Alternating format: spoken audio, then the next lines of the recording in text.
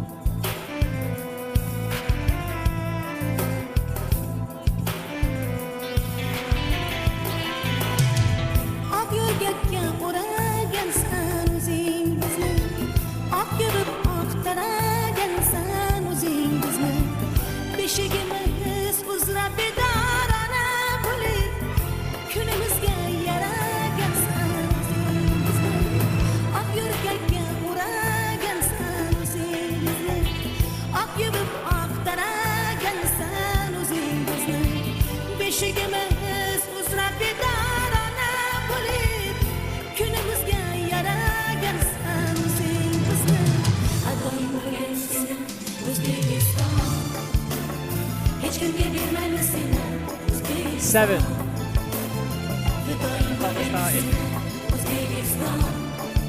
Okay.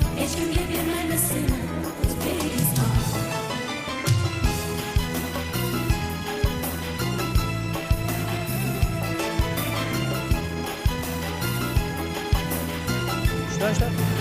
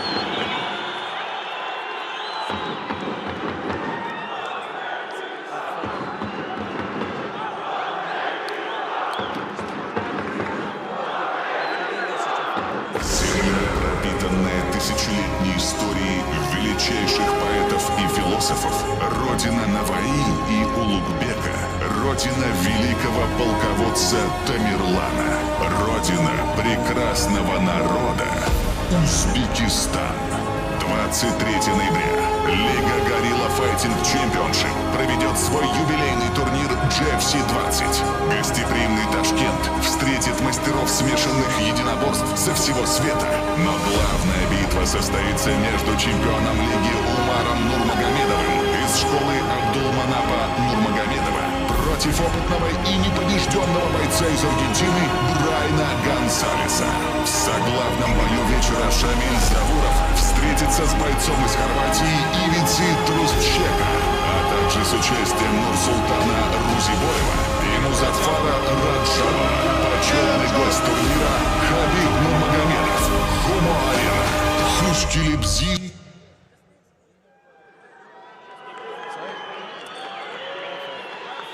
Assalomu alaykum aziz do'stlar, hurmatli xonimlar va janoblar, qadrli sport ishqibozlari. Barchangizni Humo Arena sport majmuasida ko'rib turganimizdan bag'oyatda xursandmiz va barchangizga aziz do'stlar, Gorilla Fighting Championshipning 20-yubiley turniriga xush kelibsiz deymiz. Assalomu alaykum.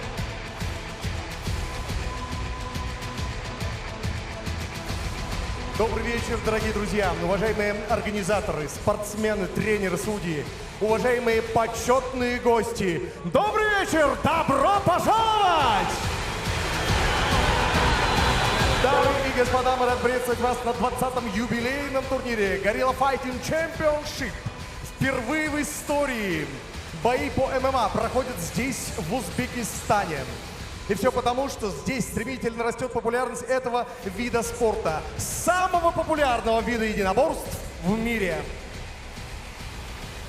Demak azizlar, aziz hamkasbim aytib o'tganlaridek, O'zbekiston tarixida ilk bor azizlar MMA janglari bo'lib o'tmoqda. Va boisi barcha sport turlari qatori yurtimizda ham aynan mana shu sport turiga bo'lgan qiziqish ortib, uning ommaviyligi oshib bormoqda. Aziz do'stlar, endilikda O'zbekiston o'zining aralash jang sanatlari assotsiatsiyasiga ega va mamnuniyat ila yana bir bor e'lon qilmoqchimiz. Va bugun biz Humo Sport arenasida O'zbekning yangi sport yulduzlari paydo bo'lishiga guvoh bo'lamiz. Azizlar, siz tayyormisiz? Теперь в Узбекистане есть своя ассоциация смешанных боевых искусств ММА Узбекистан. И сегодня мы все станем свидетелями рождения новых спортивных звезд на нашей узбекской арене Хумо. Великолепной арене Хумо! Добро пожаловать! Azizlar, ayni shu on, shu daqiqalarda bugungi o'ta muhim va yubiley turnirimizni rasman ochib berish uchun biz so'zni O'zbekiston Respublikasi Bosh vazirining o'rinbosari Abduhakimov Aziz Abduqahhorovich, O'zbekiston Milliy Olimpiya qo'mitasi prezidenti Rustam Manzurovich Shobdirahmonov hamda O'zbekiston Milliy aralash jang sanatlari assotsiatsiyasi prezidenti Otabek Umarov va bugungi oqshomimizning faxrli mehmoni UFC chempioni Xabib Nurmagomedovlarni taklif etmoqchimiz. Guldiroz qarsaklaringiz.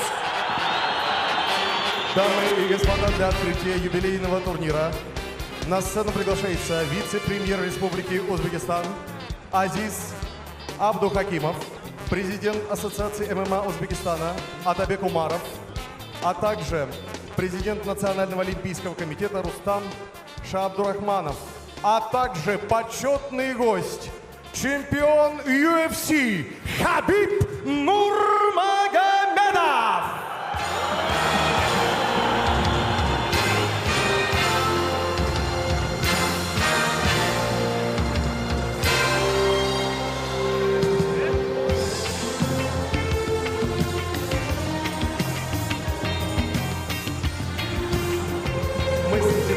Ждем наших уважаемых, почетных гостей и просим вас приветствовать их аплодисментами. Приветствовать так, как умеют встречать гостей в Узбекистане.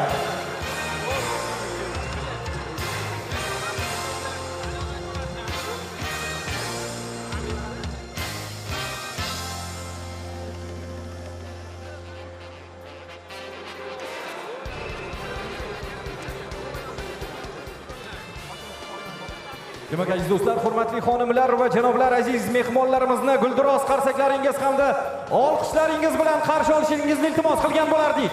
Eshitilmayotsa Humo Arena, marhamat.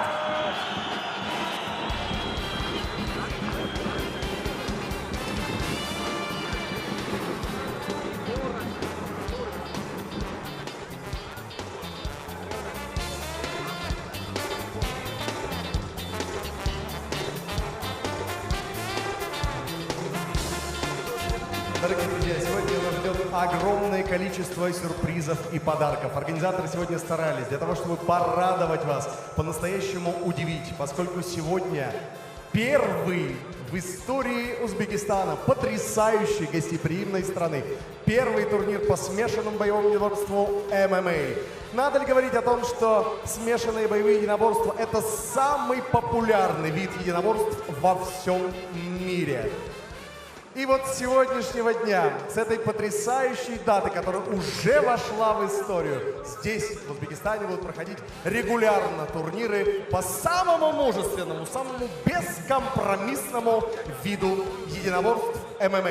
И мы видим сегодня здесь переполненная, потрясающая арена. Говорит о том, что интерес к единоборствам здесь, в Узбекистане, просто невиданный. А в чем мы действительно не сомневаемся, дорогие друзья, так это в том, что сегодня вы будете приветствовать и аплодировать не только спортсменам из Узбекистана, но и приветствовать ваших гостей. Приветствовать так, как умеют здесь, в Узбекистане. Сегодня мы приготовили для вас 13 ярких, захватывающих, бескомпромиссных поединков. Ну, а кто победит? Победит, конечно же, сильнейший, дорогие друзья. Но, повторюсь, от вашей горячей поддержки зависит исход поединков. Поэтому ведите вперед ваших чемпионов. Ведите вперед к победам и новым высотам. Вы готовы?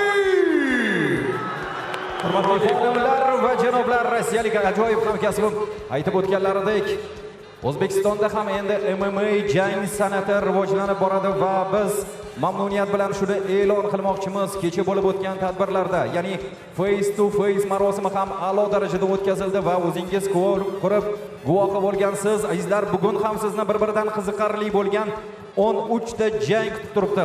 Unda nafaqat o'zbekistonlik sportchilar, balki mehmonlarimiz, jahonning eng kuchli MMA ustalari poytaxtimizga tashrif buyurishgan. Shunday ekan azizlar, bugungi oqshom davomida aslo zerikishga hojat qolmaydi va umid qilamizki, bugungi oqshomning har bir oni, har bir daqiqasi sizni yodingizda uzoq vaqtgacha muhrlanib qoladi. Shunday ekan aziz do'stlar, hurmatli sport ishqibozlari, siz yana bir bor bugungi oqshomni tomosha qilishga tayyormisiz? Eshitmayapti, yaxshi.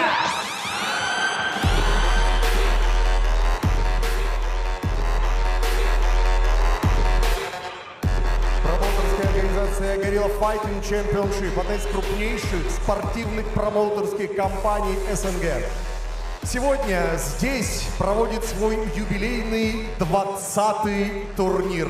Возлагаются огромные надежды, и мы нисколько не сомневаемся в том, что сотрудничество с гостеприимным, прекрасным Узбекистаном будет очень долгим и плодотворным. Очень и очень скоро, дорогие друзья, появится в Узбекистане свой чемпион, который будет идти к новым свершениям, новым высотам, для того, чтобы прославить во всем мире Узбекистан! O'zbekiston aralash jang san'atlari assotsiatsiyasi hamda Gorilla Fighting Championship tashkiloti bilan erishilgan kelishuvga ko'ra, azizlar, mana shunday ajoyib turnirning guvohiga aylanmoqdamiz va biz ishonamiz, umid qilamizki, aynan mana shunday yuqori saviyadagi, yuqori darajadagi musobaqalar hali yurtimizda ko'plab bo'lib o'tadi va biz ham o'zimizning chempionlarimizga aynan mana shu yo'nalish bo'yicha yangi chempionlarimizga ega bo'lamiz. Va aynan mana shu ajoyib yo'lning boshi, debochasida siz bilan hozir bo'lib ko'rishib turgan ekanmiz va yana bir bor barchangizga xayrli oqshom tilab qolamiz va barchangizni bugungi oqshomda biz bilan birga bo'lishga chorlab qolamiz. Demak azizlar, bir necha soniyalardan so'ng bizning aziz mehmonlarimiz tashrif buyurishadi. Shunday ekan, keling yana bitta guldiroz qarsaklaringiz, olqishlaringiz azizlar.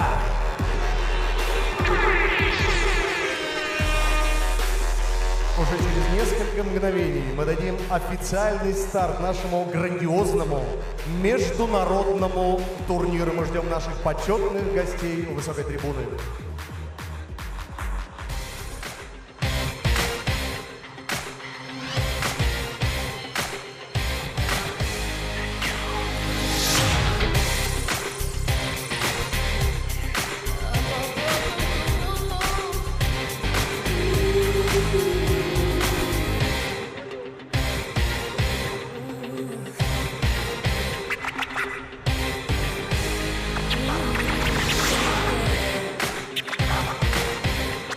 мы не можем не отметить, что генеральными партнерами чемпионата GFC 20 является Узбекистан MMA Association, а также, конечно, Gorilla Energy Drink.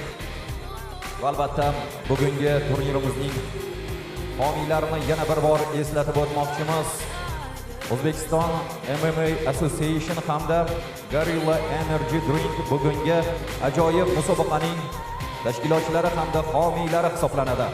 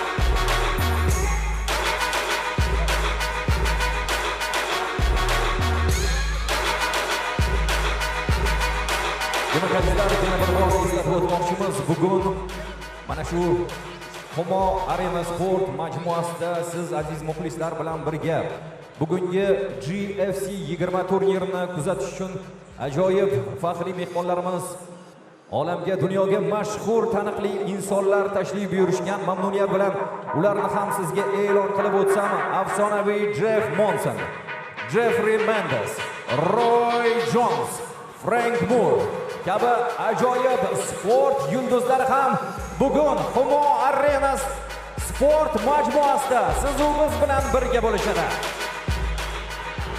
Дорогие друзья, это действительно грандиозное событие.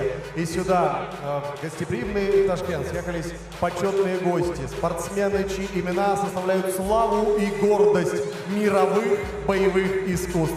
И сегодня у нас будет прекрасная возможность поприветствовать Джеффа Монсона по прозвищу Снеговик, Джеффри Мендеса, Рой Джонса-младшего.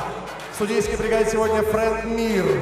Дорогие друзья, я очень надеюсь, да мы в этом не сомневаемся, что вы всех встретите очень тепло, по-доброму, по-настоящему гостеприимно.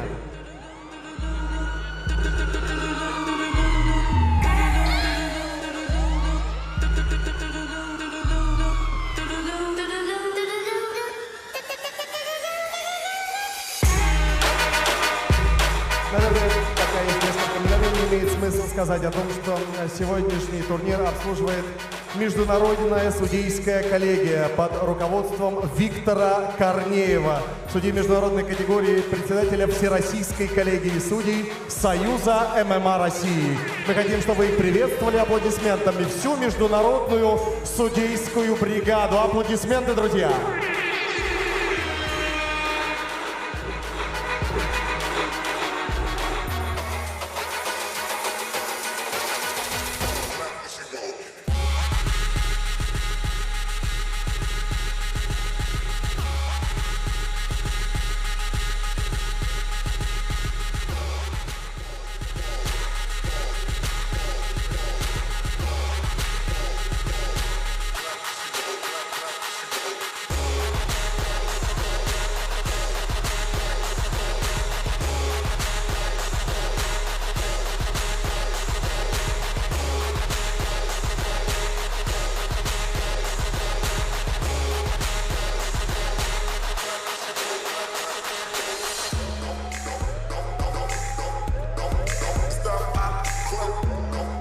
Итак, дорогие друзья, еще раз напомним о том, что нас сегодня ждет. 13 ярких, зрелищных, незабываемых поединков по правилам профессионального ММА. 6 спортсменов из России, 7 спортсменов из Узбекистана, а также бойцы из Азербайджана, Таджикистана, Франции, Бразилии, Аргентины, Туниса, Украины, Республики Суринам. В титульном поединке, который состоится 5 раундов по 5 минут. Каждый это формат профессионального титульного поединка. Лицом к лицу столкнутся обладатель пояса GFC в легчайшей весовой категории Умар Нурмагомедов, непобежденный боец из России. Он сразится с опытным соперником из Аргентины Брайаном Гонзалесом.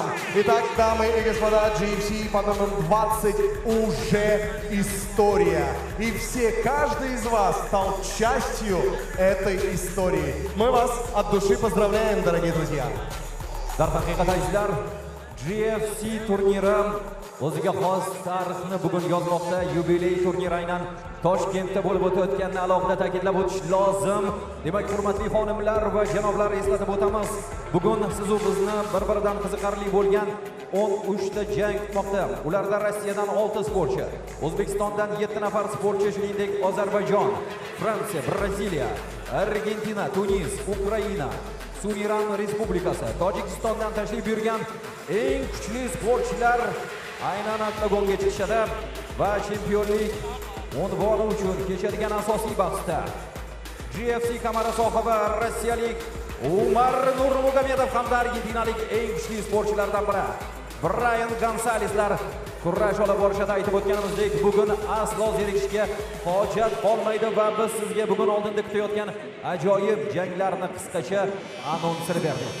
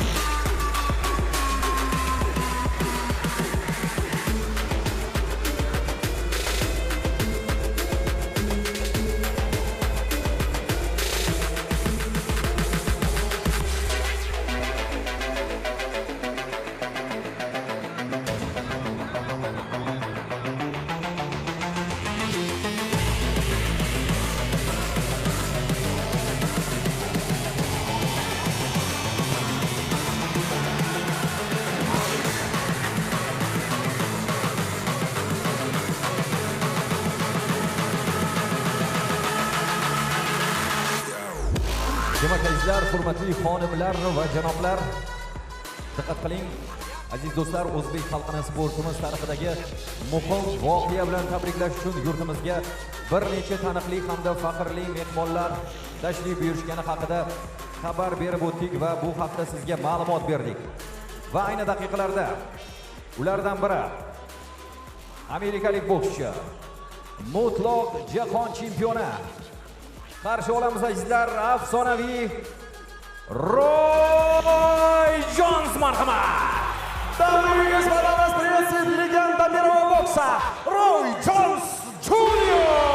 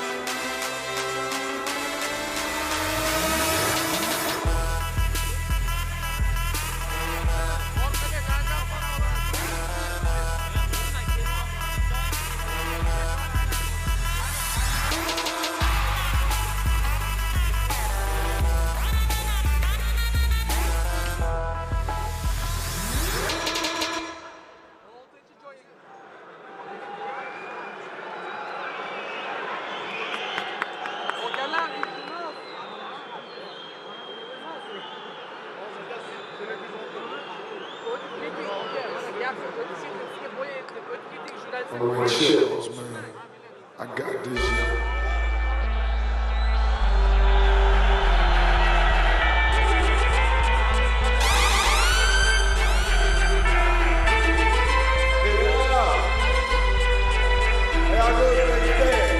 Y'all good? Everybody good? Let's rock the stand here. Can't be touched, can't be stopped, can't be moved, can't be rocked, can't be shook.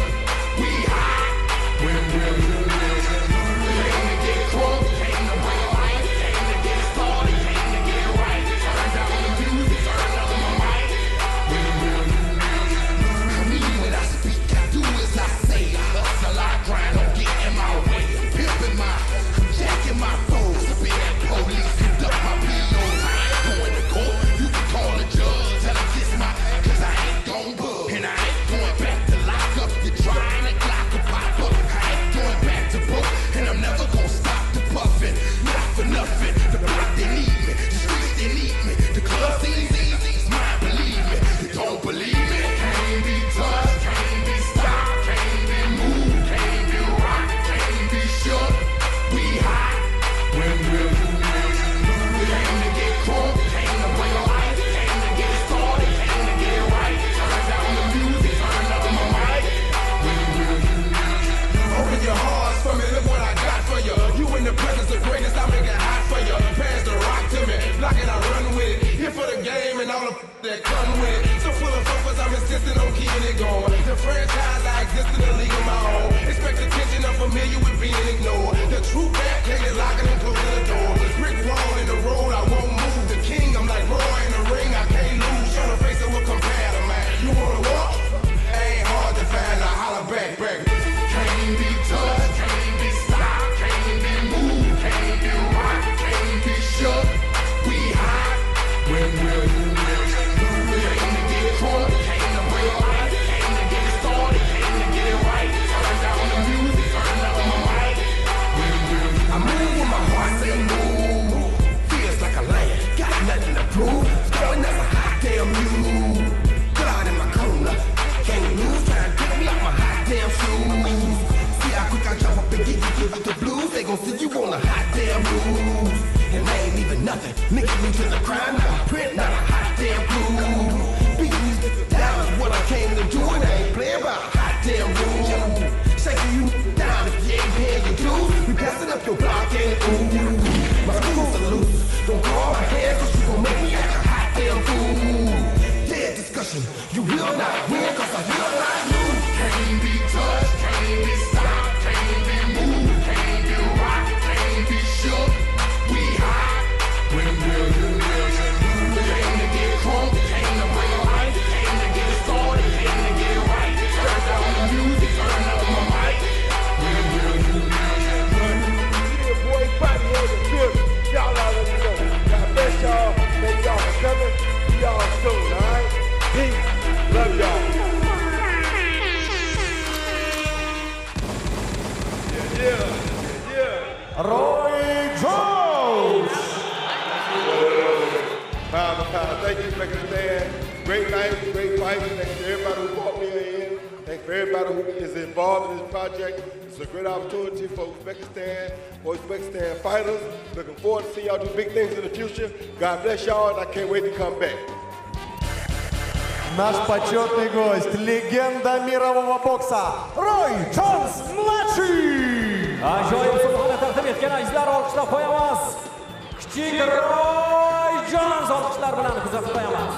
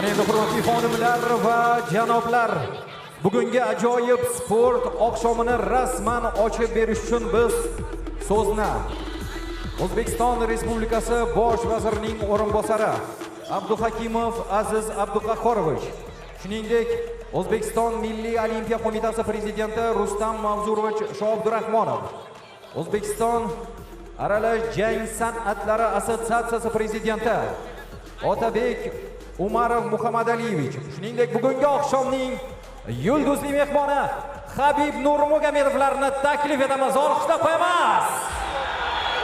На суд приглашаются наши почетные гости. Вице-премьер Республики Узбекистан Азиз Абдухакимов, также президент Ассоциации ММА Узбекистана Атабек Умаров, а также Рустам Шабдурахманов, президент Национального олимпийского комитета, а также чемпион UFC в легком весе Хабиб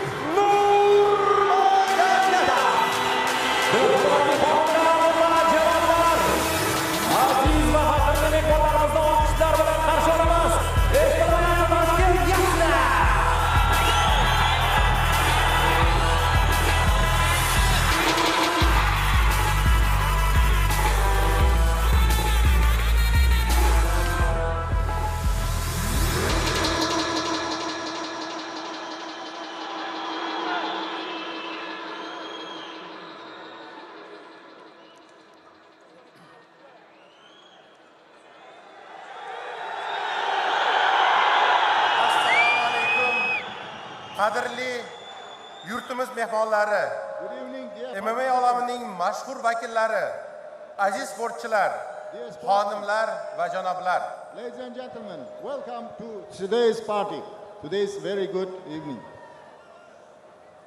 Avvalambor, sizlarni O'zbekiston poytaxti Azim Toshkent shahriga ko'rib turganimizdan behad mamnunmiz. It's extremely great pleasure for us to meet you in the ancient ever beautiful Tashkent. Bugungi kun O'zbek sportida tarixiy sana sifatida hammamizning qalbimizda muhrlanadi. Today's day will be very good for us and we shall remember for a long time. Very good event today. Boisi yurtimizda ilk bor MMA, ya'ni aralash qoidalar bo'yicha JFC Yubiley 20-chi xalqaro turnirga rasman start beriladi. We shall start 20th jubilee seminar to be a celebration of MMA fight in our capital today. Unda dunyoning ko'zga ko'ringan MMA jangchilari ishtirok etadi. Famous fighters, world famous in the world MMA fighters will take part in today's fight. Kechaning faxriy mehmoni, mag'lubiyat va murosa nimaligini bilmay kelayotgan UFC chempioni Xabib Nurmagomedovning yurtimizga kelgani esa xalqaro sport hamjamiyati tomonidan turnirga bo'lgan qiziqishi yanada ham oshadi. Visit of the UFC champion Xabib Nurmagomedov to Uzbekistan will increase the prestige of this sport in our country. Yana bir bor mehmonlarga qarata O'zbekistonga xush kelibsiz deyishga ruxsat bergaysiz. Allow me to welcome our guests and say welcome to Uzbekistan. Muhtaram yurtboshimiz tomonlaridan sportga qaralayotgan e'tibor va ishonchni o'z natijamiz orqali oqlashimiz zarur. We have to justify with our fights and with our victories those trust which our respected president is showing to us. Xalqimizning duosi esa shubhasiz sportchilarni g'alabalar sari undaydi va ruhlantiradi. And the trust of our people will send forward and make proud our sportsmen. Yana bir barchangizni hukumat nomidan, qolaversa shaxsan o'z nomidan muroqabat etib, turnir davomida barcha ishtirokchilarga omad yor bo'lishini tilab qolamiz. E'tiborlaringiz uchun rahmat. I wish every success to all sportsmen, and on behalf of government, I wish you every nice evening and welcome to Uzbekistan. Olqishlar qo'yamiz azizlar. Ana endi so'z O'zbekiston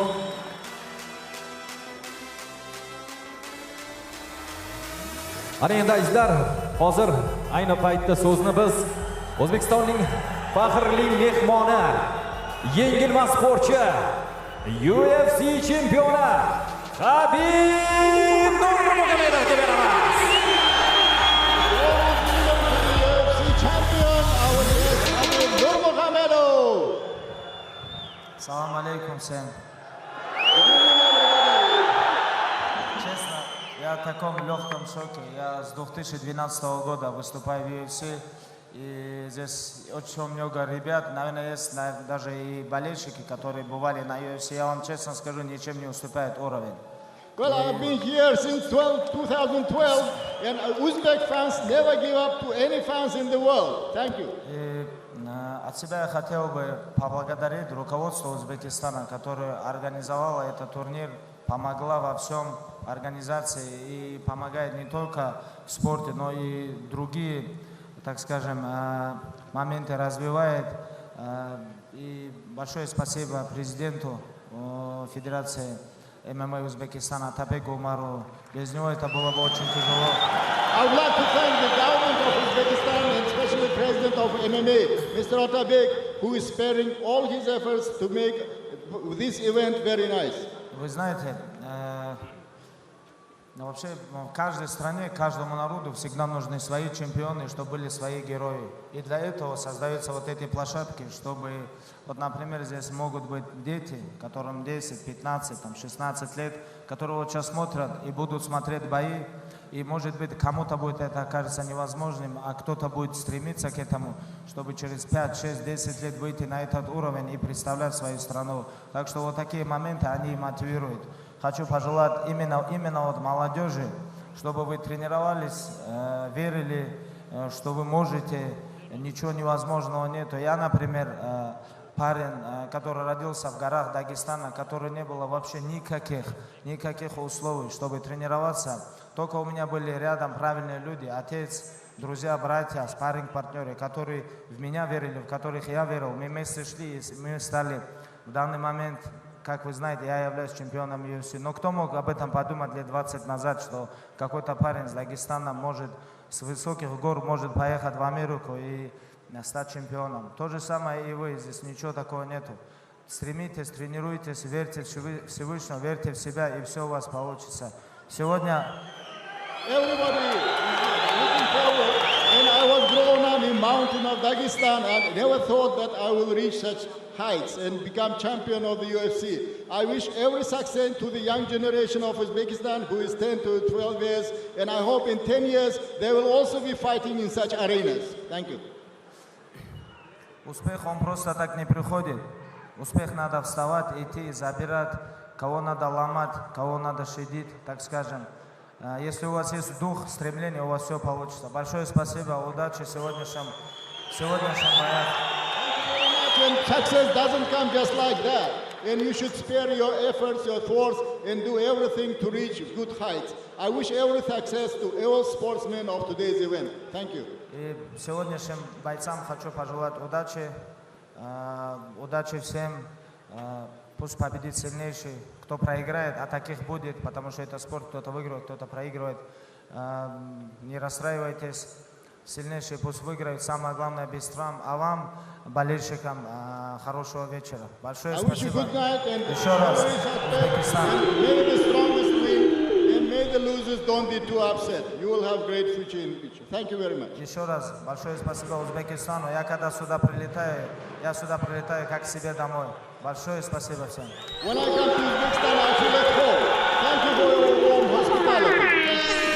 Ana endi hurmatli xonimlar va janoblar, diqqat qiling. So'z O'zbekiston aralash jang san'atlari assotsiatsiyasi prezidenti Otabek Muhammadaliyevich Umarovga beriladi. Marhamat. Association of Mixed Fight, Mr. Otabek Umarov. Aziz do'stlar, Dear assalomu friends, alaykum.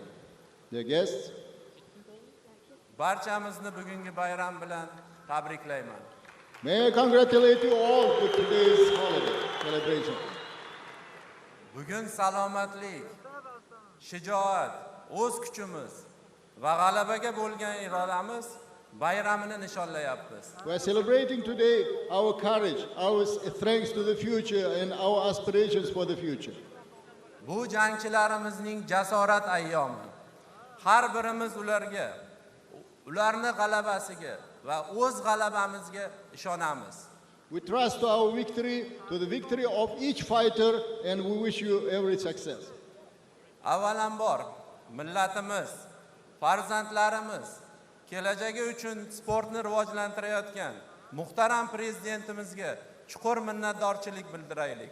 First of all, we should thank our respected president who is showing every effort for the strengthening of our children and sport here.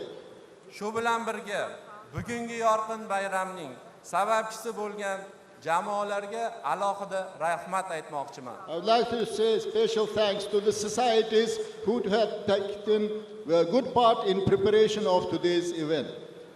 Bugungi quvonchimizga sherik bo'lish uchun dunyoning turli mamlakatlaridan aziz mehmonlarimiz tashrif buyurishdi. Our respected guests from the most parts of the world have participated here to share this joyful day with us. Xush kelibsiz deya keling, ularni munosib kutib olaylik. Let's welcome them with open hearts and say welcome. MMA mamlakatimiz va yoshlarimiz uchun katta istiqbolli maydon. MMA bizning cheksiz ishonchimiz, kuchimizdir. MMA is a great sphere and great arena for our youth, and it's our good force. Mamlakatimizning jahon maydonida o'zini namoyon etish uchun keng imkoniyat.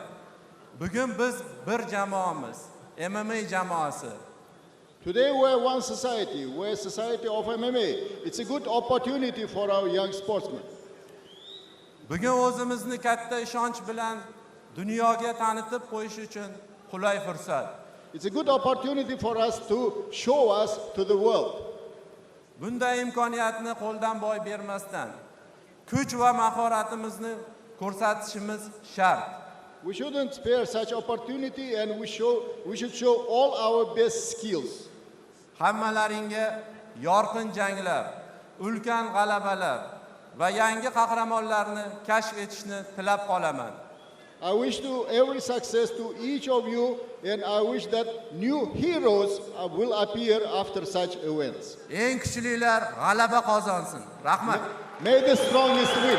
Thank you. Tashakkur izhor etamiz va hurmatli xonimlar va janoblar, diqqat qiling. O'zbekiston Respublikasi davlat madhiyasi yangraydi.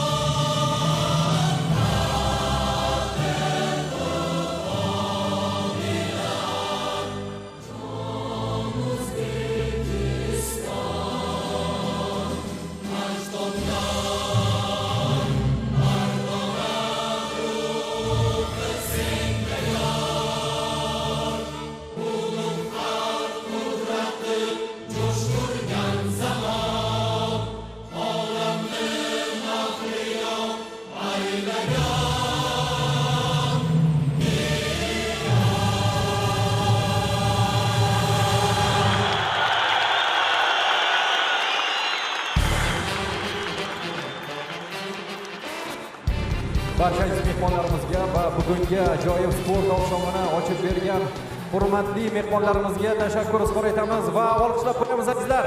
Eshitilyapti mehmondo'st o'zbek xalqi. Olqishlab qo'yamiz. Мы благодарим наших уважаемых спикеров, просим занять самые почетные места в зале.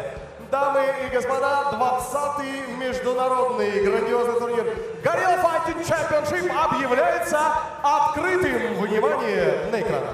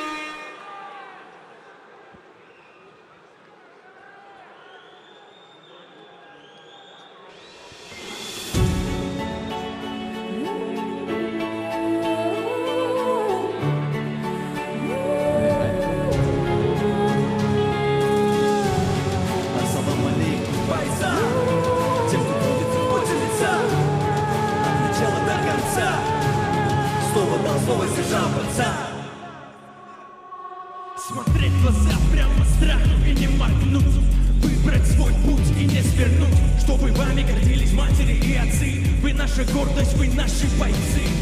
Апперкот, лоу-кик, но ваш бросок. Пришел момент показать, на что ты способен. Каждый раунд как последний, каждый особен. Эй, если достоин, то бейся как воин.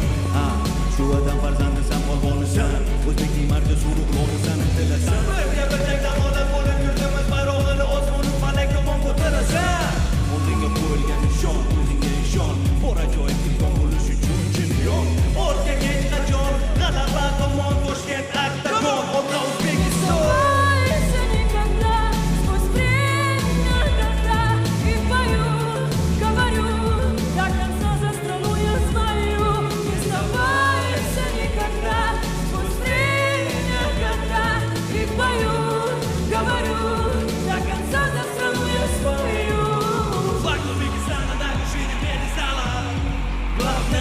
Не нужна слава, эй, сердце биться, речь стала. Великая начни с мала. День на день до гонга, к этому шел и упорно долго.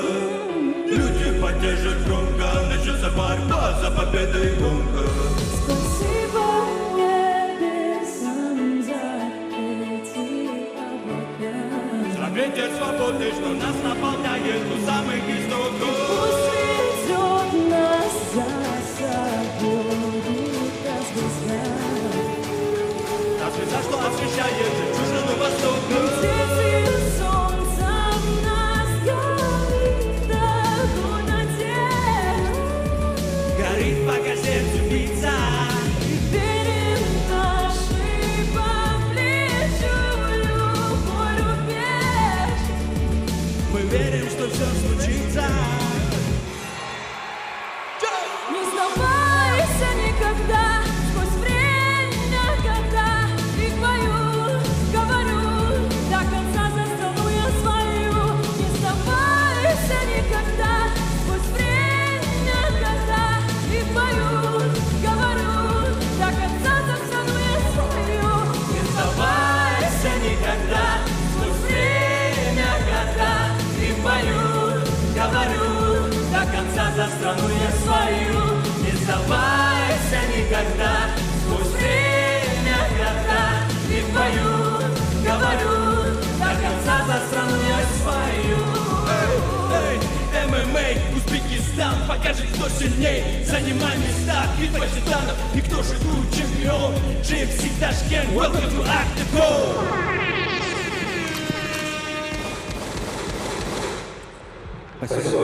Demak, yoshlar, olqishlab qo'yamiz.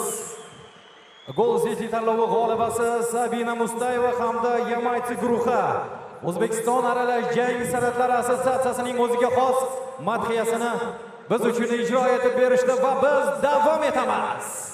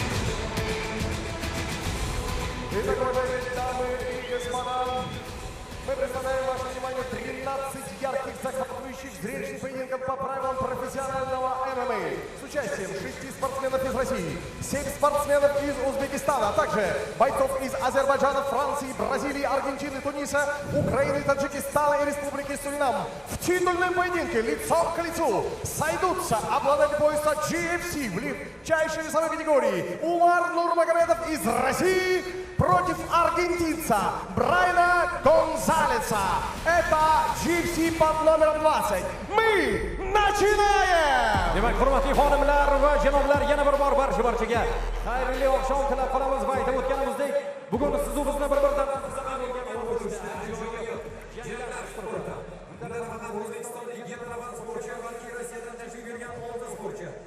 Ozarbayjon, Fransiya, Braziliya, Argentina, Tunis, Ukraina, Tojikiston, Surinam Respublikasidan tashrif buyurgan jangchilar o'z mahoratlarini namoyish etishadi. Kechaning markaziy uchrashuvida GFC kamari sohibi Umar Nurmagomedov argentinalik Brian Gonsalesga qarshi jang olib boradi. Demak, azizlar, bu GFC 20 va biz boshladik. Внимание, Бенград!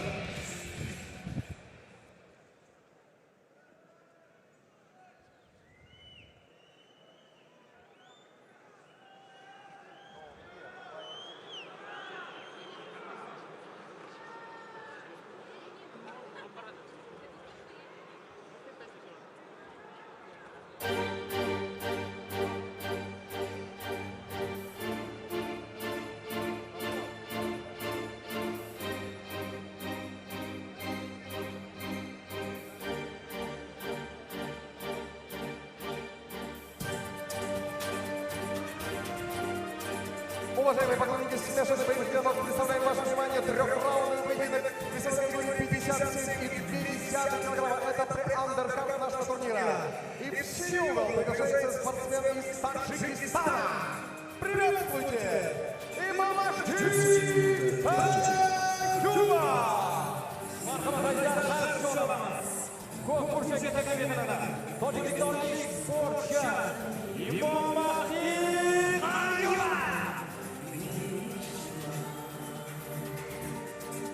Hello and welcome here to the live broadcast of GFC 20, the first ever MMA event held in Uzbekistan. We're here in the city, in the capital, Tashkent. The card that's going to be headlined by Umar Nurmagomedov, a title defense of his bantamweight title. Umar, of course, the cousin of UFC lightweight champion Hafeeb Nurmagomedov. I'm joined here by someone who is no stranger to title defenses, the two-time UFC heavyweight champion and all-time MMA great, the one and only Frank Mir. Frank, you're a well-traveled man. You've got some experience here in the former Soviet Union. Never before in Uzbekistan has a MMA show been held. What's your impression so far? It stands up to exactly what it's actually surpassing what I expected. I know that the quality of fighters, every time I come to any of the Russian Federation, is obviously always top-notch. Such a background in wrestling, boxing, sambo. The combat arts here are so ingrained in the culture that it's very easy for these guys to step right into MMA and do mixed martial arts. So even though sometimes I'll have Westerners come over and go, I'm fighting a guy that's 3-0, I'm all, he might have 300 amateur matches, buddy. You might want to really investigate. But as far as the quality of show being put on, usually sometimes it could be a little less organized or just, the guys are new to it as far as running the shows. And here has been nothing but just excellence. I'm so blown away and impressed by the production side of the event here tonight. Of course, yeah, we're here at the Humo Arena. It's just opened in March. It's primarily an ice hockey arena for the city's ice hockey fans. But now, tonight, we're going to have the GFC 20. We've just got a couple. Well, we've got a preliminary bout coming up, which will be just part of we're going to kick the night off. Then we're going to have our 12 fights on the main card. Umar Nurmagomedov. How much have you seen of him? I mean, he's from his American Kickboxing Academy background. You have some experience in facing an AKA fighting Daniel Cormier. What can we expect maybe from Umar Nurmagomedov? Well, they all come with a very solid wrestling, grappling base and are very much able to control the distance. If they want to stand up, if they have, it's hit and miss as far as the striking ability of those guys. If they have that foundation and they're able to strike, their grappling background allows them to keep it there and avoid the going to the ground. But if they want to grab you and take you down and avoid striking altogether, then, obviously Hafeeb has made a career out of that, being one of the best in the world at ground and pound. The way that all of them are able to lace the legs, utmost control of the positions on the ground, and the ground and pound that they impose on you is not scoring points. They're not trying to touch you and convince the judges that they're winning the fight. They're trying to put your head through the canvas. It's very menacing and very dominating. Yeah, of course, and there's a few other fighters on the card, as you say, from Dagestan. I mean, you're well acquainted with that style of fighting. Of course, Dagestan in the South Caucasus, the North Caucasus of the South Russian Republic. It's kind of a hotbed for those kind of fighters, those kind of ground and pound, those grapplers. They've got a very well-schooled trainer in Abdul Manap Nurmagomedov, of course, Habib's father. Just seems like a factory of fighters down there. It is, and it's funny. I was talking to Javier Vasquez, obviously, the founder of, and head guy there, AKA the American Kickboxing Academy, and he goes, look, every time you watch one of Habib's guys come inside that cage tonight, you'll just see that they're just at a different level. There's no other way to explain it. He goes, it's just they're training. He goes, they start off right off the bat, ingraining fundamental principles. Sometimes in the States, we have so many different styles, and guys go through an evolution of starting out with jiu-jitsu, starting off with boxing, start off with wrestling, and they develop bad habits. That sometimes when you take over to MMA, there's certain things you cannot do that you do in wrestling or that you do in boxing. You have to eliminate. Well, Habib's guys seem to, even when they're doing their wrestling, keep very much of a base that is very MMA friendly and orientated. So they don't really develop any bad habits. It's almost a turnkey style to jump directly over into mixed martial arts. Of course, yeah, and of course they have that main, that basis, that foundation to sort of build their career. Habib is obviously here tonight with his father, ringside seats. He'll be watching his brother, or as they call him in Russia, his brother, his cousin, Umar Nurmagomedov. And just now we're going to be going over to the preliminary fights here at GFC 20. Of course, it's going to be the first ever MMA contest held here in Tashkent, Uzbekistan. How interesting to be one of these guys. Usually, you're in a prelim card, the first fight of the night. Typically, that means you have less attention. But right now, this house has been packed for the last hour. And these two guys are going to be able to say that they were the very first mixed martial arts fights in Uzbekistan. That's something you can always hang your hat on. Of course, no pressure, because they're not going to want to lose that one, are they? No, you're going to be in the books one way or another. So here we have Rustam Debishev versus Imamahdi Kayumov. Frank, would you like to have a go at pronouncing that later on, maybe? Yeah, I'm going to listen to you say it a few times. Yeah. Maybe I'm going to maul it either way.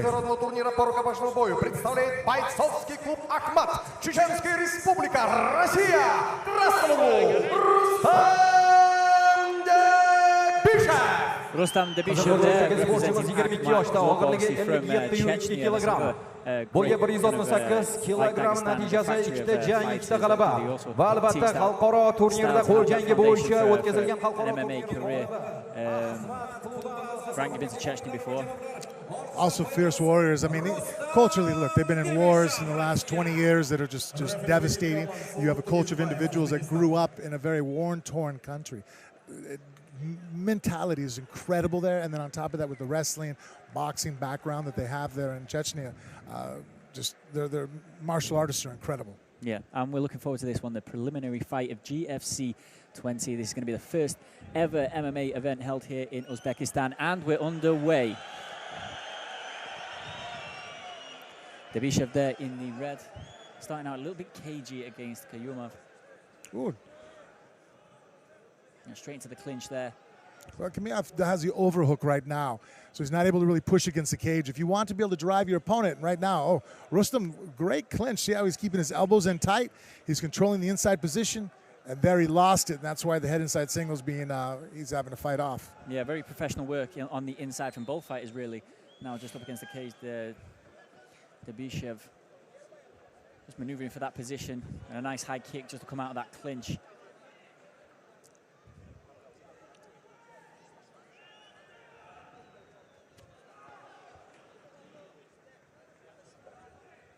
It's some very professional work, even from the preliminary fighters here on the card at GFC 20. Oh, and he's just managed to lock the leg there as he came over the top of that he's high in a kick. solid triangle, too. He's in a lot of trouble. Oh, and it could be all over here in the first round. Yeah, transition to an armbar. He needs to go back and grab the arm. And he has the submission right here if he pulls his hips forward. And there we go. And he could, and he's tapped, and he's over just like that. Wow. What a start to the GFC 20 card, even in the preliminary fights here. Frank, what did you make of that? That was excellent. Both guys were looking for positions and angling on each other. Really high level at every aspect, from the clinch to the striking. And right there, a phenomenal triangle transition to an armbar. I don't even think that took, that lasted only a minute of the first round. So you're someone who knows a lot about submissions. You hold the record for the submissions in the heavyweight division of the UFC. Are you expecting to see more submissions tonight? I mean, does that please you? Is that what you look for in a fight, or are you a knockout man? I prefer the submission. I think it's much more of establishment of control, that I own you, that I outmaneuvered you.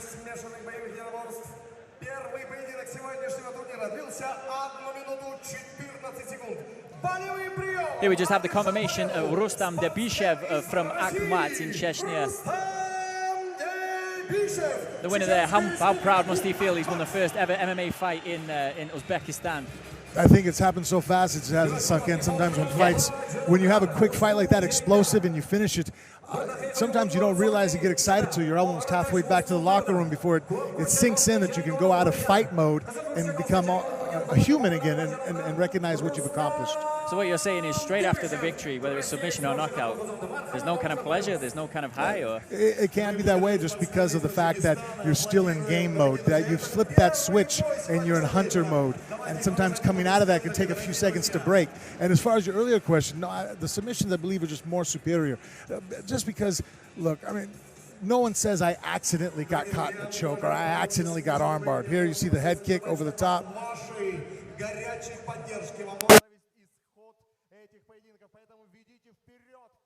And there he slipped again.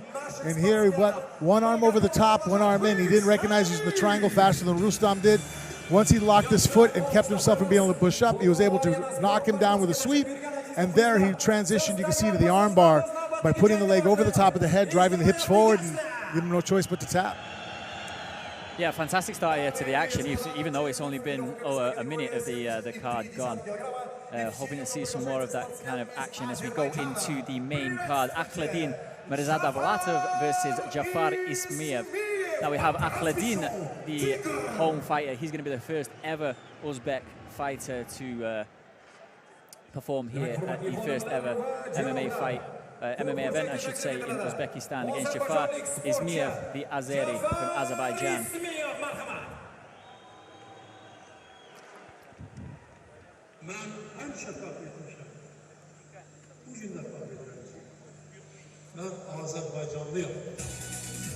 Can I have blank paper to write on?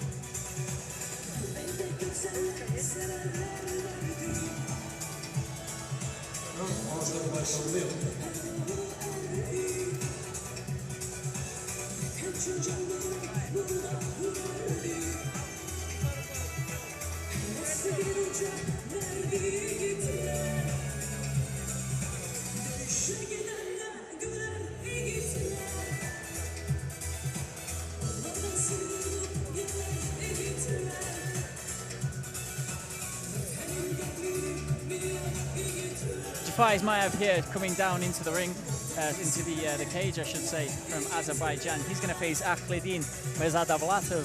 Mirzadavlatov, Akhladin. I think we'll probably have to call him Akhladin just for for safety's sake. Yeah. Now we just talked about the pressure that was going to be on the two fighters in the preliminary fight. Here's a home fighter fighting in front of his home crowd, an expectant crowd as it is, as you just said. Here it's a packed stadium, Humo Arena here in the center of Tashkent. How much pressure is going to be on his shoulders, being the first Uzbek fighter at this GFC 20, the first ever MMA event? It's immense. You know, it's funny, in different sports we'll say home field advantage. I firmly believe that fighting is the exact opposite. There is no, the home field advantage is actually a disadvantage. Your family's here, your friends are here. It becomes a distraction because, you know, they're asking for tickets and accommodations of trying how to see you fight, where you're going to be at. They want to see you after the weigh-ins. And there's all these things that pull you all different directions. Whereas if you fight somewhere else, you're out of the country, you leave the non-essentials home, and you have a much, I think, a better focus on the task at hand. It's just a lot more tension having a home field, being the hometown guy. And as we see Akhladin here, I mean, we've just heard the crowd. They're on their feet already. The Uzbek flags waving there in the background. Let's see if he has some of that tension or whether he's well psyched up for this fight. Doesn't look too tense, Frank, there. You think he's drinking it all in? Yeah, very relaxed. But and that was what we were talking about earlier in the first victory.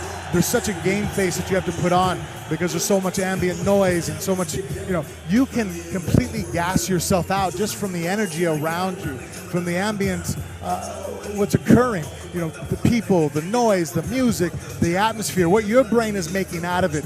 I've seen guys gas really quickly in a fight, and people at home or in the cage side will be like, oh, why wasn't that guy in shape? I'm like, he was in phenomenal shape. It's just that his heart rate was skyrocketed for the last 2 hours, and by the time he walked inside that cage, he was fatigued. He was drained emotionally and physically from the amount of tension he put upon himself. So trying to stay focused at just what you have to do inside the cage is really an important skill set that usually takes veterans to develop.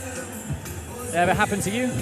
Oh, my first several fights sapped my energy very much so. You feel like you walk in there and your legs feel like they're lead and they weigh, twice as much. Your arms feel like, that's why if you see some of my early fights, I used to slap myself in the legs and arm just to try to feel something because there's almost like a numbish feeling that occurs over your body from so much adrenaline dumping. Yeah, and of course, there's already only the embryonic stages of the night here, the early part of the card at GFC 20, but already an electric atmosphere. It's absolutely packed to the rafters here in Tashkent. Everybody very expectant. I'm sure as we came through, crowds and crowds of people outside, everybody asking for tickets. Yes, it's my first time in 20 years of being in the professional fights that I've seen a house, an arena full an hour before the first fight even started. And I wonder how much that's going to affect Akhladin Mirzadavlatov here as he just makes his way into the cage.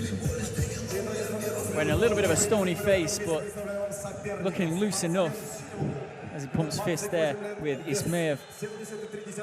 A lot of pressure here on Ismaev too, being the away fighter in front of a partisan crowd here in Tashkent.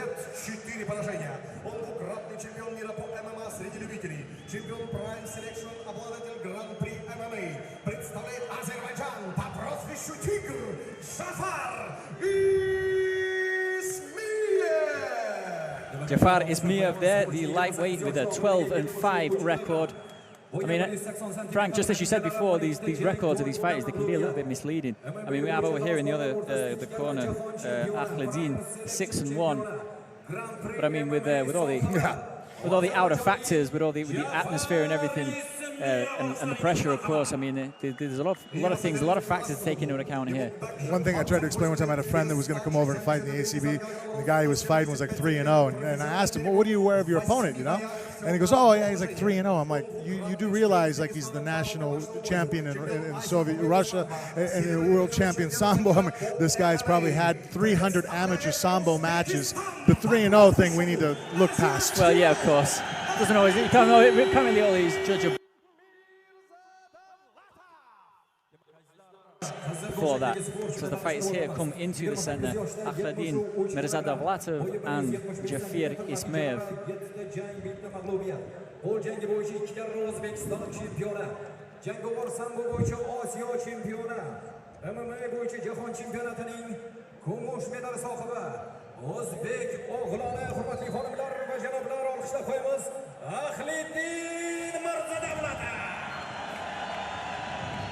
The cheers go up there for Akhladin, the home fighter. The crowd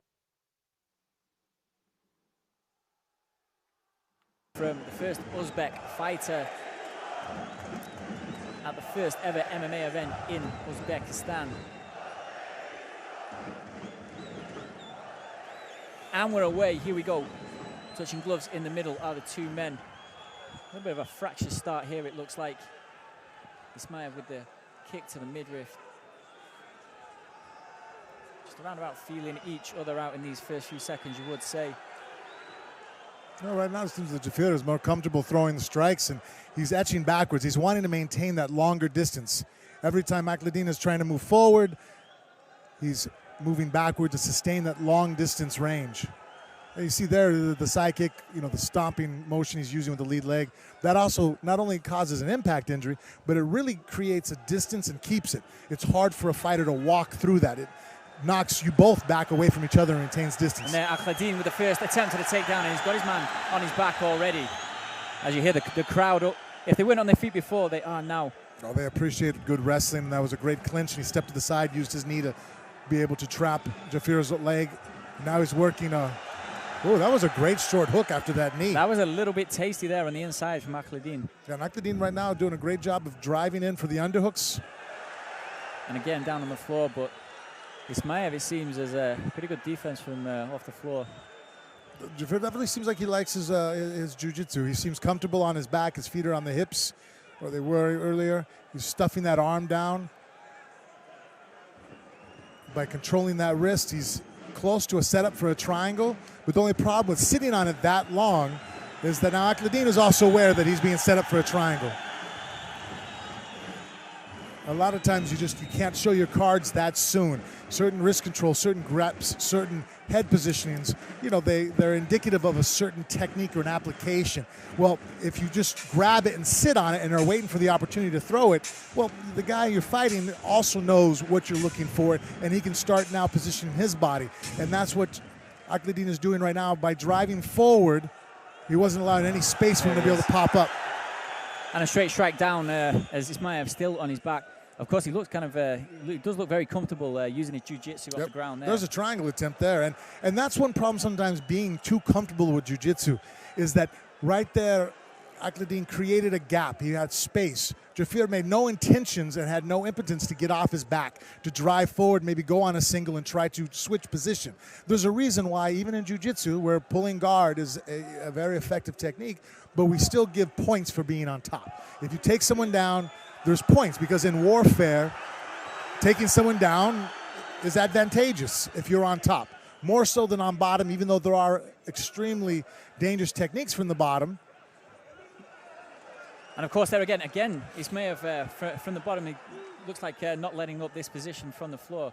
Could you think that could work against him soon? I mean, you just said yes. There is a problem with getting too comfortable with jiu-jitsu, with your favored sort of martial art, as it were. I mean, we've just seen before in the first fight how a lapse of concentration and not seeing those moves being set up by the other fighter can lead to the night being over. So well, it's nice. He's jumping for the guillotine there over the top, but it's going to be very difficult for him to pull this off just because. Does he have enough? No, he looks like he's coming loose, Ismaev. But it was enough of a threat on the neck that by Jafir pushing away, gave up the mount there for a second. And there he goes again for the guillotine, and this could be it. This could be over. Ismaev wriggling away. If he can get his hips off the mat. Akhladin using all his might there. You can see on his taps. There he is. There he is. There he is. It's a tap. Another first round finish. And of course, the crowd going wild again. Akhladin just with one hand, one fist raised into the air. And as you can see, stony face, I don't think it's sunk in for him yet either. I mean, he feels the atmosphere here. If you just look around you, electric atmosphere here in the crowd. Akhladin Mirzadavlatov with the first round submission there. And there it is, just a cathartic roar into the crowd. But again, as you said, I mean, he probably won't feel that until later. Frankie, he's starting to open up there. Frankie got the guillotine in the end. He did, he jumped it. I'm trying to look at the replay and understand why he was holding it for so long if he didn't realize that the fight was over with and his opponent tapped. You see his hand raised there. Akhladin Mirzadavlatov, the winner, first Uzbek winner in the first ever MMA tournament. I don't mean to keep repeating myself, but it is really a huge event here in Uzbekistan for the people, for MMA fans as well, as you can hear that in the crowd. First show that's legally being held here, and just very well backed by the government. Yeah. Lots of support. Yeah, as before we heard Khabib Nurmagomedov, who took the stage just before the show started. He said this is a fantastic opportunity for everybody in Uzbekistan. The government have got right behind the initiatives here, and it looks so far, I mean, as we can see as we look around, it's just about paying off. It's attracted the right people. It's got bums on seats as we have a look here.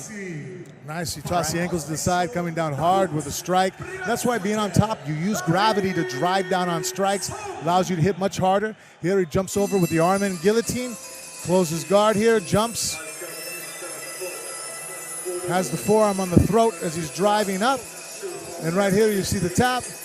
Referee comes here, and yeah, that's something he might want to be aware of in the future, not letting go of a submission when a referee comes in and jumps on it. Promoters tend not to want to have you on there because even though you won the fight, you could be damaging somebody else.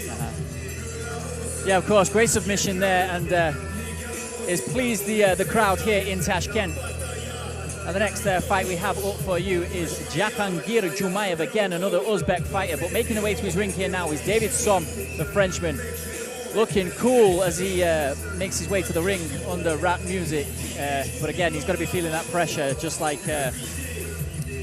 Ismaev in the last fight. Anybody who fights an Uzbek fighter here is going to feel that. I mean, we've just said about the home fighters are going to have that pressure against them, but Som looking very, very relaxed here.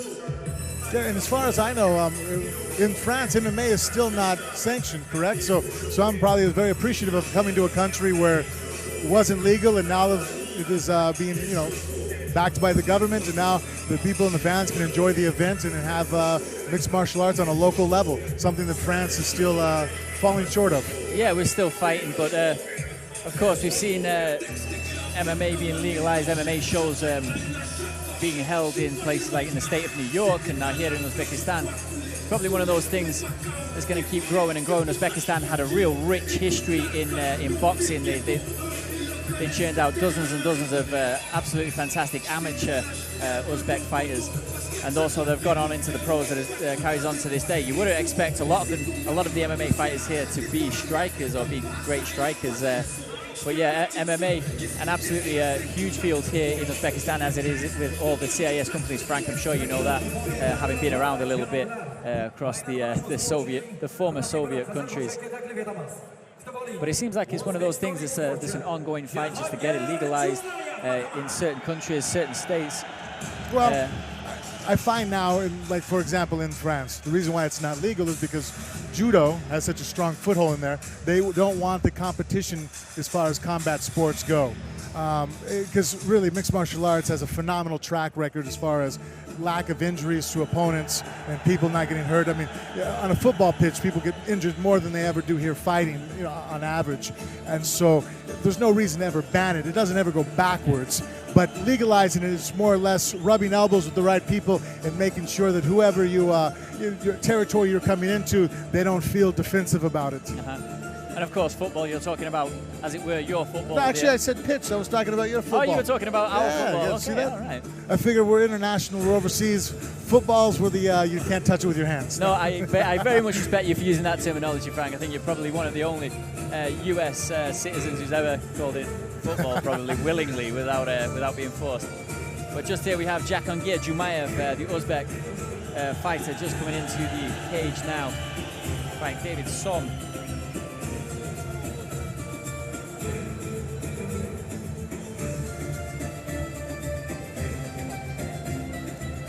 Jahangir Jumayev with the 2 victories from his 2 MMA fights. Just going back to just said there, Frank, about the short, those little MMA records for the fighters. They might have only a few fights to their name, but can't always rest on those laurels against an inexperienced fighter.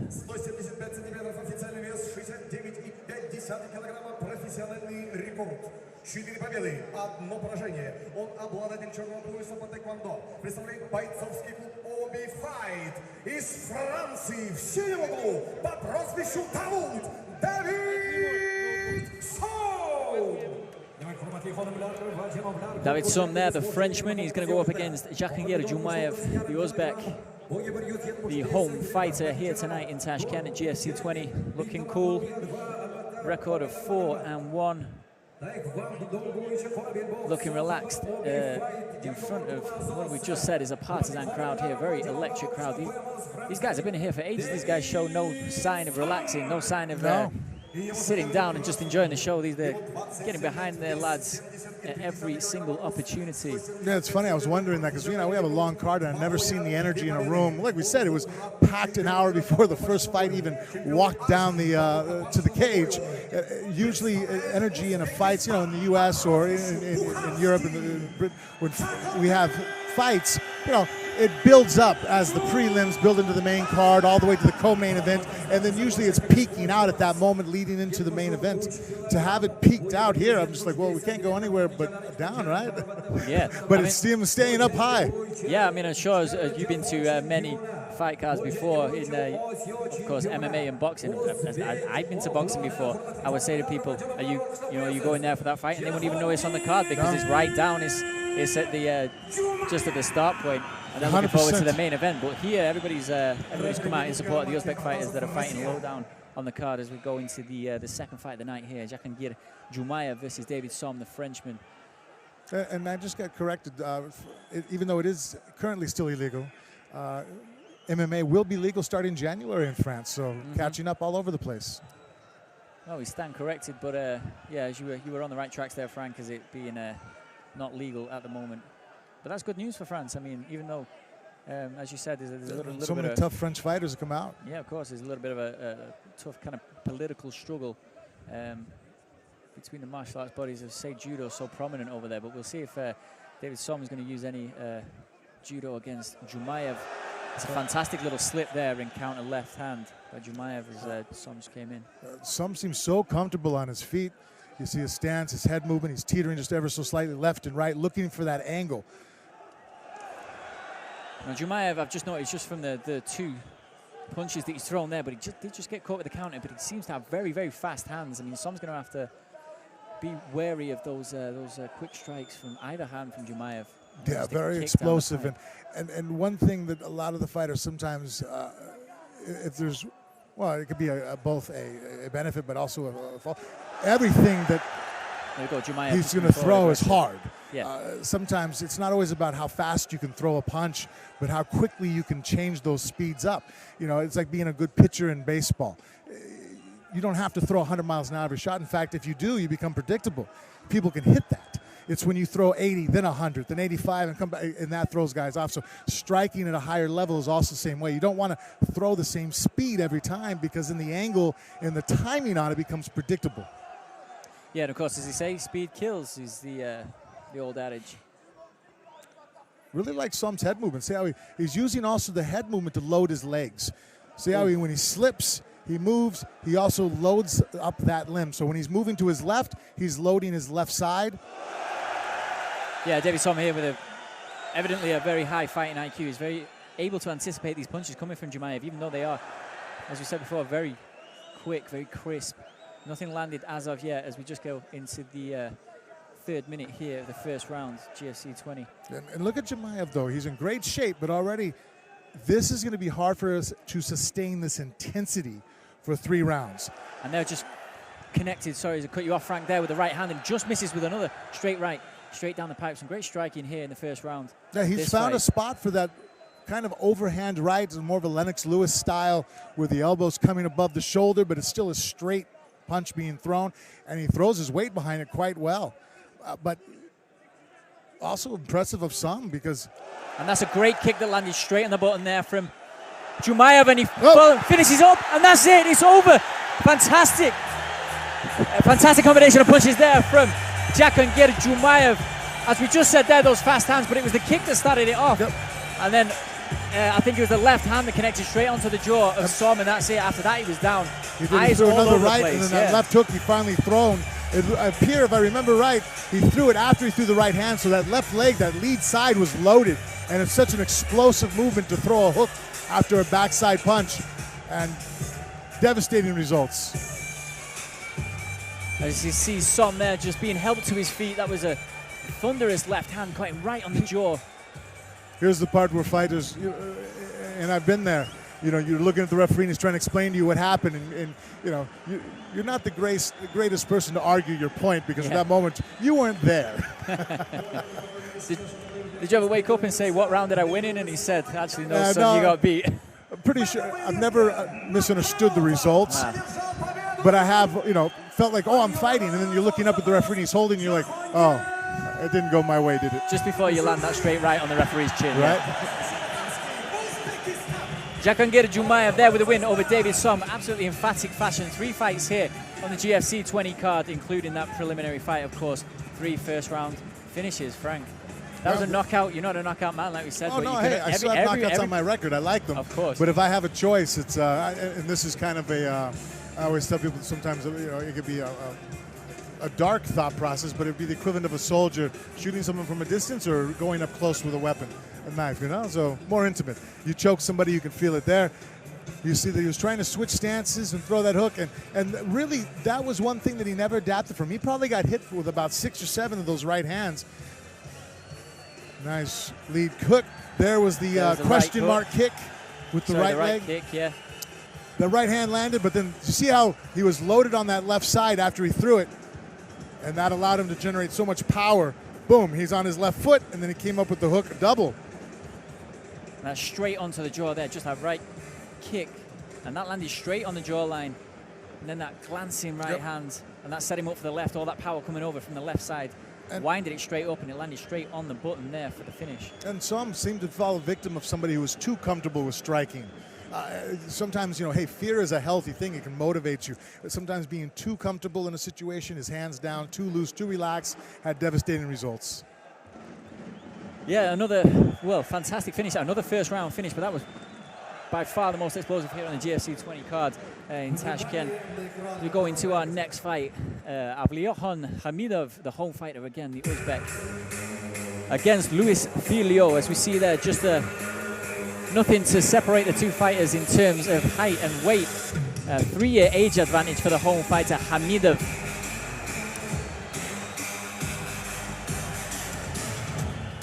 As the 2 fighters make their way to the ring.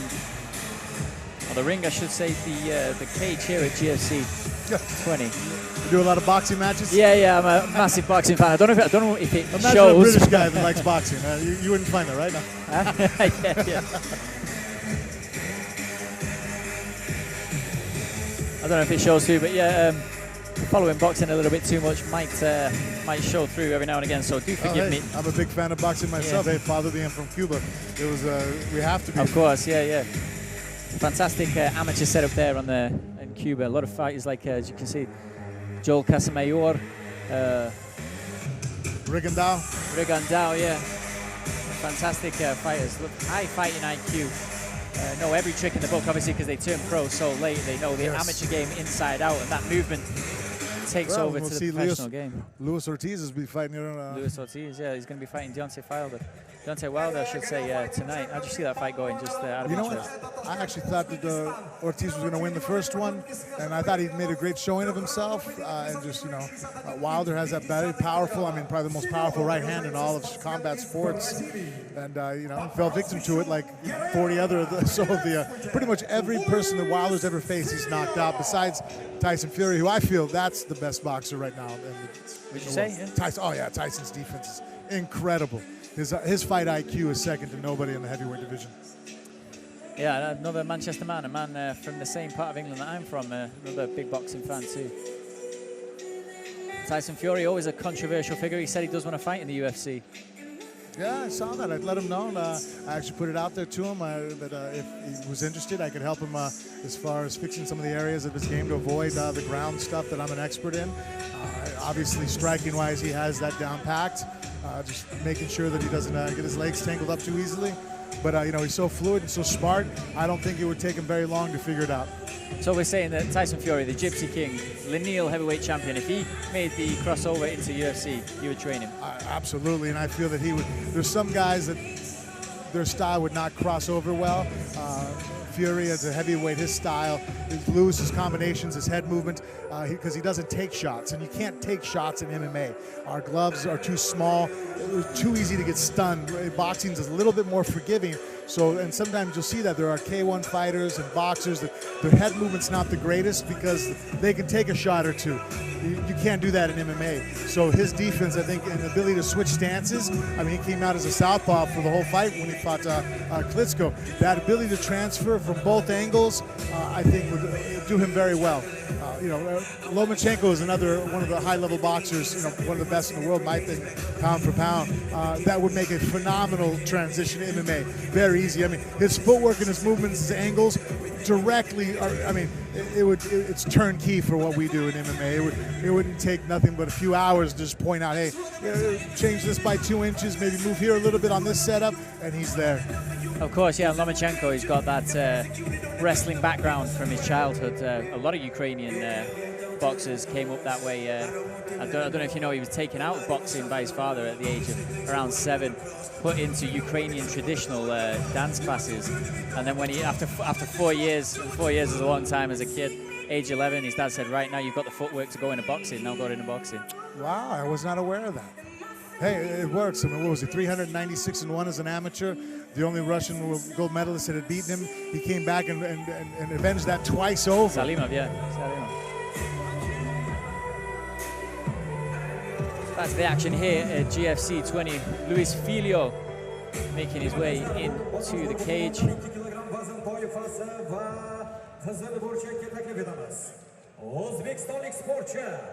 Filho, one of 2 Brazilians on the card here at GFC 20.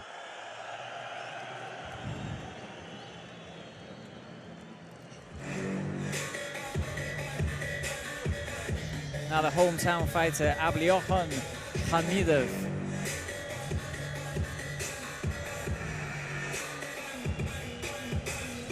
Abliohan Hamidov there, jogging his way down to the ring. Sorry, the ring again, there you go, you caught me again. It's the cage here at GFC 20.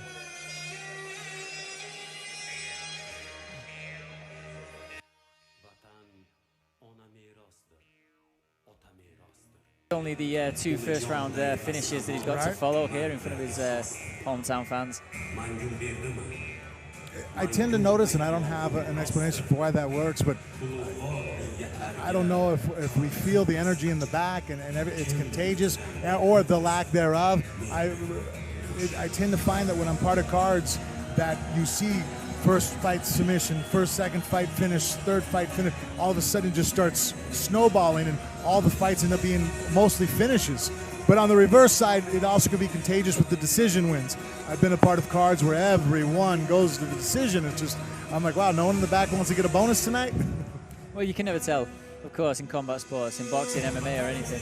It's the only sport really where you can never tell the outcome, never tell how long anything's gonna last. We can see, like we saw Jorge Masvidal knocked out Ben Askren in, what was it, 3 seconds or 5 seconds, I think, when the official set call a record was. for that one. Yeah. Yeah, you've had fights where people are 800-1, or 800 to. Yeah, we've seen it. Mike Tyson, Buster Douglas. If we're going to go back to the old boxing upsets, perhaps probably one of the biggest in history. I think that actually was statistically the last time I remember. Vegas stopped taking odds on Buster Douglas, ended up knocking him out in the 10th round. I think at the highest part was like 42-1. Something crazy like that. Well, and I've seen fights too, or the other way, where Ronda Rousey, Holly Holmes. I think that Holly Holmes at one point, there was like a plus, or Ronda was like a plus 900. So you had to put $900 just to win $100 back. Yeah, odds on to win. Holly Holm, another boxer. Yeah, great. She was a fantastic world champion in boxing. Took it over to the MMA.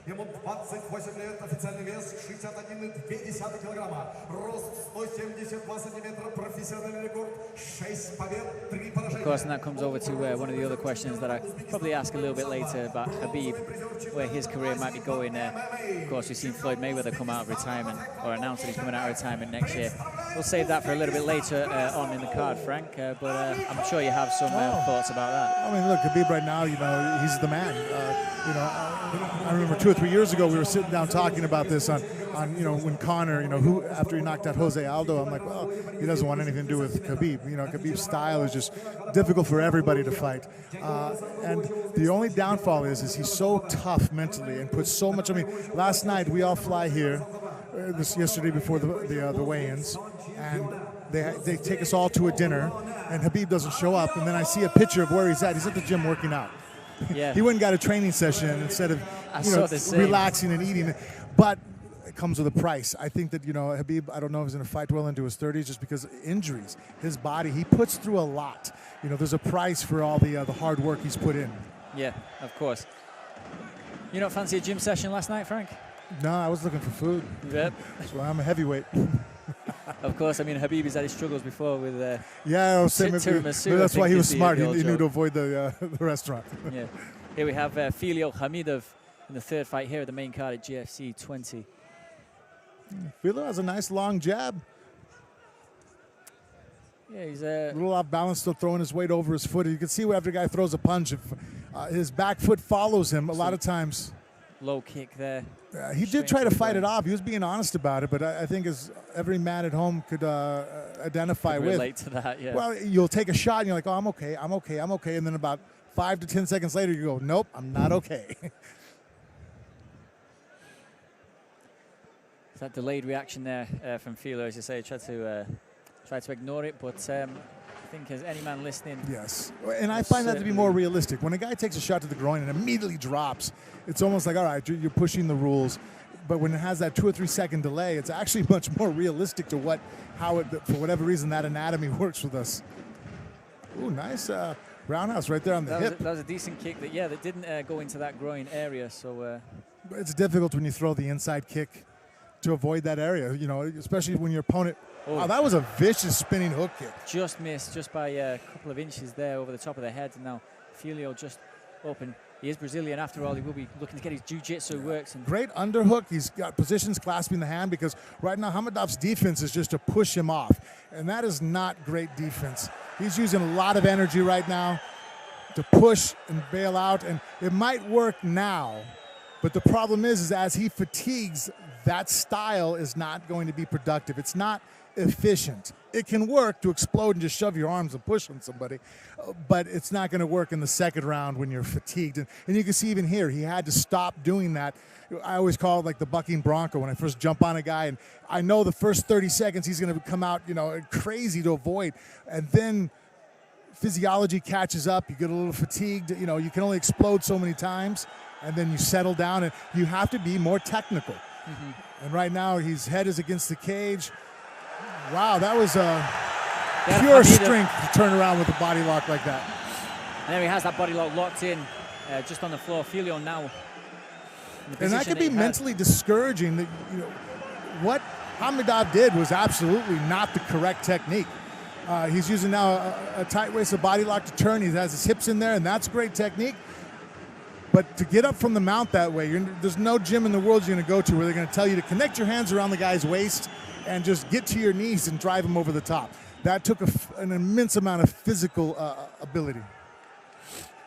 Yeah, and great instinct there from Hamidov just to turn it around. And now it's Filio who has to fight off against the cage, but he's made his way to his feet. But then down again, Hamidov. Tenacious there.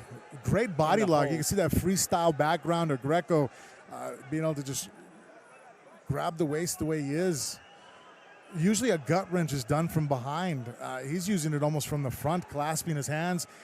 Phenomenal pressure, but again, there's a reason why high-level Olympic amateur freestyle wrestling matches, Greco wrestling matches, even collegiate in the U.S. folk style, the matches are short. 5 minutes for freestyle and Greco.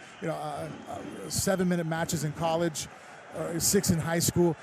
Wrestling is very anaerobic. Oh, nice guillotine here. He's got the head.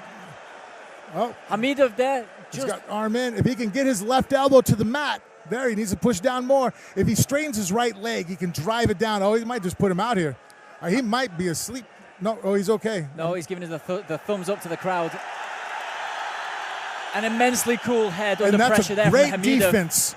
Right now, Hamidov is stacking his hips up in the air, and it takes away the ability for Filio to drive his hips. See, right now, not great. Well, his head is up.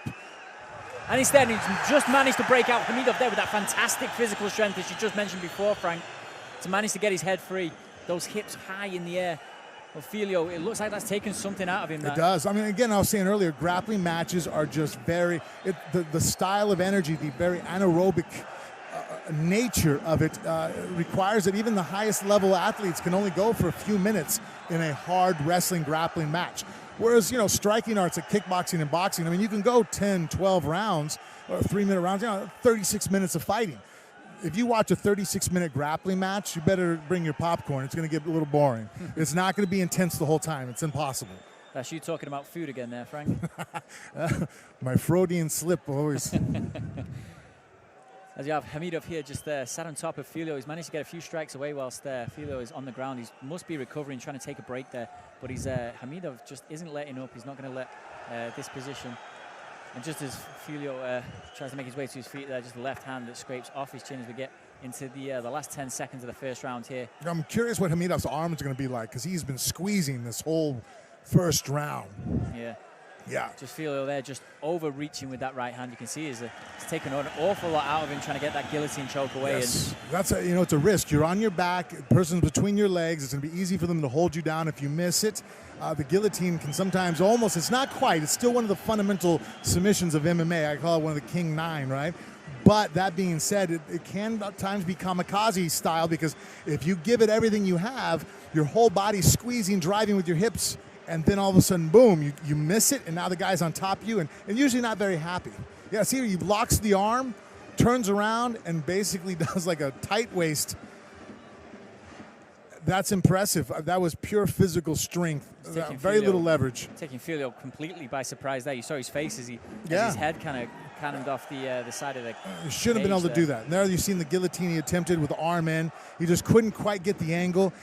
The arm in guillotine, you have to be much more precise. It's a lot less forgiving than just an armless guillotine, where you have the neck wrapped with no arm inside, because now a certain part of the neck is not exposed because your opponent's arm is in the trap. So you have to be much more detailed in finishing it. And if you miss it, you can see there, that's why it took him a little while to take a break. This second round just waiting to get underway here. We'll see how much that first round has taken out of both fighters. I would say Filio, it's going to be interesting to see what he has left here. I mean, Hamidov has that low center of gravity, those wide shoulders, there's that stocky build. He's got that natural strength as we've just seen in the But the he's first also round. tight. Look how he's holding his arms and how he's moving. This comes from wrestling background. Wrestling is not, you don't have to be loose and relaxed in wrestling. A lot of times it isn't very productive. In striking, you want to be, you're almost like a sprinter. You can't clinch up. It'll slow your strikes down. And you can see Filio is just more relaxed in his position. There he goes in for the takedown again. Fantastic leg movement there, just to force the takedown. Yep, and that's takedown is exactly where Hamidov wants to be. He was able to secure it. Besides getting trapped in that one guillotine there, really this is a place for him to be able to just regain his energy, relax a little bit.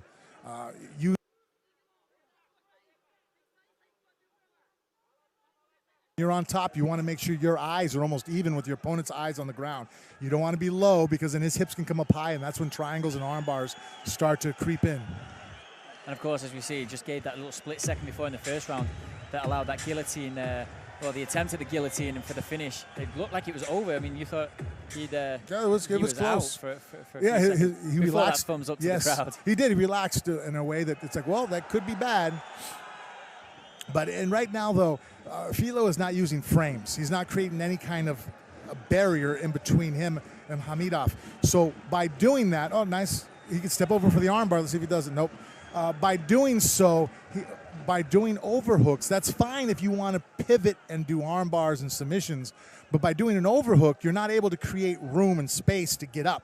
So that means you're going to keep it as a grappling match. And the guy on top, by you grabbing an overhook, realizes he has to use less energy to hold you down, because essentially you're showing him you're going to stay down, and now just has to be aware of maintaining parallel to your spine to his spine and just avoiding submissions. That quick movement there, that's just, that we saw the leg movement just for the takedown just before, and again, driving through Hamidov, taking Filio. He's taken an awful lot out of the Brazilian fighter just to have him on top. I mean, it might not look like he's doing much, Filio, but I mean, this must be taking a lot of it, a lot out of him. And Hamidov is surely in the ascendancy. As we just get through to the halfway point in the second round. You know, Hamidov is not super active from the top. These strikes aren't, you know, he's trying to, you feel trying to work. Again, he's trying to do the step over. The problem is he's not putting his hand on the mat. If that right hand were to pivot on the mat, his point of leverage, the fulcrum, would be higher up, and then he could throw Hamidov over the top. By putting his elbow on the mat, now he's only coming up that far as his elbow to the distance of his humerus, right? From elbow to shoulder. Where if you put your hand on the mat, now it's distance between hand to shoulder. Much higher if you're going to throw someone over trip them over something. You want to make it to where you throw their center of gravity as much as possible over the top. Yeah, and of course, Filo locking his legs around Hamidov there. Just out of distance, you feel, for those strikes. Nothing connecting really for Hamidov. I think I've only seen one punch kind of seep through to the head of the Brazilian. Yeah, and right now Hamidov this is what I call he's just working the judges. You know, body, head, body. He's not looking to finish the fight here. It's kind of point scoring, as you point would say, scoring, you know, in a metaphorical kind of sense. Yeah, like right now there was no body behind that. That's all arm punching right there.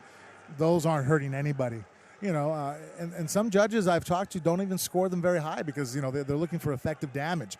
And if you're just throwing a punch and there's no torque with the waist, you don't have your foot in the mat, you're not driving forward, they're very much aware that, okay, yeah, you're throwing a punch, but it's a pity-patter arm punch. There's nothing on that. Of course, but sometimes, I mean, if the other fighter isn't doing anything, you've got to score the round to the fighter who's active. Right. Well, if you don't have effective damage, then you have to go to just quantity of work. Who's doing more? Of course, as we see I'm here, actually surprised they allowed it on the ground this long. You know, it's not active enough in my opinion. I would have restarted it up. Referee happy to let things go on the ground as we enter the last 10 seconds of the second round here. Filio managing to get free with a little bit of quick work and just sticks his tongue out there at Hamidov. I think he's been waiting to do that for quite a while. Spinning back kick there from Hamidov, getting a little bit tasty between these two. Filio, typical Brazilian style, saucy, a little bit tasty there between the two. I don't mean to bring up these food references again, Frank, but you sure are making me hungry, my man. We're going to take a long break here and go get some food. Yeah, I don't think we'll come back for the next bit. Do you notice that? Oh, here, nice. Kind of too long of a hook there. Here you see the punches where he's just kind of scoring shots.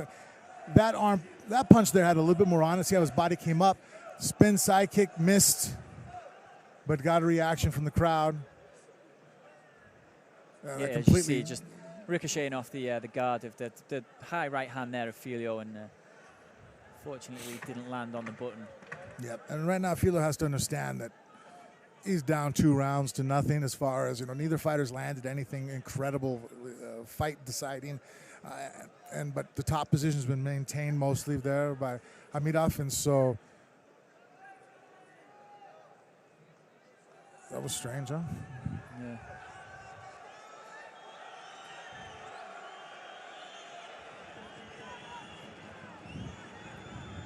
Third round underway here. Filio Hamidov start off with a hug in stark contrast to the end of the second round there.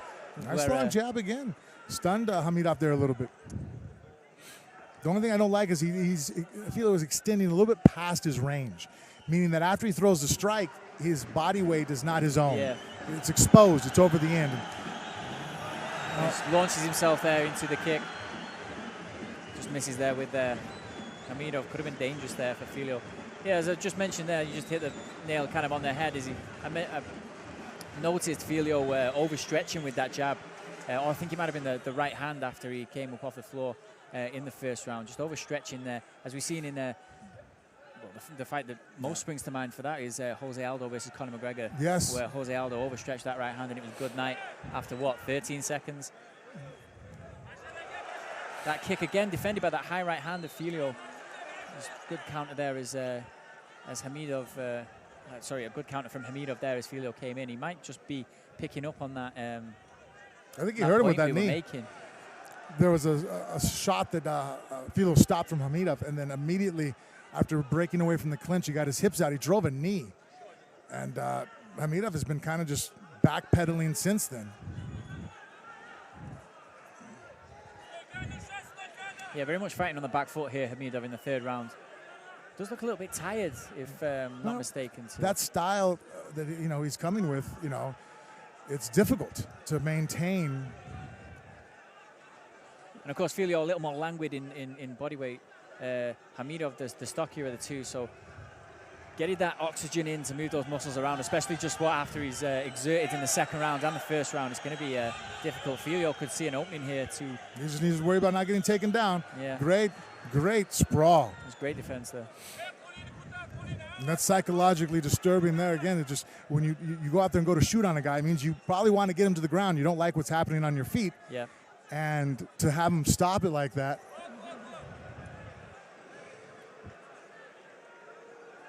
Yeah, the crowd's starting to boo. I think get a little restless from the. Yeah, Habibov. I don't think he's taken a forward step here in the third round. No, but Filo is not cutting him off properly. See, like right now, he's chasing towards that back leg. It allows him to scoot out. He needs to start fading to the center of the cage and almost treat it like being like on a pie. Very much so. Filio, landing straight on his back there, and he might have hurt himself just a little bit. But then again, taking the mickey a little bit with his tongue out there, smiling to the crowd and to Hamidov. But yeah, just as you say, Filio he's chasing him around. He's chasing him around the ring. All he needs to do is take Hamidov going to his left every time backing off.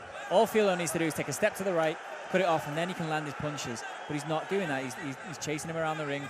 Crowd aren't liking it. Hamidov just trying to land that, lands an overhand right there. That connected just to the top of the head, but he's just trying to land that counter left hand as Filio kind of comes in, and there he goes for it again. Then he's got the back here. His hands are connected around the waist. This is where he's extremely comfortable. He's not going to break his hands to go for a strike. No, this could be dangerous here. 1.5 minutes left. There he shouts to the crowd. Hamidov, maybe just saying, what were you guys worried about? I was playing possum. Come on, don't boo me. Filio trying to get to his feet. Hamidov not letting up, but there you go. Filio. I don't know if that was a good job or a good idea to let up Filio. He's opening the door. He's got more momentum coming forward. Hamidov is just backing up. He's just walking backwards to avoid the striking. And now Filio goes for the takedown. He blocks around that leg there. That was a mistake on his part. Yeah, and now we can go in for the guillotine. This could be. No, his arms have come loose.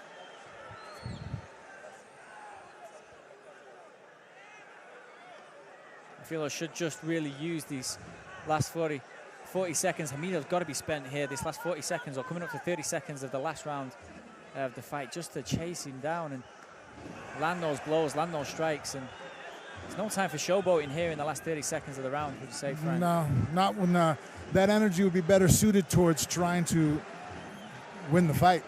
Well, yeah, bluntly put. But yeah, it's absolutely right.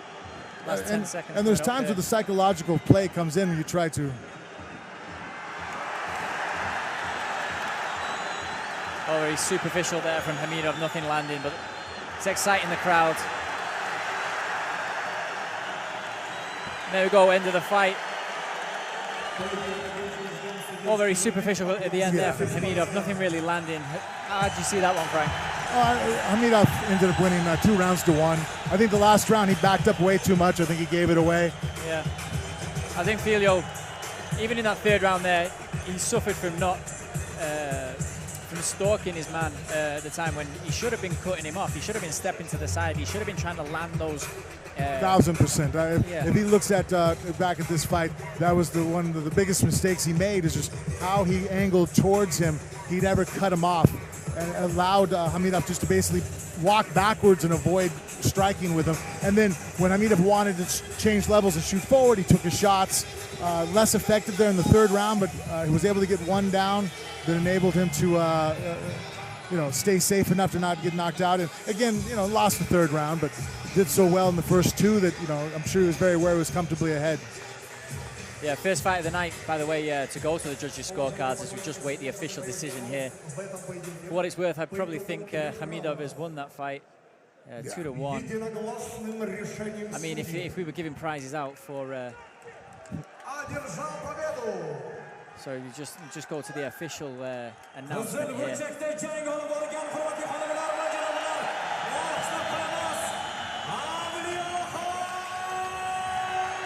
And there we have it, it's gone just the way we thought it would. Johan Hamidov there with the victory, the decision victory over Luis Filho. If they were giving prizes out, I was just going to say, Frank, for showmanship and for trying to rub your opponent up the wrong way. I still don't know who would have won that one. Probably Hamidov or Filho sticking his tongue out, or all those superfluous kicks at the end from Hamidov. Hamidov here just thanking his trainer.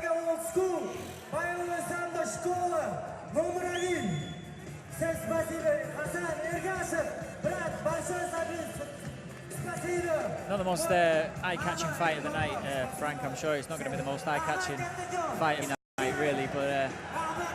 no, I'm kind of wish they didn't give him the microphone so we could just get to the next one. Yeah, let's just forget about it.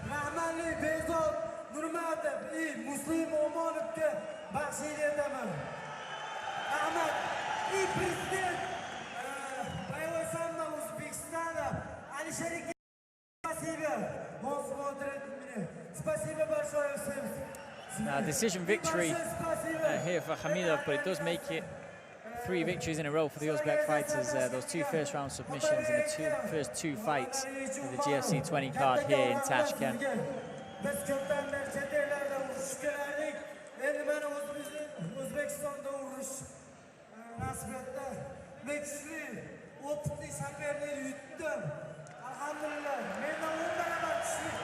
Hamidov, funnily enough, going through the trouble of thanking Luis Filho.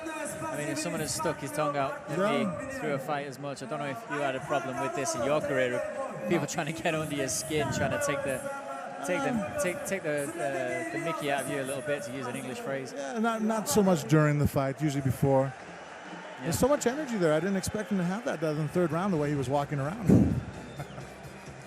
So who was the best you ever faced at those mind games before, or maybe during the fight? Strategy? Yeah. Nah, you know what? Come on. No one was better than me than that. You can't kid a kidder, right? Right, yeah. Yeah, that was the stoppage there, the shot that he stopped at Filho. A decent knee.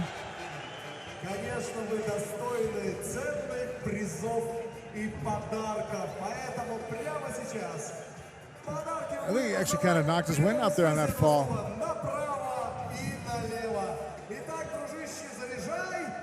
There we go, another takedown from Hamidov, and just as we've seen, they were so prevalent through that fight, locking his arms around the midriff of Filho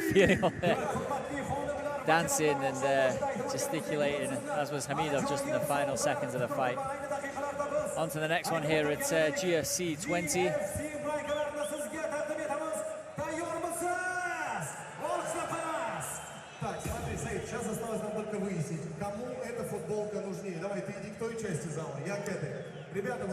Yeah, Frank, so give us a little bit of insight into those tactics, those strategies, what you'd use early on in your career. Well, I mean, a lot of times you're just trying to get a feel for what your opponent's thinking about. So, you give stimulation with certain ideas and certain movements, and the reaction will be indicative of what your guy's thinking about. That's one thing that, in fighting that we have that's different than poker. In poker, you can't really antagonize or, poke at your opponent. In fighting, it's promoted for us to do so. It sells fights, people are more interested in it, and how your opponent reacts off of some of your gestures and angling and bravado can give you an insight to how his mind is about the fight, or what he's thinking about, or how it's going, and it becomes an interesting game of cat and mouse. And of course, we've just seen Conor McGregor's had his press conference in Moscow, where he said he announced his comeback on January 18th and said he wanted that fight against Hafeez Nurmagomedov in Moscow, that rematch. Do you see any point in that rematch? I mean, given the first, it was so convincing in the first match.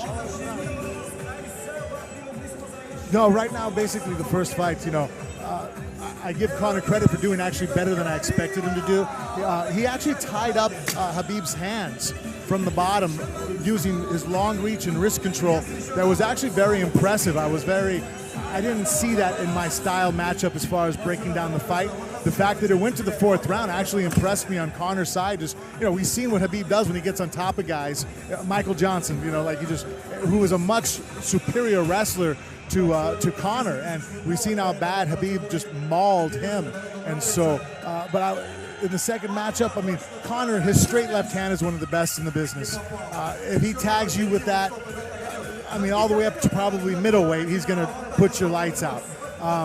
And so, every time him and Khabib fight, there is always that opportunity. Speaking of the Michael Johnson fight, if you go back, Khabib got caught with a straight left, and he was a little shooken for a few seconds, and Michael Johnson doesn't hit nowhere near as hard as, Conor, pound for pound, is an extraordinarily explosive athlete. And so every time they fight, even though stylistically, I'm always going to edge towards Khabib, getting the takedown, control, grappling, usually always overruns, striking, as far as when you have specialists.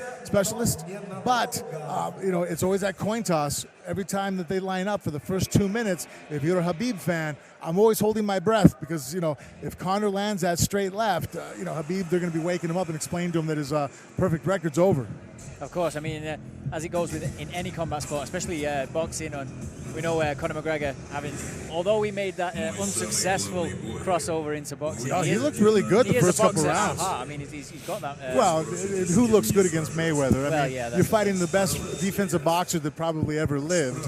I remember Mayweather made Pacquiao look bad. In fact, I was like, oh, you know what? Maybe Pacquiao needs to retire. And you've seen since Pacquiao, even just a couple months ago, beating up Thurman, beating up top-level guys. Yeah. I'm like, oh, Pacquiao wasn't old. It's just that Mayweather just makes individuals look bad. Yeah, of course. As I was going to say, it's important to have that equalizer that Conor McGregor has, that straight left hand. And he landed a good left uppercut on Mayweather. Yeah. It kind of caught his attention, and then Mayweather had to start turning it on and increase it. If he thought it was going to be an easy night, it wasn't. Mayweather worked hard and grinded him out and was able to get that 10th round, or was it in the 9th? 10th round TKO, yeah. But, I was very impressed. Conor made a great showing of himself.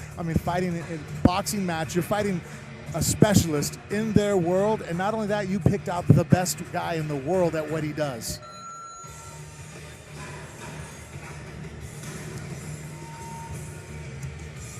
Of course, Floyd Mayweather mentioned he would be something I've touched on before. He says he's going to come out of retirement in 2020. Already been pictured with Dana White organizing something on that side. Well, he doesn't take a lot of abuse in his fights. He's so hard to hit, But, so strategically, it's not a bad idea. He has the kind of style that, someone like a Ricky Hatton tells me he's coming out of retirement. That style was too explosive, too forward, too aggressive, and in your face. I don't know if that's a style an old man can bring into fighting. Whereas Mayweather, with that style that he fights and slips and makes people miss and makes you uncomfortable, and he doesn't have to use his legs to do it. He uses his waist. There's a very strong possibility that guy can do that style until they put him in the grave. Of course, yeah. And I think he's coming up to his 41st year, Floyd Mayweather, but always in fantastic shape as he was throughout his career.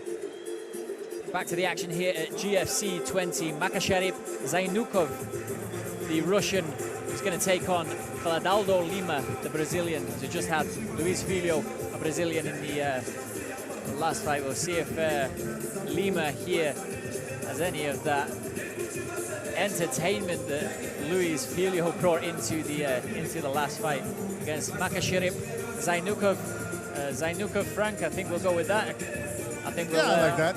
I think we'll skip them. Lima. I think we'll skip the Makhachev, obviously, as we're broadcasting here to the English-speaking world. We'll try and keep it as simple as possible for our fans watching at home. Lima here, dancing down to the ring. It looks like he's going to be another Filho here, bringing some of that samba to the cage. Always nice to see, even though he's got an Uzbek flag in his hand, trying to get those fans on his side here. No fear for him of facing a home fighter. Makasharip Zainukov. I'm sure he's going to have his own share of supporters here in Uzbekistan, even, despite coming from Russia. Lima here just getting the crowd on their feet.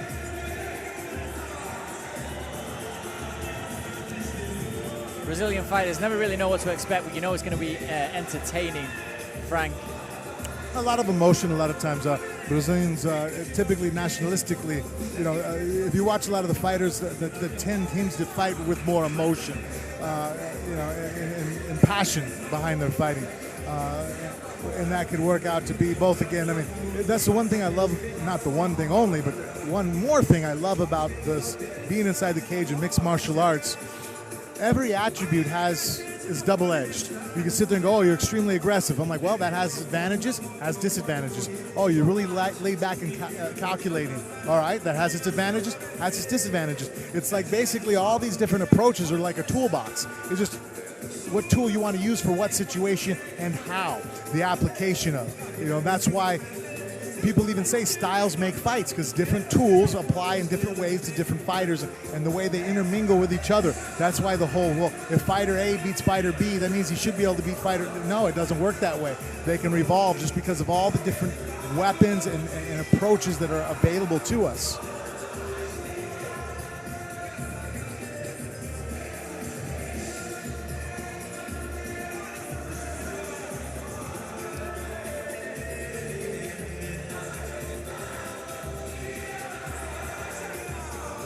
Aldo Lima here, just getting ready to come into the cage. Frank, if it was a toss-up between the Uzbek national music that we've heard here during the card or this Brazilian sort of samba number, I don't know, which one are you dancing to? You know what?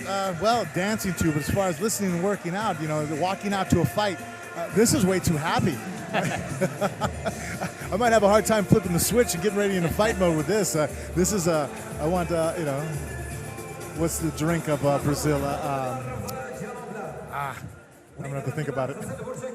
Think about it quite hard. Maybe we'll have a couple. Caipirinha. Caipirinha, yeah, Caipirinha. We'll order a couple of Caipirinhas. We had a Caipirinha listening to that music, and I don't really want to walk out and fight somebody. Well, Frank, I mean, through your career, you didn't really look.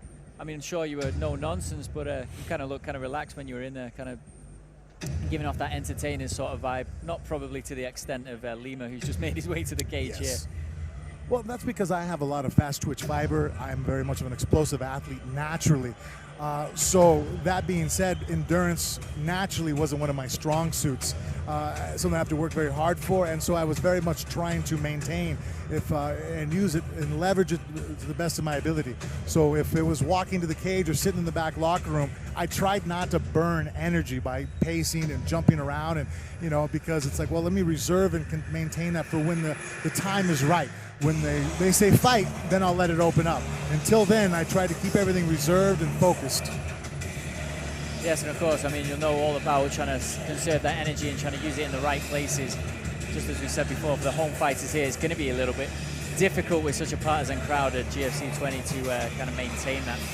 But yeah, just as you said before, I remember one of those iconic kind of things with when you beat Brock Lesnar.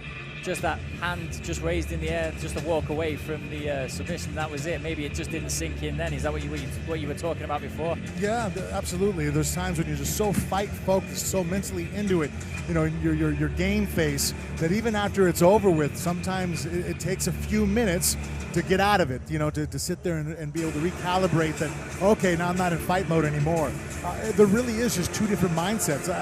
Probably the best story I could tell somebody that would give them a realization of that mindset is I broke Nogueira's arm in about 9 different places, spiral fractured his arm. That was me that did it. And you can see I didn't have, you know, I looked up at the ref, you know, Herb, as soon as he stopped the fight, obviously I wanted to stop, but I wasn't squeamish about applying it, right? You know, hey, it's a fight, this is what we do, this is what you do, you do it to me if the tables were turned. When I went home with my friends that taped the fight at their house, we went over, my wife and my kids, and we sat there and we were watching it. The scene where I broke his arm, I had to look away, and it made me squeamish. She's like, oh, God, I don't want to see that. And my wife looked at me, and she goes, wait a minute, you're the one that did it. I'm all, yeah, but that's some different me. That was that guy who's in fight mode. This is dad mode. I'm here with my wife and kids. Yeah. Different mentality. Yeah, and then it made me cringe.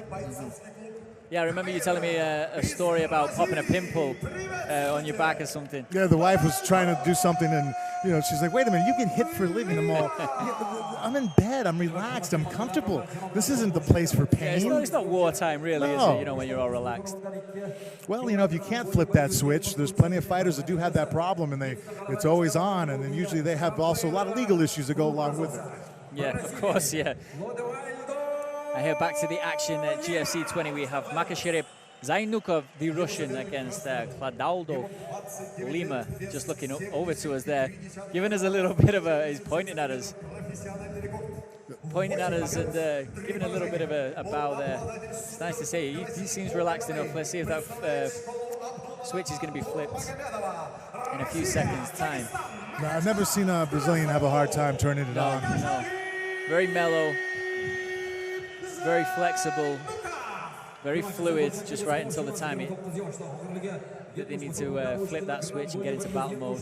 Let's see what Lima's got here against Zainukov.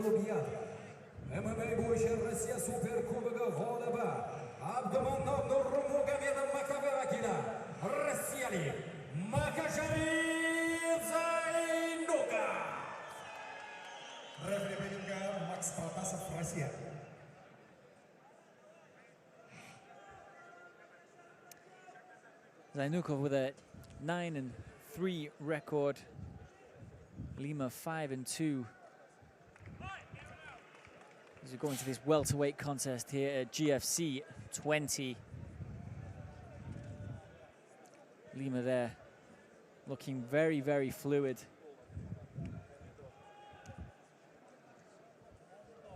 Switching from side to side. Looks like he's applying some of those tactics from famous capoeira martial art in Brazil. Yeah, but though his knees are bent, great. You see how he's moving angles. Sometimes guys like a lot of movement, but they keep their feet too close together and their legs straight, and that really takes away from your power. It makes it, you're able to move and it's mobile, but the lack of power can make it to where guys will start just running you over, realizing that you're not sitting down on your punches. I think he might be trying to draw Zainukov in here, because just by the distance between his two legs, it looks kind of, it doesn't look like he's looking to strike. I mean, normally you would be like kind of, those legs would be tighter, those legs would be ready to strike from the legs. But his movement, his shoulders, as if he's positioning himself to get that takedown. Nice calf kick from to get that takedown or to kind of get that kick over the top. And the stance in position, he's trying to draw him in because, took a right hand there. Chasing down guys that are traditionally good grapplers is a bad idea. It makes it much easier because your center of gravity is coming forward. If they change levels. So I think he wants more of a striking match and not wanting to just walk into a takedown and be fighting off his back for the 3 or 4 minutes of a round. Yeah, of course, very much a feeling out process here in the first couple of minutes of the first round. You see that very fluid movement from Lima, bobbing that head side to side. Yeah, I'm a fan of that. I'm a fan of keeping your head moving. It's a moving target. It's harder to hit.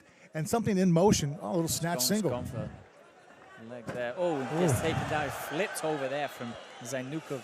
Well, yeah, he jumped in on a snatch single, tried to snatch it forward, got his underhook and drove forward, but Zainukov was able to get his hips across, threw that arm inside with the whizzer, or the overhook really, and basically tossed him with almost like an Uchimata type of throw.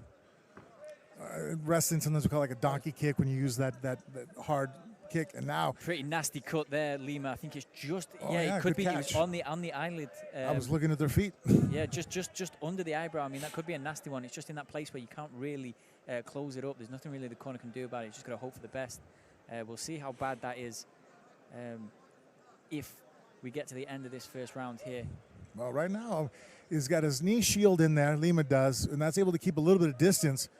But with his back there against the cage, and now that he exposed that elbow out, or the knee out north, it allows Zainukov to just drive forward. And again, he's allowing Zainukov is allowing that space to be allowed for Lima to use that left leg. We call that like a knee shield half guard. Now he even has his feet hooked, which allows you to great leverage. I'm a fan of this position.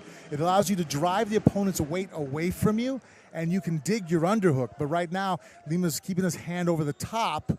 Looks like he's almost even kind of fishing for a Kimura, which, very difficult to hit with your back against the cage here.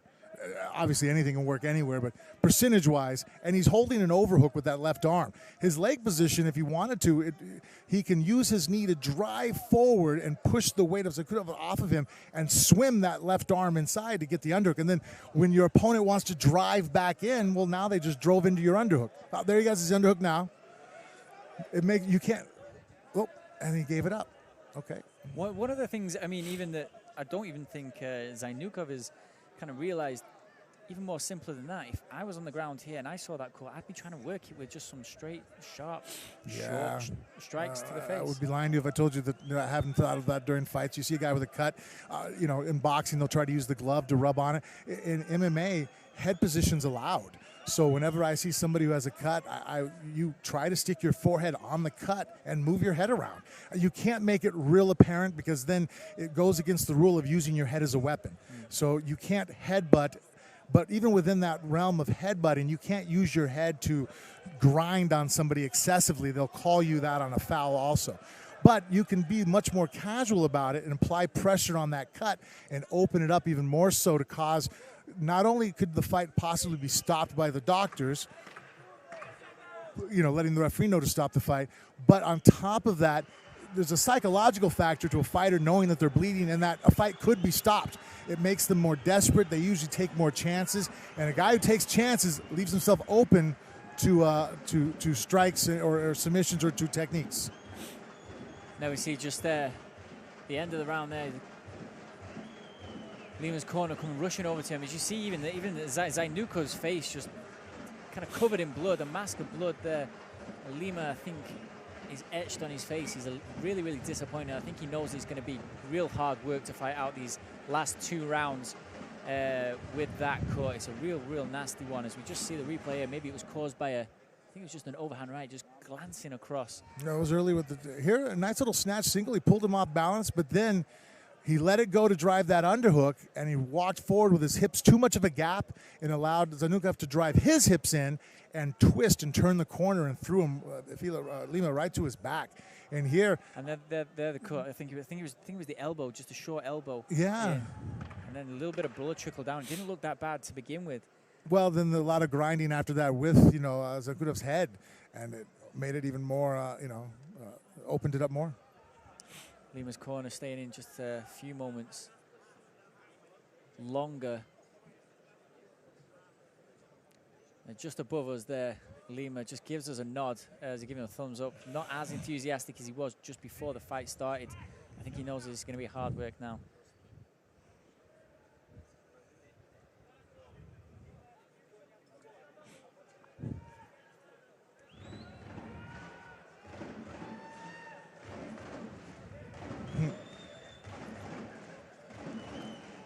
There going for the high kick. Well, and see there already, that is kind of like, okay, let me go for broke, let me go for big moves to turn this around. And I think that's because... Oh, what a right hand!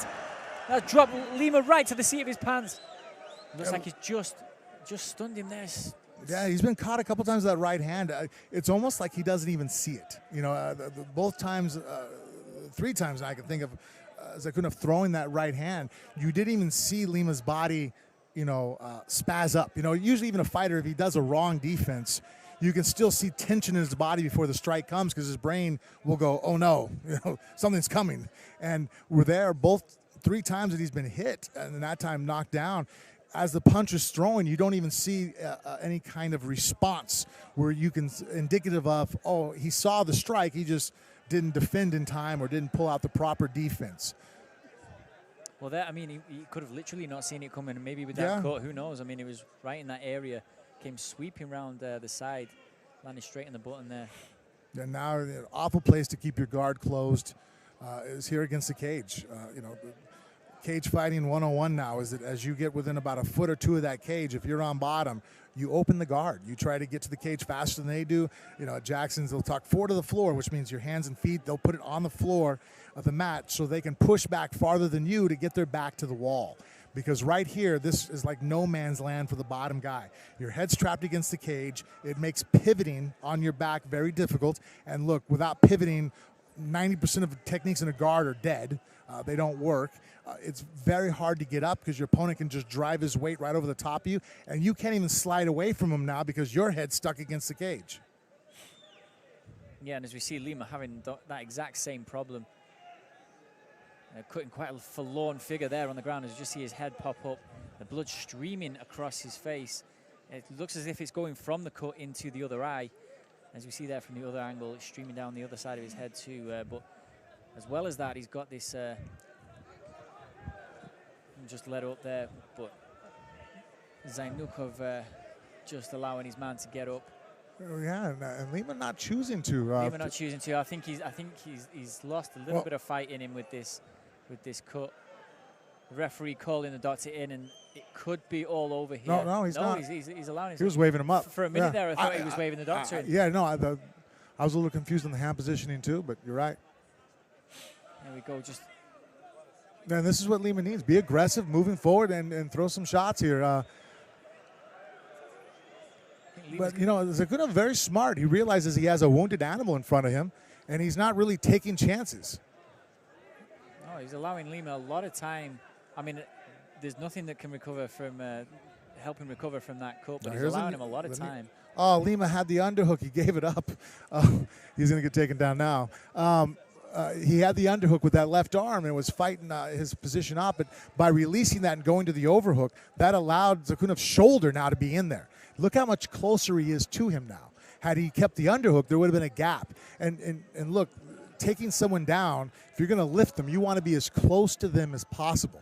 You know, if you go to pick up your suitcase, you know, on your way to the airport, you're not going to lift it with it a foot away from you. You're going to walk up as close to it as possible, and that's just proper leverage of mechanics of lifting something. Whether, you know, everybody understands that. I mean, you go to the gym, you don't want the bar to be away from your body as you're lifting it. For every inch, it just increases the torque on your lower back, and so you want space when a guy's trying to take you down, and you want to eliminate space when you're taking someone down. Lima just kind of refusing to give up any ground here, just as his back's against the cage. Yeah, I mean, Zakunov was being smart as far as not taking any risk or realizing he had a wounded animal and being alert. But at the same time, I think maybe he's pulled off the gas a little too much. And not that he's let Lima back in, but you were pointing out very correctly that there was a couple times where Lima looked discouraged.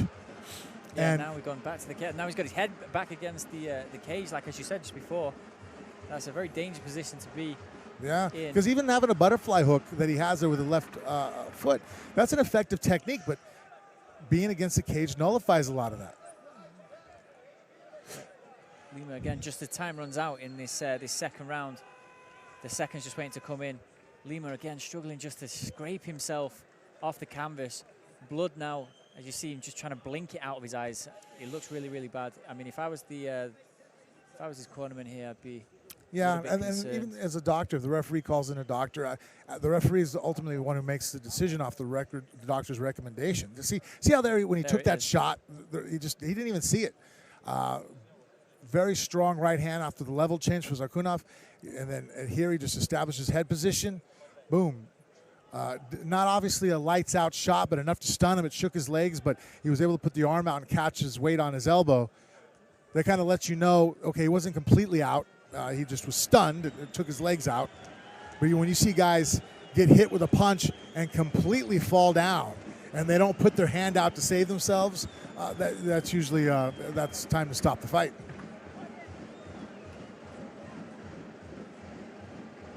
Yeah, of course, and just as we see in the other corner there, Islam Makhachev giving Zainukov some props in the corner, just willing his man on, and just as we saw before, Hабib, who sat ringside again. I've got to stop. I've got to get out of that habit.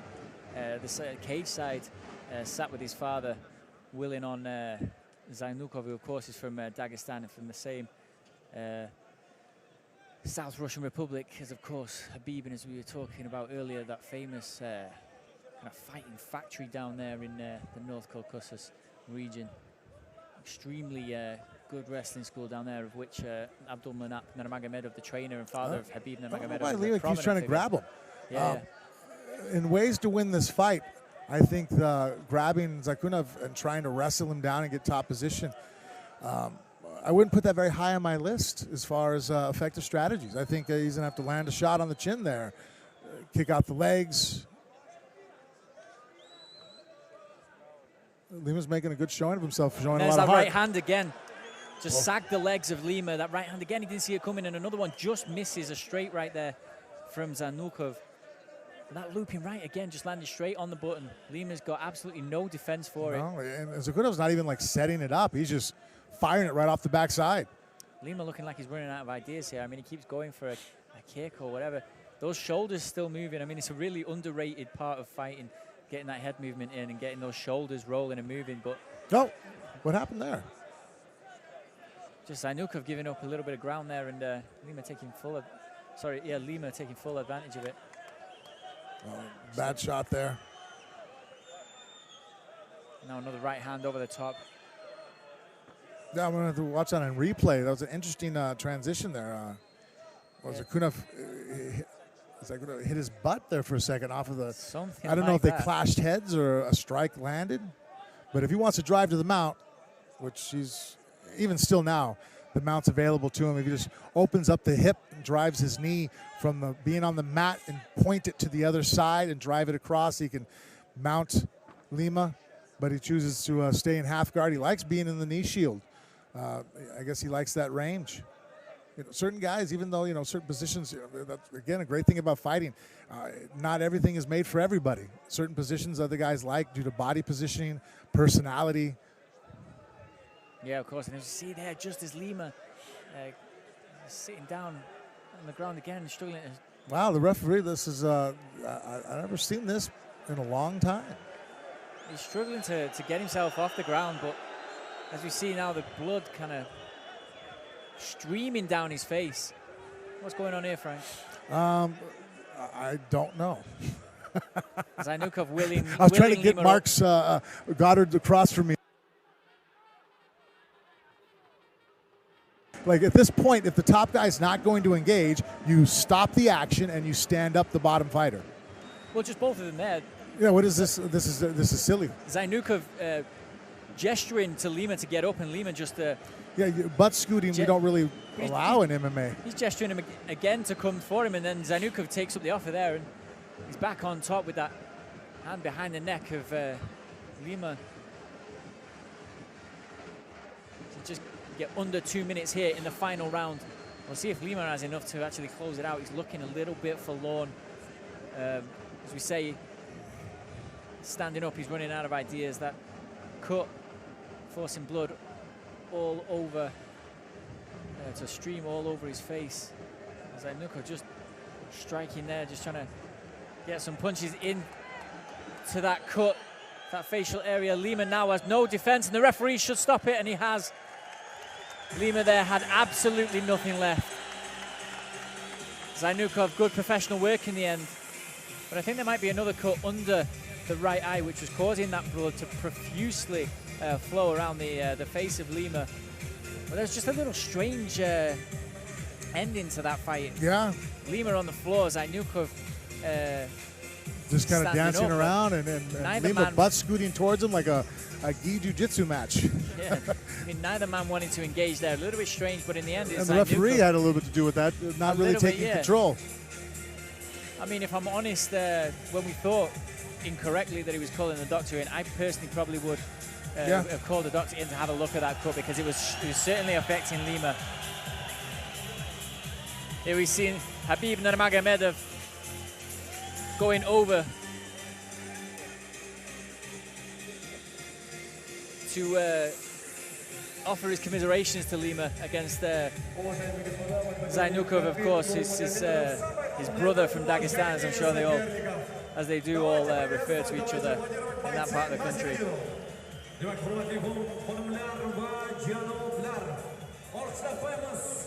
Lima there forced to see out the rest of the fight with that cut. How much do you think that cut kind of played on his sort of ability to mentally sort of get up for those final 2 rounds? Well, and I think also, too, the cut kind of took him away from his game plan. Typically that happens. People get cut, and all of a sudden their planning, their strategies go out the window, and they start becoming more desperate for different tactics. And whether or not they're effective, they're not what you trained. You're diverting from the game plan, and that typically doesn't have, a success. A little touch of class there from Khabib. Walking over to Lima at the end, you can see he was a little bit dejected. Zainukov, what did you make of him? His takedowns and top position and control are very good. I think that, he had a fighter that was wounded, and I would have liked to see him in the future be a little bit more aggressive. Be a little bit more like his brother there. Khabib would have had him in that situation, and they would have been calling the doctor in to make him, to look at what was left after the referee was forced to stop the fight to save him. And that's the kind of fighter you want to be when you use ground and pound. That you're not scoring shots and trying to convince the judge. You're basically in a situation where the referee's coming in there to save the guy's life, and that's how Khabib fights. The referees are coming in there and saving the person on the bottom from, an immense amount of punishment and damage.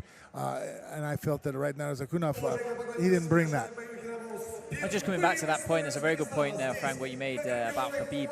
He said not long ago in a Q&A, in fact, at a school in Moscow, just before UFC Moscow the other weekend, that when he feels he's got the beating of his opponent, he talks to him, he says, look, I'm just going to take this until the point of where the referee or the judges are going to say that I've won it, or that they're going to stop it. I never go out there to hurt a fighter. I never go out to cause real damage, of course, with the exception of the fight against Conor, he said. But how much does that speak so much for the fact that he is dominant when he goes out there? He has that power over his opponent to kind of decide when the fight will be ended. Yeah, just his mindset and his ability to just, there's a phrase we use a lot in MMA, and you hear people in the fight sports go, impose their will. And if anybody ever really wants to know, like, well, what does that mean as far as imposing your will on somebody? I'm like, well, you watch any Khabib fight and see when he's on top of somebody, that's imposing your will. Well, yeah, so that's the keys to victory for Khabib in kind of so many fights. I don't think we've ever seen, not at least for a long while, a fighter in the UFC use those kind of tactics to just beat the will out of a man. I mean, Nate and Nick Diaz are two examples that come to mind, who would drag opponents into deep water, and kind of, from a different angle, using their real elite jiu-jitsu skills to just try and drown the guy in deep water. Khabib has a different kind of way of just beating the guy, using that dominance, inserting his, imposing his will on a rival. But yeah, it's a good point, because I don't think we've seen that kind of dominance from a fighter recently. Great striking from the top. He uses his body position well, drives off his feet, and doesn't just sit on his knees. And really the thing that Khabib does so well that really is just textbook, and is that he laces your legs with his legs. So a lot of fighters use their upper body to control a guy on the bottom. Well, we're not allowed to knee to the head, so knee to the body and doing things like that, and the short elbows, those are available to you. But if you get your chest up and away from somebody to create room so that you can drive hard with gravity, well, if your arms are what's securing the person, and now they can get away from you. But Khabib's figured out a way around that by, and I've seen fighters in the past use it, but none have ever been as effective as Khabib has been, is using his legs to lace over and wrap up your legs. So then he establishes his base. Now you can't get up because your legs are tied up, and then he creates that room and that space to come down with some vicious ground and pound. Yeah, of course. Again, as you said, as you put it perfectly, imposing the will. Khabib, he said he's only got maybe 2 fights, maybe 2 years left of his career. He may make the switch over into boxing. Do you think that may be a good idea to kind of prolong his fighting career? No, not at all. No, Conor made a very good showing of himself, but Conor has great boxing ability. Khabib is, one of the best fighters in the world, but boxing is not his strong suit. No. Despite having knocked down Conor in the last fight, but I don't think Conor was kind of expecting that overhand, right? That's more of a situation where you have a guy, it'd be like if Conor were to pull guard on Khabib. He probably would have been able to do it, just because it had been so out of left field that he wasn't prepared for it. And that's more or less why Khabib was able to land that shot. If they were to fight again and there was some kind of backroom agreement, Khabib was not going to take him down, he's not going to win that fight against Conor. Effectively a boxing match. Yeah, if it was, if kickboxing, boxing, it's a striking match between Conor and Khabib. Khabib has about as much of a chance winning that as Conor does in a grappling match against Khabib. That's a very good point to make, yeah. Coming back to the action here at GFC 20, we have Ramjid Rakhmonaliev against Clyde Brunswick, the Suriname fighter. Now, Rakhmonaliev, the Uzbek, making his debut here. We just said before, I mean, it's kind of a prominent thing. Of course, it's the first legal MMA event here in Uzbekistan. All the fighters must be feeling that pressure to perform in front of their home fighters, especially at an event like this. But making your debut here, Jamshid Rakhmonaliev, I mean, it must be a really daunting task. It must be something that not every fighter must want to do. I mean, making your debut, I mean, some fighters make their debut on a card, you know, behind closed doors, maybe on a quiet card, but here you must be feeling the pressure. Yeah, that's a lot of factors to deal with, and then usually, like, you know, look,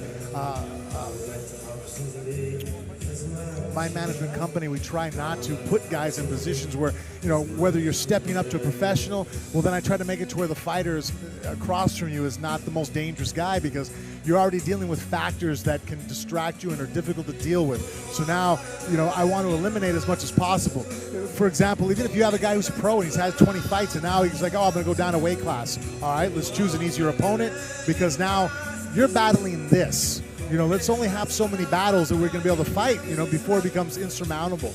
And so making your debut, and then now, you know, those are a lot of factors that really don't put yourself in a position where you're going to be successful. And as a manager, you know, for True Sports, that's what I'm looking for, is to put my guy in a position to be as successful as possible. Obviously, you can't rig the fight. You can't just fight the fight for the guy, but you want to have as much leverage as possible. And man, making your debut under these circumstances here, that's asking a lot of your fighter. Do you remember your debut? Oh, yeah. As far as UFC or just MMA in general? MMA, professional MMA. Yeah, I fought Jerome Smith in Hook and Shoot in Evansville, Indiana, 2000. The famous Evansville, Indiana. Yeah, right? It was funny. I remember my coach talking to me, and I'm staring at him, and it was in a boxing ring, my first fight, and his lips are moving, but my heartbeat is pumping so loud that I can't even hear him. It's like almost like a Charlie Brown, wah, wah, wah, wah, and he's talking to me, and I'm just looking at him like, I can't breathe. My heart's going to jump out of my chest. Really? I never thought I'd hear something like that from you. I mean, you seem like so. I'm used to you walking out in front of huge crowds, and you know. Hey, we all got to start somewhere. Yeah, with everything being on the line, but build it up. The Hook and Shoot at Evansville, Indiana, is where it all started. Yeah, that's where it started.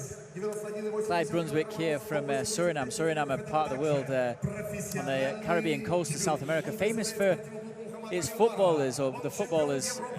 Former Dutch colony that played for the Netherlands, such as Edgar Davids, Clarence Seedorf. Probably won't mean much to you, Frank. No, well, I'm learning some stuff. Talking soccer here. My turn to teach you a little bit something. But also has its fair share of MMA fighters, as we see here with Clyde Brunswick. Well, you know, his walk out to the cage was, you know, his footwork. I was watching just his little dancing and jiving to the music. You could tell a lot about how just a guy just bounces around, you know, before the fight. When you do this so long, you can look and just, okay, this guy's going to be able to do this well, or he's stiff, and his footwork's not going to be very good. And Brunswick looked very, you know, very capable on his feet as far as moving his body around. Great body awareness and balance. Yeah, and as you were just saying that, Frank, I've noticed that Brunswick hasn't taken his gaze off from the Uzbek in the other corner, Jamshid Rakhmonaliev. Now, he means business. I don't know about you, but that looks like a little bit of a joke, smoking Joe Frazier stare. Yeah. Oh, man, that was one of my favorite boxers. Oh, yeah. Absolutely fantastic. Man, he's got that right hand lined up. Smoking Joe Frazier, one of the all-time greatest stares. Great head movements, yeah. That intense, that left hook. Little nod there from Brunswick as Rakhmonaliev just lands a left hand there. Looks a little bit stiff here. Well, he slipped the second one there. That roundhouse to the body from the southpaw.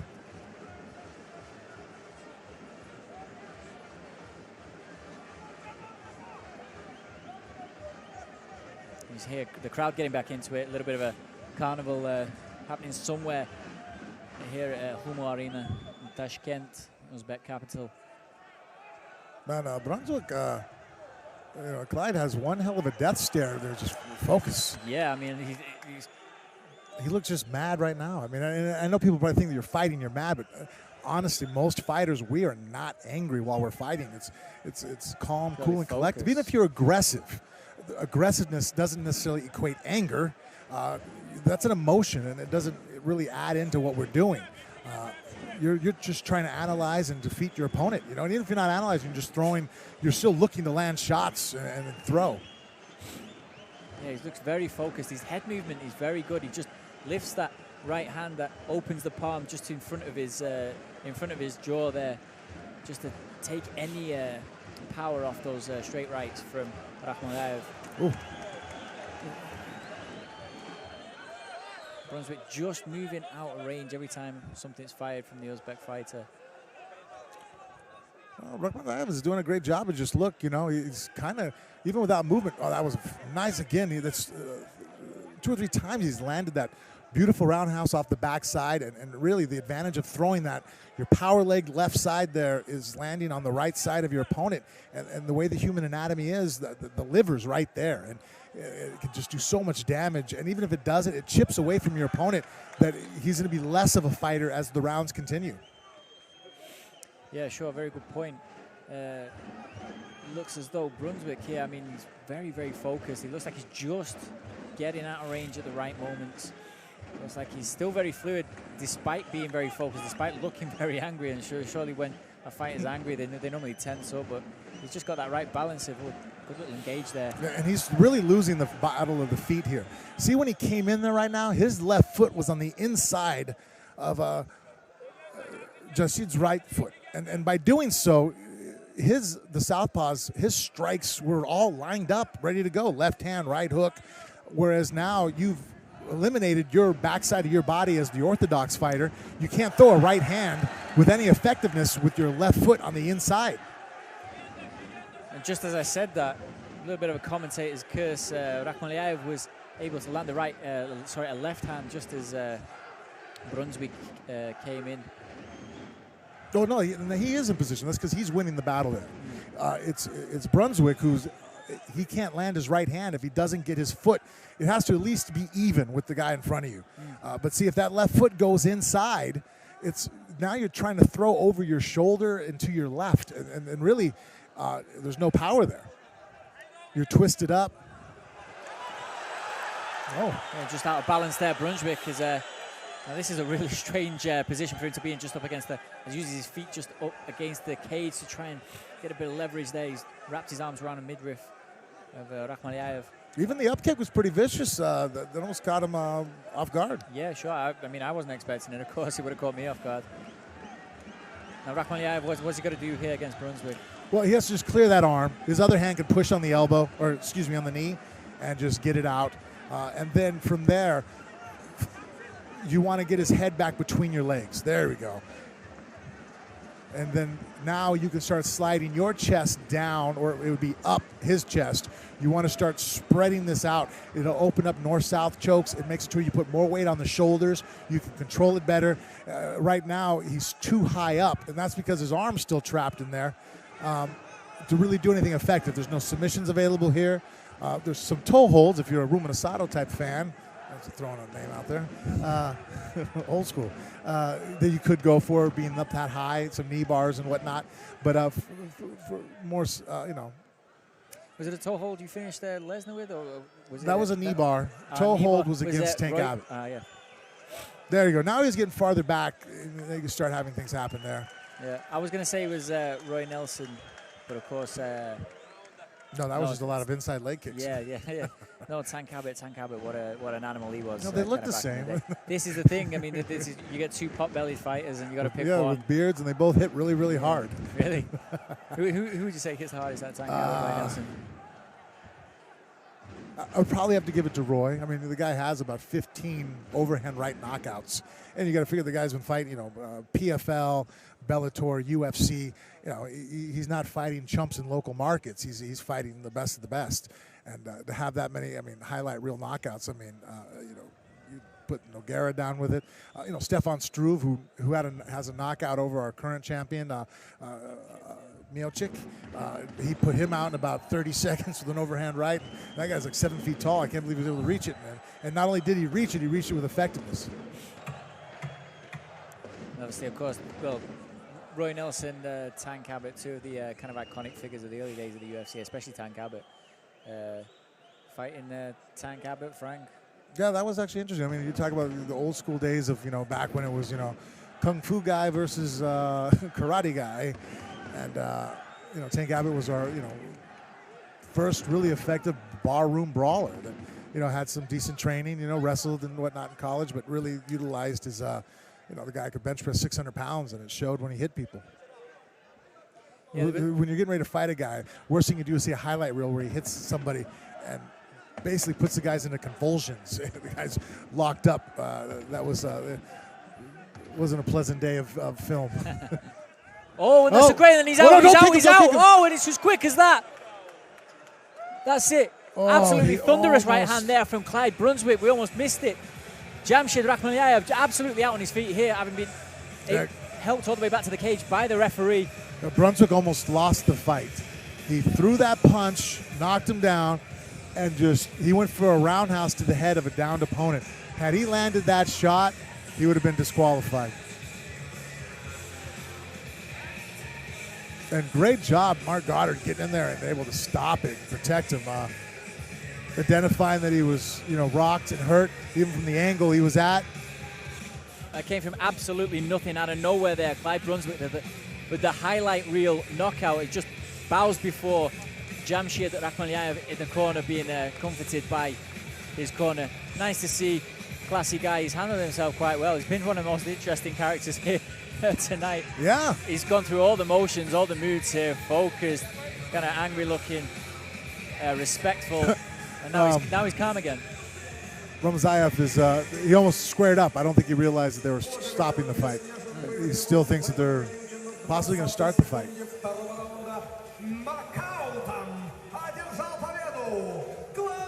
As you see. Yeah, I think he's now hearing about it. If you look at him, yeah, that's the look of a guy going, oh, that's what just happened? Yeah, he stuck his tongue out and then just kind of laughed at the decision. And I don't think he quite knew where he was. The worst is when guys go to the locker room, and I've been around a couple that, there was some knockouts where they're like, all right, and when are we going to go? Oh, buddy. Do I got a funny story for you? You had to break it in. The breaker of bad news, Frank Mir. How could you do it to some fighters? Right. Okay, here.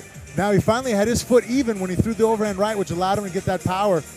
And, man, that left kick he threw, I'm glad he missed. Here again, boom, foot is on the outside finally. Throws that punch, missed the kick. Foot, boom, right there on the ear. Throws off the equilibrium. So bad. Here again, right there on the chin. Excuse me, I stand corrected. Yeah. Man, great shot. But finally, his foot was on the right spot, which allowed him to generate the power. And very thankfully, he missed that kick to the head, which I guess there's the fighter in me. I'm thinking psychotically, like just it's about winning and losing. I'm glad for Ramzayev that he didn't take a kick to the head. I guess there's always that aspect to it, too. Yeah, of course. Yeah. There's a softer side to you as well. Yeah. I forgot. At least he didn't take a kick to the head. I'm more worried about the guy losing a fight because he kicked someone in the head.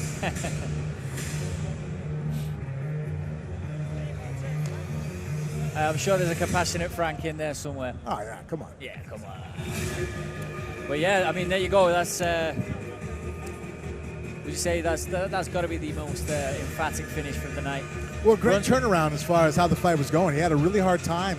He kept stepping in with his left foot, his lead foot on the inside of the lead foot of his opponent. There, his opponent stepped in and he stepped outside the lead foot, which now allowed him to transfer his energy and throw. Now basically, Ramzayev was inside his power zone. He was able to throw the pitch in the strike zone now. And so that was what enabled him to be able to generate that kind of power. If Brunswick could have stepped inside the foot and thrown that overhand right like that, it wouldn't have landed with any near the power and the finishing that he had right there. Yeah, of course, absolutely emphatic finish there from Clyde Brunswick. Мой самый главный бой – выйти один на один с самим собой. Take a break. Вы спросите, с кем мне сражаться? Absolutely emphatic finish there from Clyde Brunswick, upsetting the hometown favourite on his debut, Jamshid Rahman Aliyev. As we just go to a little break here in the action at GFC 20. Join us in a bit in Tashkent in Uzbekistan. We'll be back in just some moments.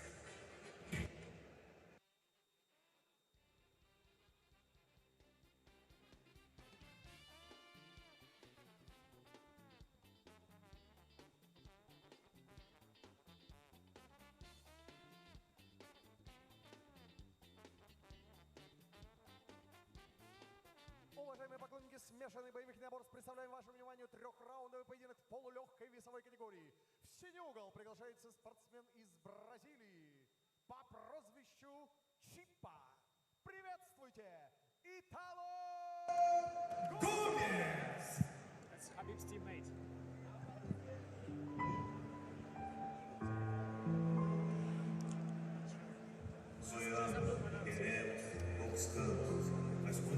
So welcome back here at Tashkent in Uzbekistan in the GFC 20 tournament. Just after a very, very short break there it was, Frank. We've got... Yeah, we got to put our headphones down and look at each other for a second. Fantastic down an opportunity like that. But straight back to business as we have Italo Gomez, another Brazilian making his way down to the ring. He's going to face Marat Magomedov, another Dagestani fighter, Abdul Manap Nurmagomedov, Khabib's father and trainer. I like a strategy coming out. My walkout song is going to put my opponent to sleep.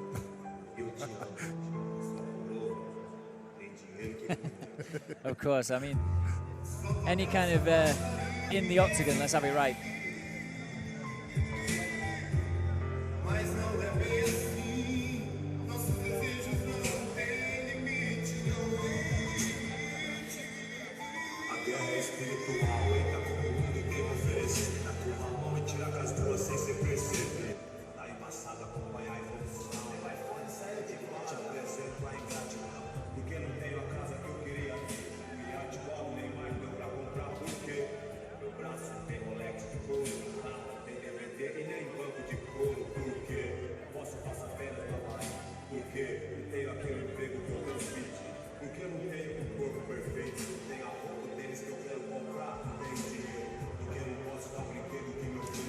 Italo Gomez there just making his way around the octagon, of course, in that famous relaxed style that we've seen of all the Brazilians on the card at GFC 20 here tonight. 8-1 record for Italo Gomez. He's going to go up against Marat Magomedov, 11-2-1 from Dagestan, Habib's teammate. 3 rounds of 5 minutes in the 145-pound weight division. Featherweight bout coming up here in Tashkent. As we see Magomedov there making his way down to the octagon. He's going to have some support here tonight from Habib Nurmagomedov, who sat just there cage side with his father. Magomedov just 3 letters away from Habib's family name. Hailing from Dagestan, as we said before, Frank, Dagestan, such a rich culture of combat sports, sambo, even pankriaton, which is the Russian hand-to-hand combat. Wrestling, of course, absolute fantastic school of wrestling down there in Dagestan. Abdul Manap Nurmagomedov, I should say, one of the great teachers of wrestling down there in Dagestan. I mean, how important would you say it is for all those fighters down there to have such a teacher? You know, look, they're looking at Habib now, one of the best ground and pounders and wrestlers in the game with that groundwork, and there he is as we see him there, Habib. I mean, how good is it for these fighters to have someone like that? And I mean, it's also like them having the atom bomb, having the knowledge of Abdul Manap in Dagestan. You know, when someone in your team shows a certain framework and a certain style that everybody's emulating, and then that style brings them to be the best in the world, it really gives not only it's affirmation that we're on the right path. You know, fighting can be so grueling and so rough. You know, you're dealing with injuries, you're grinding, your heart, everything's so tired, you know, and then all of a sudden, like, you know, there's this light where you sit there and go, well, there's the destination. There's what I want to accomplish. This guy's done it. He started out right where I'm starting out, and that just gets so much inspiration for these young guys to come up and follow. Of course, and as he said just before the show started here tonight, Habib actually said that the main goal of this show here in Tashkent, the first ever legal MMA show in Uzbekistan, is to sort of inspire the next level of Uzbek fighters. So he's bringing that knowledge from Dagestan over here to Uzbekistan. As we see just to the right of us, Habib getting pestered by some fans. I think he'll be pretty busy tonight, actually, with fending off fans. Definitely a hero here. A little bit like you just before, Frank. I mean, we couldn't even make a trip to the toilet, obviously, without being harassed by about 100 well-wishers. Yeah, as long as it's not during the toilet break. Well, yeah, as long as they're not going in there with you. I think it's but you know, people break that etiquette all the time. I'm trying not to make eye contact. You want to have a full conversation right now?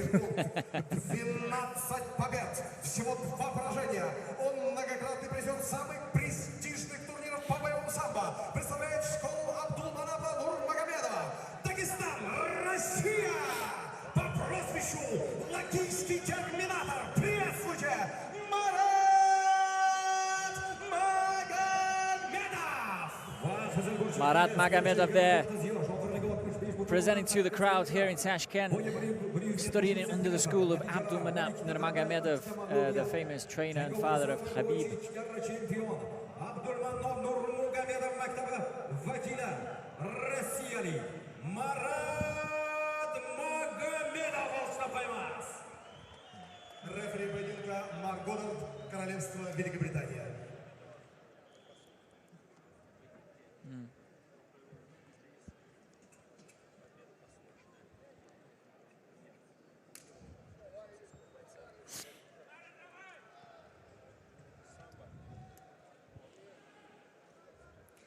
So here, underway here again in Tashkent, we have Magomedov and Gomez.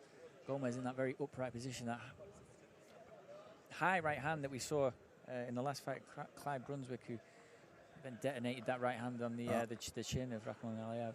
Well, yeah, I think Gomez knows. I mean, it's no secret what Magomed wants to do. He's going to come in and put him on his back and try to crush him. And so right now is his opportunity to inflict his own damage. Throw some strikes. He's very rangy, long fighter. And see if he can use his footwork to maintain that range, because Magomed's looking to follow those strikes in behind strikes of his own and not allow a lot of space. He wants to get in on the hips. Wow, that was interesting. Very good kick. Yeah, well, that was a sweep. Demonstrated some good movement here early on in the first minute. Gomez just shifting his legs back as Magomedov looked like he was going to go for that takedown just a few moments ago. Shifting back every time anything comes from Magomedov. And that's going to make it hard for Magomed. He's not the time that. Sometimes, you know, in the very basics beginning of MMA, you learn throw a hand technique or a strike and then follow it with a takedown. Well, if you have a guy who's using like a Gomez's defense there, where your strike makes him run from you, well, if you take a shot, you're actually, he's too far away and you're really exposed. So you want to time it. Throw some strikes, he steps out, and then when he comes back in, maybe catch him there with your takedown.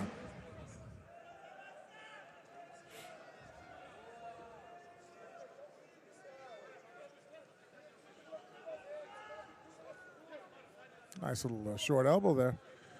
Surprised I haven't seen more takedown attempts there for Magomed.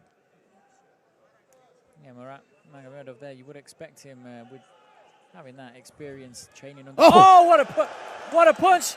And it's the right hand, just as we were expecting the takedown, it's the right hand that lands straight on the chin of Gomez, and that sagged his legs. I think his behind almost touched the canvas floor, but just about. Great right hand and great recovery. I mean, both guys. Yeah, it was very, very short, just short-circuited him just for a split second, but just had enough power in the legs to snap right back up. Well, Magomedov here just on the top of Gomez. This isn't really where he wants to be, Gomez, I wouldn't think. No, not at all. But, I mean, honestly, though, after getting rocked, this isn't the worst place he could be. If he can tie up the arms, those overhooks, Magomedov, and maybe slow down the pace, which right now he is. Magomedov is not really, crushing him right now. He's trying to get that arm removed. And Now he's got him against the cage. Maybe he'll be able to work a little bit more. But as of right now, I mean, the amount of damage, nice knee inside the middle there from Magomedov, trying to use that as a weak combat stance, I like to call it there, Drysdale's, where, driving that knee in between the legs allows you to keep the guard open. It makes it less effective of a guard, and it allows you to have something to anchor off of to throw your strikes by putting weight on the back leg. But again, I mean, he's not in great position, and he's not comfortable right now.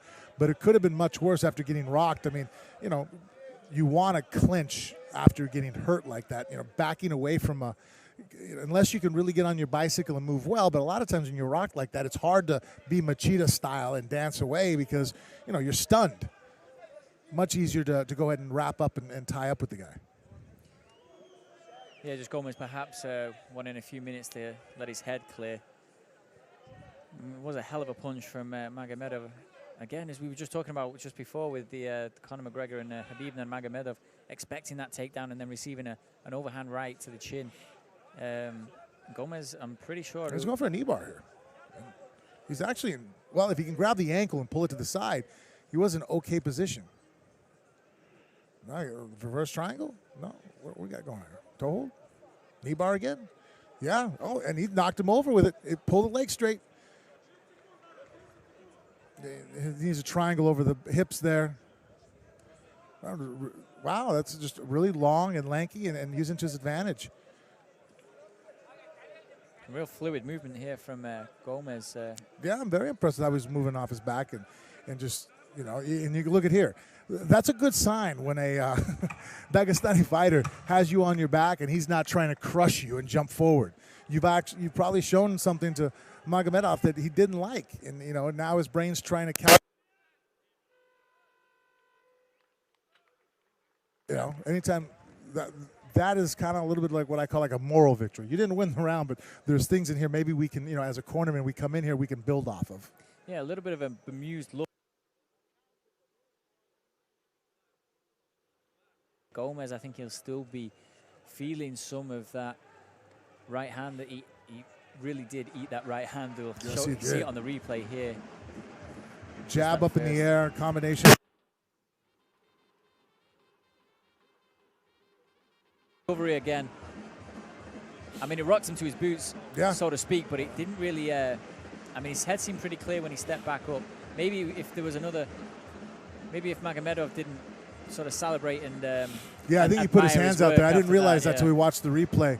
So just lost a split second there. He kind of sat back, admired his work. Yes. Well, and then he drove too forward and was throwing punches. And what he did right there, in boxing we say this, and also in MMA, you smothered your work. You want to keep, there's an optimal range to box somebody at, where you keep them at the end of your punches. And sometimes when guys hurt guys, especially with a wrestling background, they drive their body towards you, and you can see Magomedov was doing that. Magomedov was throwing the punches, but his head was right almost on the top of the head of Gomez, and so there wasn't room to develop and generate energy. And so they became more of grinding shots, and it didn't have the same impact as that first punch did. Second round underway here. Let's see what Magomedov, I should say, getting confused there with Nurmagomedov. Of course, Abdulmanap Nurmagomedov is who he trains under. Magomedov, father of Khabib. Let's see if he can answer some questions that Gomez has put to him in the first round. Gomez, again, using that footwork, just dancing around. So let's get just out of range. He'll be wary of catching that right hand again to the jaw. But I say probably apart from that, Magomedov didn't really have that much success in the first round. No, that shot was definitely the crowning moment for him in that first round. His jab, he was too tall as he's throwing it. See, that's why he seemed kind of awkward, not balanced. And then even when he got on top position, I'm so used to. Wow. Right to the mount. Armbar. Oh. Did he get the leg over the head? No. Just lost our camera just momentarily. Back to the action here. Now we have. Oh, if he pushes the head away, he still could. Yeah, there we go. A little bit of a chess match going on here. We can't just see at the minute. Camera just went over to the crowd. Yeah, he needs to drive. See, right now, the only he unhooked it. He's going for the sweep, coming back, lost the arm. He still has an omoplata attempt if he wants to, which wouldn't be a bad idea because it'll angle him out away from. Or, you know, he can roll. He has his arm hooked up on that leg. If he can get that knee back inside, someone might have been sticking a finger inside a glove. Maybe he can slide for that knee bar again. Such interesting leg attacks here. And again, you know, for the Dagestani's offensive ground and pound, which they're, you know, renowned for, obviously, Hабиб is, you know, the bannerman for. This really unorthodox movement and angles that Gomez is using is really shutting down Gomez's offense on the ground and pound here. I mean, this is probably in all my fights, calling fights here in this area, watching a lot of fighters from, you know, the ACB, a lot of Dagestani and Chechen fighters, and you know, Ossetians, and this might be the least aggressive I've ever seen one when he's in a top position, because normally it's Normally, it's yeah, hell. yeah. Normally, as we see, I mean, we were just talking about it before with Hабib, with that imposing his will, implementing that ground and pound from that advantageous position just over the top. I mean, this is pretty tame from 100%. Yeah, I mean, which, yeah, and this becomes hard to score, which, because there's such a strong wrestling background here, people are going to probably freak out if he's not winning the fight because he's in top position. But really, that doesn't matter. You know, it matters what damage you're doing. Referee just there, getting the fighters up there. Not enough action going on. Just as we said, I think he just puts emphasizes the whole point is the referees had to get involved. Well, this is the time for Gomez to strike. You can see Magomedov shaking his arms out. Yeah, and right there, he's pushing his punch. There's nothing on it now. That's, you know, Magomedov punches with his muscular strength. He's not punching with rotational energy, driving with the hip. Again, interesting, really going for the takedowns. I think it's better off just to throw some strikes, you know. The arms are pumped up and heavy. See there, you know, he just closed his eye and fired a shot. Just hit and hope. Yeah. He's going to shoot now. Watch.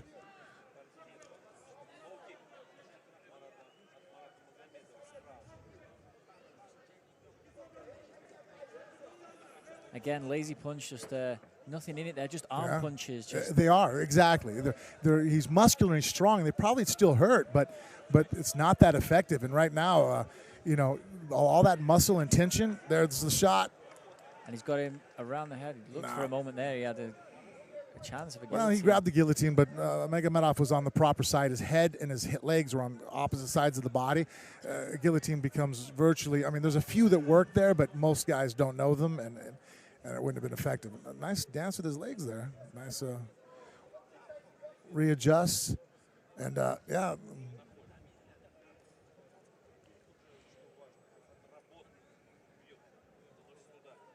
Just before this moment, just before the takedown, you could see Gomez was getting quite confident there in the exchanges in the striking game as both fighters were on their feet. You could see just Magomedov just pouring out. He's the more muscular man, you'd have to say. But I think it's taken a lot of work to try and pump blood around that body, but especially when he's tired, probably not. Well, I mean, look, that muscle, if you're more muscular than you should be for your frame, it draws energy. I've never really seen a stocky guy. I mean, there are the exceptions to the rule. There are a few guys out there just have phenomenal motors. But for the most part, you have a certain amount of weight that your body, your frame should carry. Magomedov is carrying more than his frame probably wants to. So that means his heart is still having to pump that blood through. And you can see right now, like, his arms are dead. He's fatigued. And really, this has been a very slow-paced fight. And he's really spent because he is a high-volume, you know, explosive athlete that also is probably carrying a little bit more muscle that his body would like to deal with. And so it comes for a price. Yeah, does that extra muscle give you more power and strength? Absolutely. But, you know, you don't really see a lot of big buff guys winning the Boston Marathon for a reason. Well, yeah, that's actually a great point. I don't think there's any danger of Magomedov running a marathon anytime soon. Certainly not after this fight. No, and there again, just, you know, he's got his hands trapped, he's controlling, but he's more interested in just staying on top than doing damage. I mean, there he drove, again, he's even in bad position there as far as arms forward, head down, giving up the overhooks, but he just doesn't want to, get started up on his feet, and he just wants to hold Gomez down on the ground and rest. Third round underway here in Tashkent. Marat Magomedov, Italo Gomez. Now this is where Gomez wants to keep most of the action for the rest of the round here. Well, you think, but he's initiated more shots. In fact, I don't think has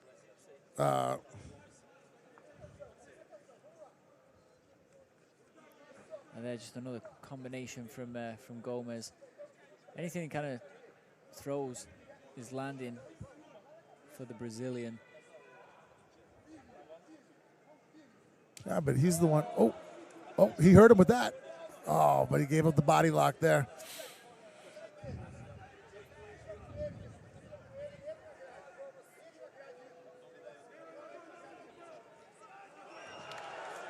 There goes into the takedown, Magomedov. This is where he really wants Italo Gomez having the better of those exchanges, as we just said, but Magomedov doesn't look. We'll see if he's got anything left in the tank to actually make these positions count. No, he's just going to control. Look, he's looking for that wrist. Maybe he get the wrist control. Did he grab it? I can't see from the side. Did he get it? No. I think he might have given it up. No, but I think he's a little bit more inspired to try not to get the fight started up on his feet. But again, that's why, there's really a difference between guys that get on the ground and try to smash their guys, and guys that here you could tell, Magomedov is just, I'm going to do enough not to get started up on my feet again, and win a decision. Which, that guys that have that type of ground and pound style, their pocketbooks are going to reflect that. People, promoters are not keen. You can see right now. I mean, as excited as this room was. It's not going right now very well. People are not excited by this. But, I've seen guys, and it's not that ground and pound is boring because, I mean, look, you put Khabib right now in this position, and this place will be skyrocketing with the energy because he's going to be hitting them so hard you'll hear his head bouncing off the canvas. I mean, they're just, going right through, just powerful, menacing, high intensity, aggressive, technical. This isn't.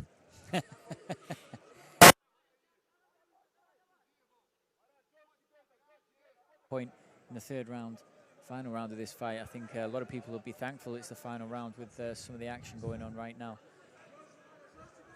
Italo Gomez just having trouble getting Magomedov off of that chest area, but Gomez again, I mean, would you say he would have done enough in this fight to kind of coast at this point?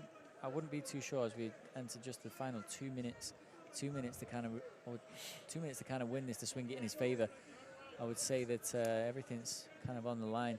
But if he wants, I mean, he can go as he goes for the shoot there again, Magomedov. If he wants Gomez when they're both on their feet, he can really go for it. He can land some really telling strikes, even kicks, as we just seen him before, really hurt Magomedov. But he's not got that kind of industry at the moment.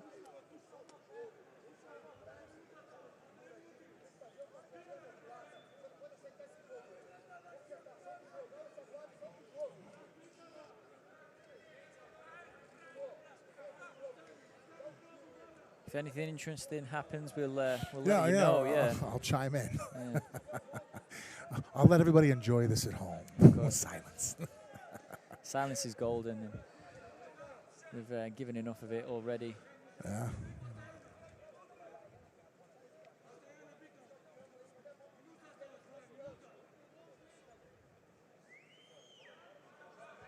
The crowd gone absolutely dead here in Tashkent. Some whistles, some hisses coming from what was once an electric atmosphere in the stands here at the Humo Arena. Neither fighter offering much from this position.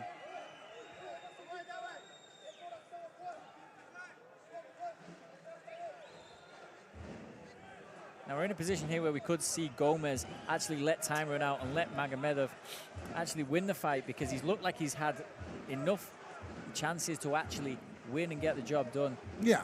He's looked like he was in the ascendancy for most of the fight, but he's not done enough to actually assert himself.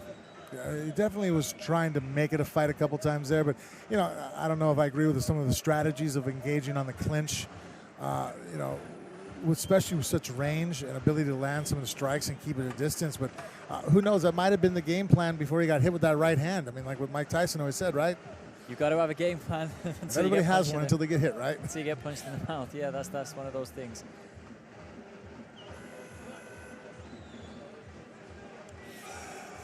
So just many people in the crowd might not actually know that the fight is finished. I mean, there's probably about as much action now as there was during that final few minutes. I like you.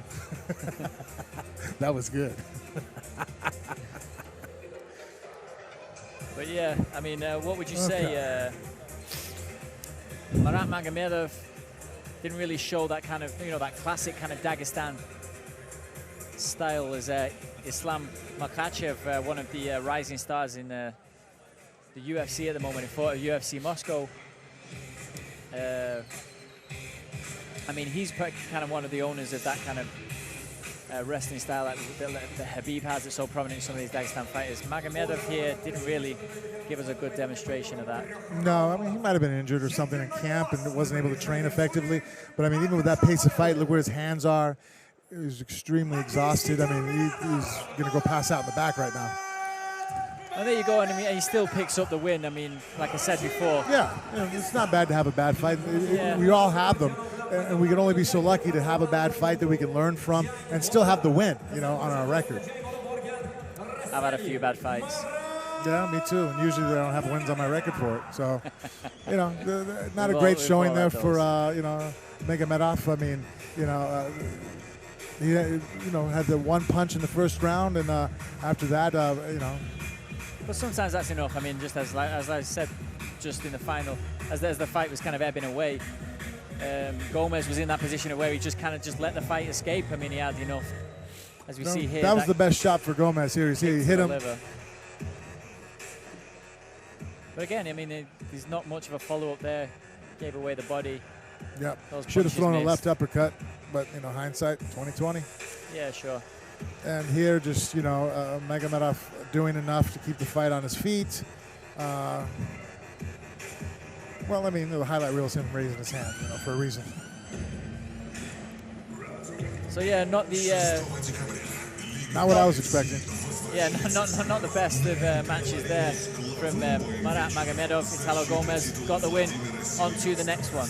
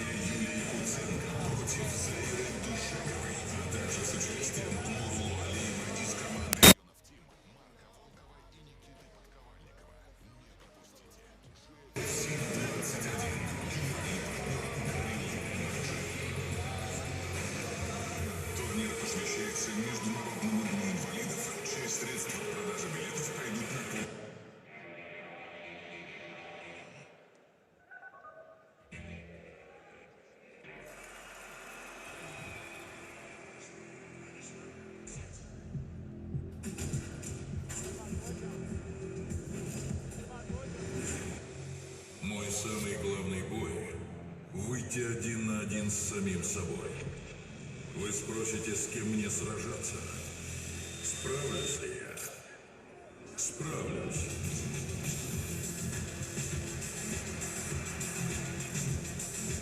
Горилла.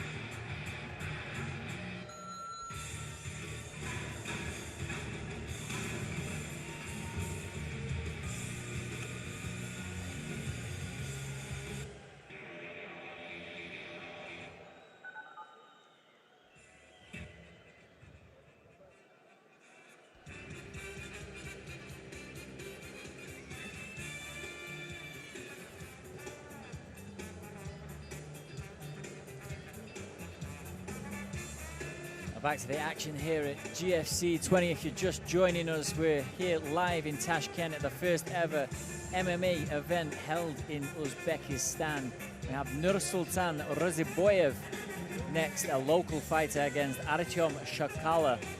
You see there a 9-centimeter height advantage for Raziboyev.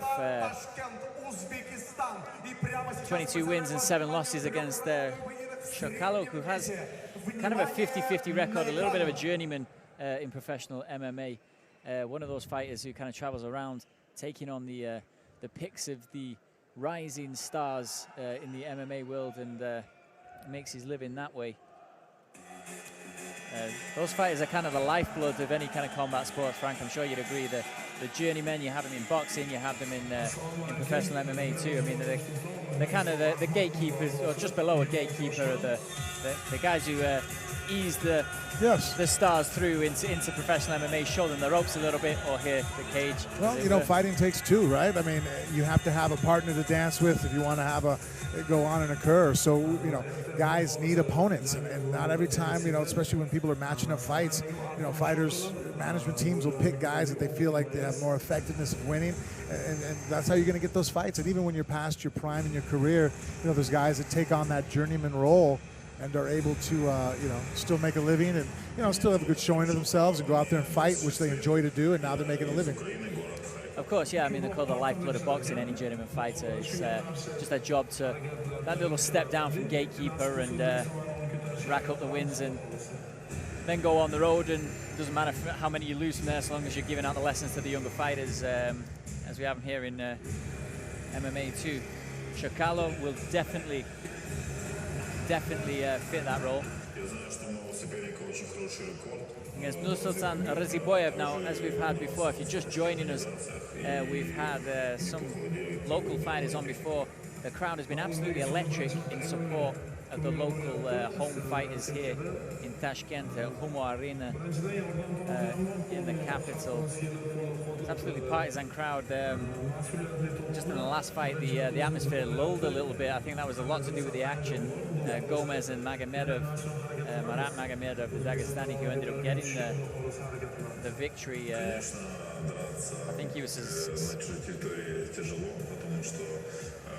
as indifferent as anybody in the arena to the victory. Of course, sometimes fighters win and win ugly, and that was definitely the case for Marat Magomedov just before against Italo Gomez. Hopefully we'll have something different here as Raziboyev takes to the cage. Frank, you must have had some ugly wins in your time. Yeah, I remember one time, well, the Mirko Cro Cop, you know, it was an exciting win at the end, but during the fight, you know, Mirko is a hard guy to look good against. You know, he's very evasive, and he only makes engagements when he feels that it lines up in his favor. You know, Mirko's not in a lot of wars, and that's why he had such a long career, so effective. It was me chasing him around for 2 rounds and crowd booing because I couldn't get a hold of him, and finally in the 3rd round, I started running from him. And he wasn't as good at chasing, so he made the mistake of chasing me, and I was able to get the knockout win. So it ended exciting, but definitely people were yawning before that moment. Sometimes all it takes is just the one shot to end proceedings. As we see 26 wins against 22 losses, Shakalo, he looks like one of those hardened pros, knows how to take care of himself, but doesn't really pose any threat to any fighter that might be just a level above him. And we'll see if that's the case with Nursultan Raziboyev. Now, I don't know about you, but I'm looking forward to the crowd getting behind Raziboyev. As before, it was a little bit of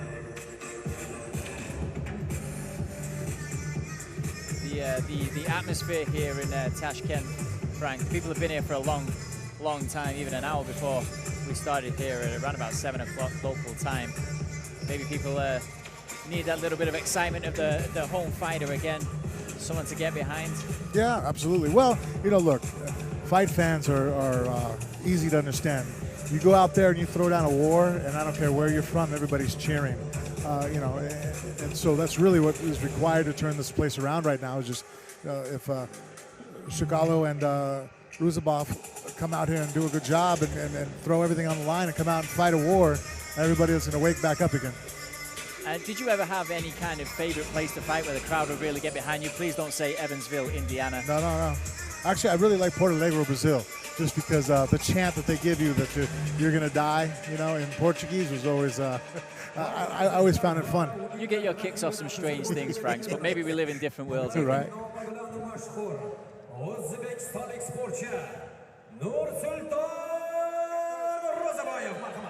Nursultan Raziboyev just announced making his way to the ring, coming out second, 22 wins, 7 losses.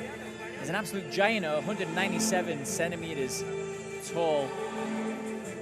Absolutely freakish height for the weight here, 83 kilograms. And we'll see if we can use that height advantage here against the veteran Shakala. But he's no newcomer himself, Raziboyev. Of course, 22 wins in professional MMA don't come easily against those 7 losses. But of course, in this game, nobody's got, well, apart from Hабib, he's sitting cage side here. Nobody's got an undefeated record, and it's a question, what would you say? There's one question I wanted to put to you, Frank. Hhabib having that undefeated record, he might only have that 2 years or 2 fights, or whatever his plans are. He's certainly within that time frame of finishing his career. Would he have to, what would it mean for his legacy to end his career undefeated? Well, I think that's an impressive statement for where he stands as far as the best of the best. Being undefeated and fighting in local shows doesn't say much, but when you're fighting the best guys in the world and you're able to come through unscathed, especially in the world of MMA, I mean, Demetrius Johnson for many years was one of the best fighters in the world for pound, and he took losses, and so, I mean, it's so difficult with so many different ways to win, so many different ways you can lose and get caught. In sports like boxing, it's a little bit easier, I feel, to go undefeated because you're just working your hands. And so even though there's a lot of stuff you can do within that realm, you don't have to worry about training against kicks. You don't have to worry about training against takedowns or submissions or positional work. No elbows are being thrown at you legally, whereas in our sport, I mean, there's so much to learn that people really don't even look at Hhabib. He's not an expert at all facets of the combat arts, Most guys can't be. They're very good at a couple different areas, and they're aware and versed in the others. But there's just so much to our world that we have yet to see a fighter who is K1 level kickboxer, Olympic level wrestler, Mundial level jiu-jitsu guy, all packed into one. It just hasn't occurred yet.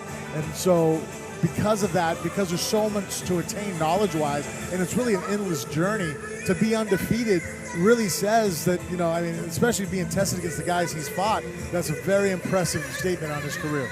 Of course, and there's also the other side. I remember having this debate with someone the other day, yourself being a 2-time champion. For Hhabib to maybe have that loss and then regain the title, that might be on the same level as, for his legacy of having that undefeated record, to lose the title and then win it back. I mean, there's very few people who've done it. Yes, I think that a lot of hardcore fans would actually appreciate that even more because, like we saw it, with Ronda Rousey. When she was on top and undefeated, she seemed unbeatable. Then she takes that loss, and it's almost like she couldn't handle it. And then she comes out and takes another bad loss against Amanda Nunes, right? Even more devastatingly knocked out. And then she couldn't handle it anymore. The idea of competing and losing she's like, no, not for me anymore. I'm going to go do other things because, hey, winning fights is nice. Can you come back from a loss? Can you come back from a highlight reel knockout? And for example, she had a hard time with that. I mean, I really saw the writing on the wall when she was doing her press conferences leading up to her fight with Amanda Nunes, and she outright refused that if she's in the room, you couldn't show highlight reels of her knockout with Holly Holmes. You couldn't ask her about it. You couldn't talk about it. And I was like, wow, that's a person who has just a really hard time with it. And sure enough, the second loss to Amanda Nunes was too much for her to overcome. And so out of all the opponents that ever beat her, that's the one that beat her the worst. Her own ego that smashed her. Of course, and as you say, I mean, the performance of a fighter in the ring, it tells you a lot about them physically, more than it does about them psychologically. So maybe there is an argument to be made that we'll find a lot out about Hhabib as the fighter psychologically if he does take that loss. I mean, there is that option. Yeah, coming back here to the action here at GFC 20, Nursultan Raziboyev being presented to the crowd. And as you can hear, the crowd absolutely on their feet. The Uzbek flags waving once again.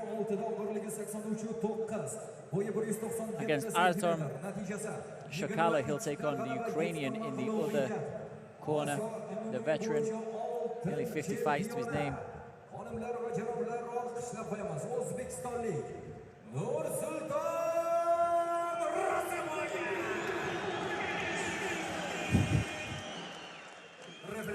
The morning show talk show host, Horn, said, no. You guys do that in England? Do we do it? Yeah, you know, the talk show, that horn we keep hearing? I can't say. No, we're a little bit more reserved. We're too prudent. That's a little bit too much for me early in the morning when I just do radio show talks. So that noise, it annoys me. Well, in the hotel, actually, I came down for breakfast this morning and they were playing some kind of local Uzbek music. I mean, it's very, very nice, very relaxing, but at 7 o'clock in the morning, you don't want to listen to anything really, do you? Exactly.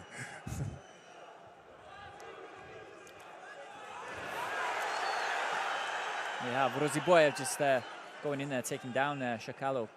Just before that, he was keeping it very long. But, oh, straight left hammer down to the face of Shakalo. Caught him right square in the middle of his face. Yeah, Roziboyev, you see how he was in side control and he walked into the guard or in front of the legs of Shakalov just because it's easier to hold someone down. Oh, looked like he was going to throw a hook in there. Oh, nice hip position. Good fullback on, he's going to get heel hooked here.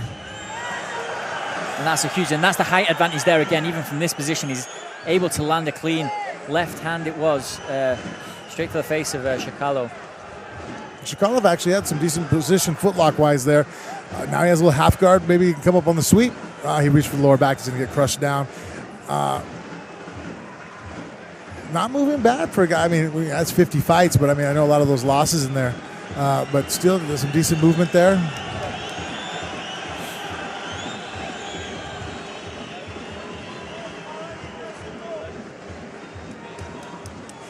Referee there, egging Roziboyev on to do something, but really difficult because of Shakalov's just locking the hands. And here's one advantage, though, of having 50 fights. He's not using as much energy. You see a little bit more where Roziboyev is real intense.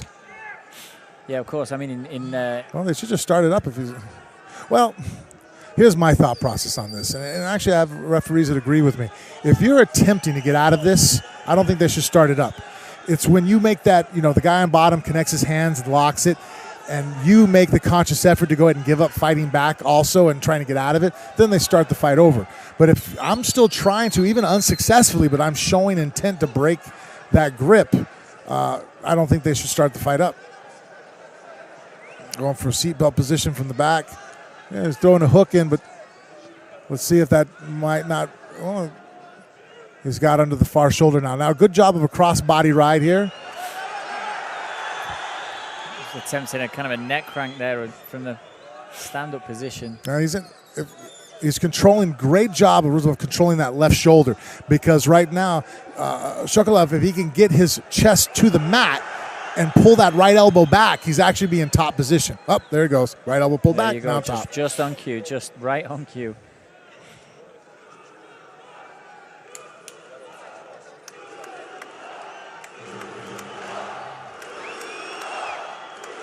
And a chance of Nur Sultan go up there for the home fight of Roziboyev. But yeah, just coming back to a point you made there, Frank, it'd be called ring generalship to use a boxing term. Yeah. You know, those veterans that know their way around, they know how to look after themselves. Wow, really a bad... The half guard, I mean, he's just pushing off. Wow. Okay. For as good as he was showing on his from top position, he's as equally bad on the bottom there.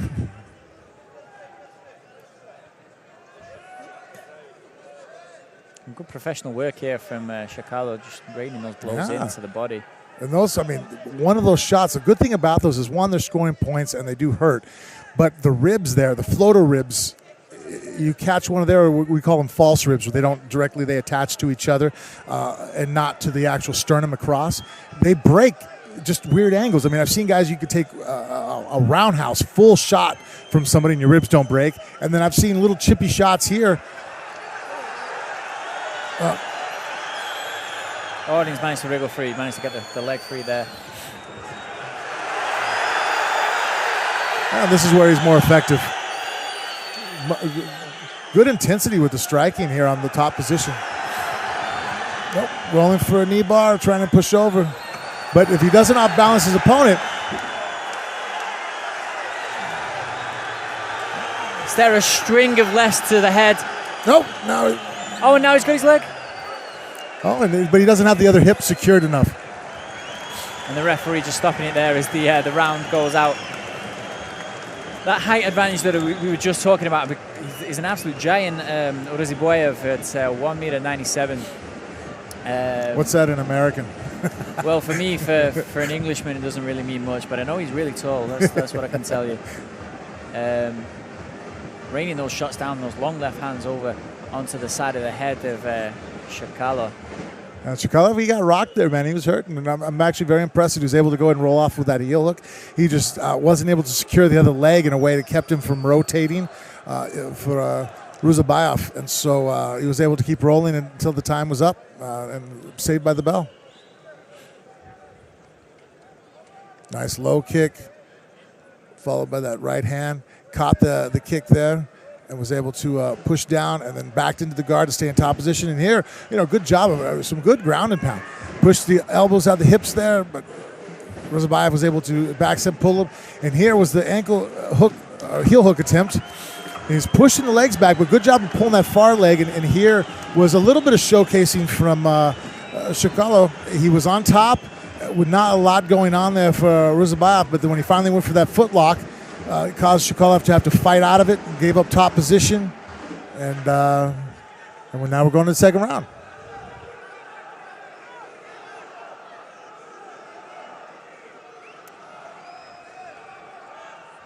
Yeah, and just as you see there, Shakalo just using the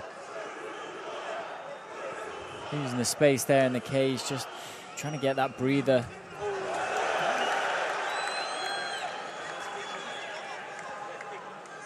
I mean, that's someone who knows their way around the fight arena. I'm being told... oh, that would have been nice if it had landed. I'm being told... Leg that long, throwing a spin hook. Go ahead, I'm sorry. Sorry, no, I mean, it's, just for your information, as much as it is mine, 6'5.5" Wow. That's in American and English. British English, that is.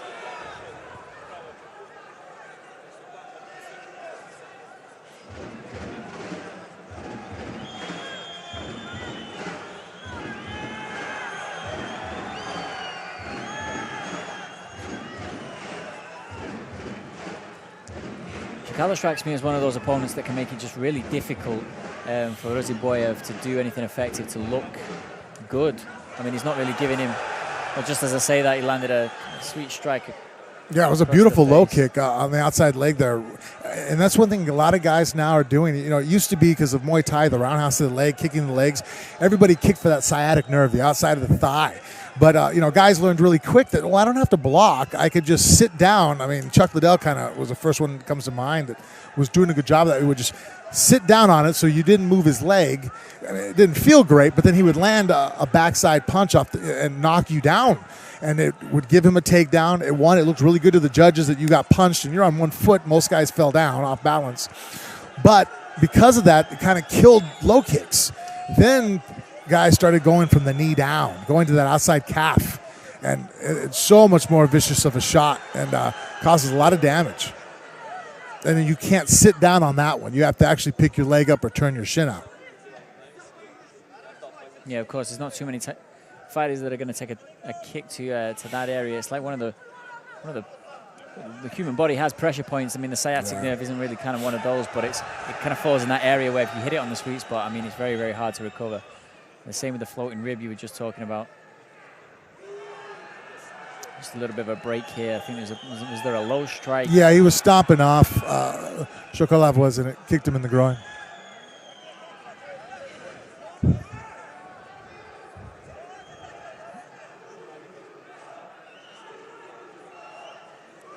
Shokalov just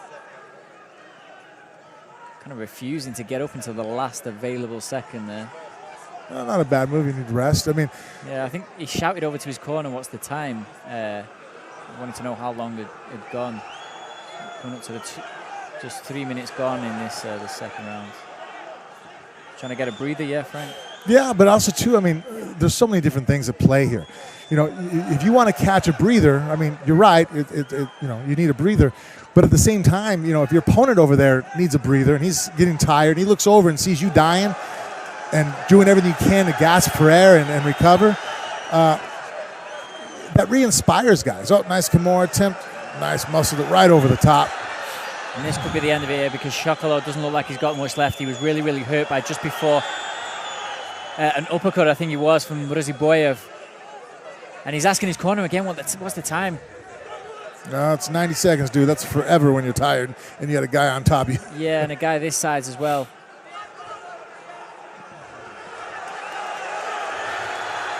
Raziboyev just unloading on Shokalov. No, Shokalov's doing a good job of trying to keep it going. You know, for a guy who's fatigued and gassed, he's not looking for the door. You know, a lot of guys, you know, I had this talk with Mark Goddard, just, you know, there's guys that, you know, there's a way of tapping without tapping. You know, and as a fighter, you know that if the guy on top of you is throwing... just spit out blood there, I think. Shokalov hit right in the sweet spot by one of those many, many left hands that just rained down before. And he's looking really, really tired. Looks like a rag doll in there. Raziboyev is bullish. Raining down again, and the referee having a quick look, having a quick word here with Shokalov. Well, he's managed to maneuver himself in here. He's got a straight footlock of his own, but by doing that, he's giving up top position. Let's see if Shokalov can push forward and get there. Really, if he just drives off that left hand and drives across, but now he's backing away.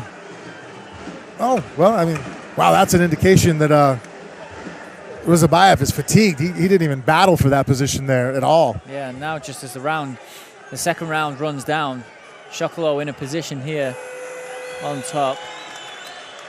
Very kind of strange end to the round. Shokalov looking a little bit, he's very, very fatigued. He crawls back to his corner there. I mean, can't even lift himself up off the ground to walk a couple of steps. Yeah, and things like that, like right now, you know, that was not a good ending for Raziboyev. I mean, his corner's not probably happy with how he's looking. And they look over and see Shokalov crawling on his hands and knees to his corner.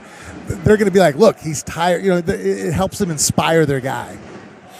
Yeah, and of course, twice in the round, he asked his corner what time was left in the round. That's never a good sign from a fighter. Yeah. Well, sometimes even when I'm not tired, I want to know what the time is because different strategies are occurring with different minutes. And here, good barrage coming forward. Nice right hand there for Raziboyev.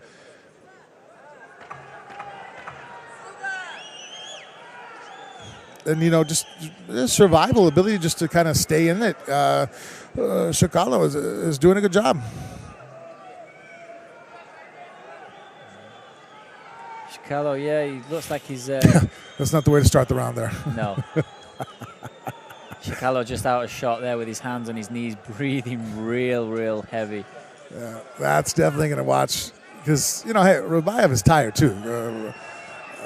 Raziboyev, he didn't fight for that last exchange there. He went right to his back. You know, he's not exactly, sitting pretty himself here. But look how...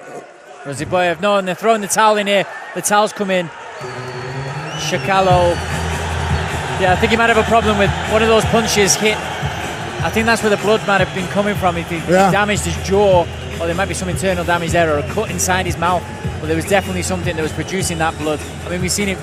One thing, if we're coming back to boxing again, was Diego Corrales versus Joel Casamayor, if I'm not mistaken. The fight being stopped for cuts inside Corrales' mouth.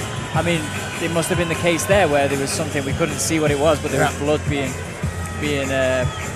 produced. Yeah, sometimes, I mean, it's really hard to make. I mean, look, doctors need MRI machines to figure out what's wrong with you, and, you know, and full, for us here just to look. I mean, sometimes, I've seen fighters. I remember the Michael Chandler fight where, took a shot to the outside of the leg, and it's like, is it broke? Is it what's going on? And just nerves, So making the on-the-fly diagnosis are not the easiest for us because, human body, there's so many things that could be going on in there, but it's hard to tell. Уважаемые поклонники боевых искусств, на 17-й секунде третьего раунда ввиду отказа продолжить поединок секундантов. But another home fighter win. That means Nursultan Roziboyev gets the win over Artem Shokalov by third round stoppage.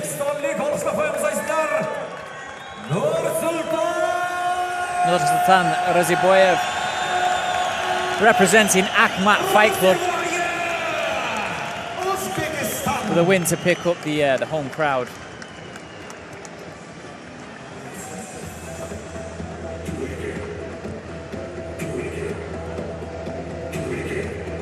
Again, one of those fights, probably an ugly fight, but got the win. Now on to the next one for Nursultan Roziboyev. Assalomu alaykum O'zbekiston.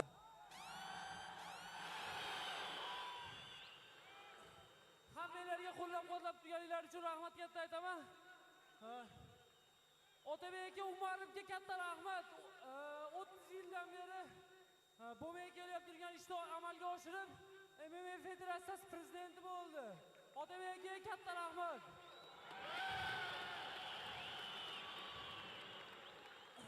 Shu fursatdan foydalanib, Otabek aka Tursunov Botiraliyevichni tug'ilgan kuni bilan tabriklayman.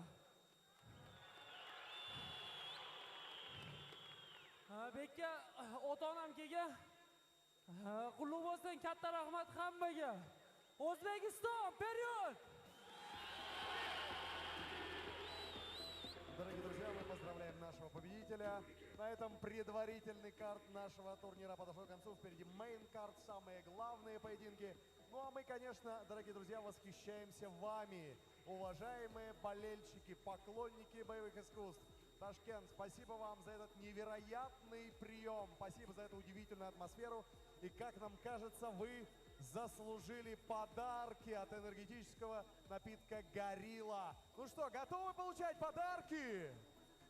Demak, hurmatli xonimlar va janoblar, hamisha azim va navqiron sanalmish Toshkent shahrida o'tayotgan GFC 20 yubiley turnirini davom ettiramiz va ayni daqiqalarda Gorilla Energy tomonidan taqdim etiladigan sovg'alar vaqti yetib kelganini e'lon qilmoqchimiz. Hurmatli xonimlar va janoblar, siz tayyormisiz? Eshitilmayapti. Ну что, готово? А давайте одновременно порадуем всех. Девчонки, вы тоже берите в руки. Вы стреляете туда. Ты давай, братан, сюда. И да, еще нам тоже по одной. Мы тоже куда-нибудь бросим. У нас тоже есть друзья тут уже. Так, ну что, кому бросать, ребят? Рассредоточились все, рассредоточились. Ты куда стреляешь? Вот на самый верх. Попробуй на самый верх. Девчонки, вы сюда, сюда, а я сюда. Ребята, кому нужна футболка? Demak, azizlar, diqqat qiling, biz hozir Да ладно. bugungi turnirimizning maykalarini, futbolkalarini sovg'a tariqasida o'ynamoqdamiz. Сюда. Tayyormisiz? Давай, лови. Marhamat. Есть еще? Так, а ну-ка заряжай. А ну-ка подальше. Diqqat qiling, tayyor bo'ling va navbatdagi sovg'a o'z egasini topdi deb o'ylaymiz. Davom etamiz.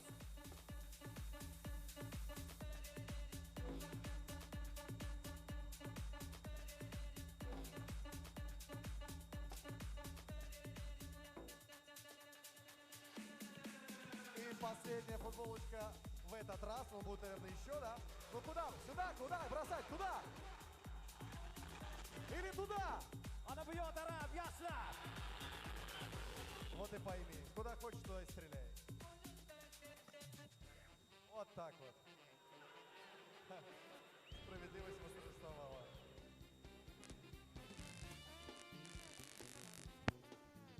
Demak, hurmatli xonimlar va janoblar, biz GFC 20 yubiley turnirini davom ettiramiz va yana bir bora olqishlab turganingiz uchun, sportchilarimizni qo'llab-quvvatlayotganingiz uchun minnatdorchilik izhor etamiz va ayni daqiqalarda biz biroz musiqiy tanaffusni e'lon qilamiz. Hurmatli xonimlar va janoblar, ayni daqiqalarda siz uchun Mr. Akrom hamda Sergey Zlotnikov raqs teatri o'z chiqishlarini namoyish etishadi. Marhamat, qarshi oling.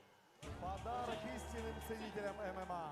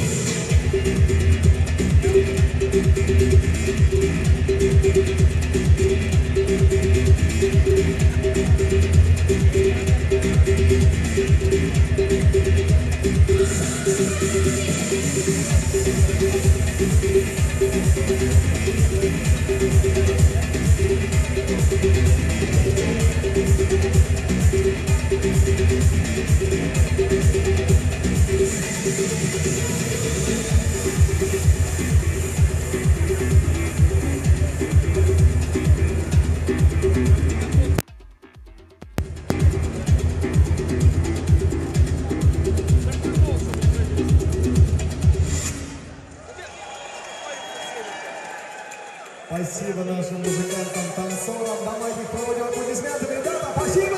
Это круто! Мистер Акрон, Хамда, Сергей Злотников, ракс театр All-Star Famous.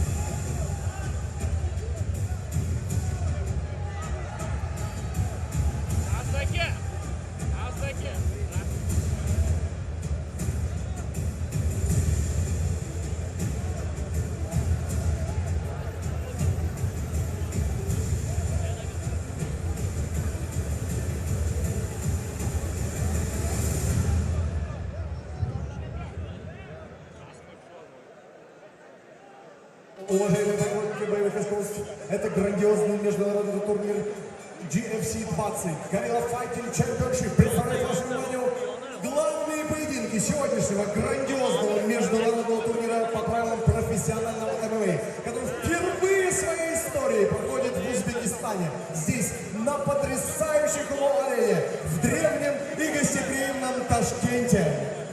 Demak, hurmatli xonimlar va janoblar, biz main kart, ya'ni bugungi jang oqshomining asosiy vaqtlariga o'tamiz.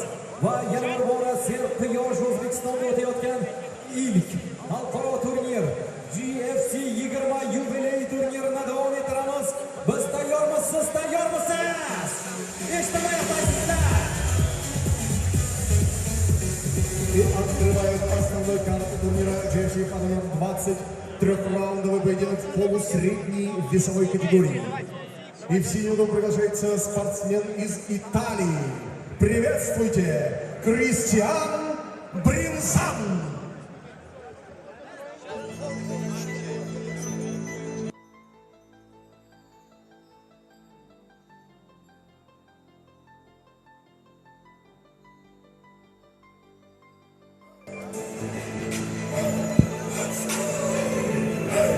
Just joining us back here at GFC 20 in Tashkent in Uzbekistan. If you just joined us, we're here at the first ever MMA event to be held in Uzbekistan, or the first legal one anyway, as we were saying before, Frank. Yeah.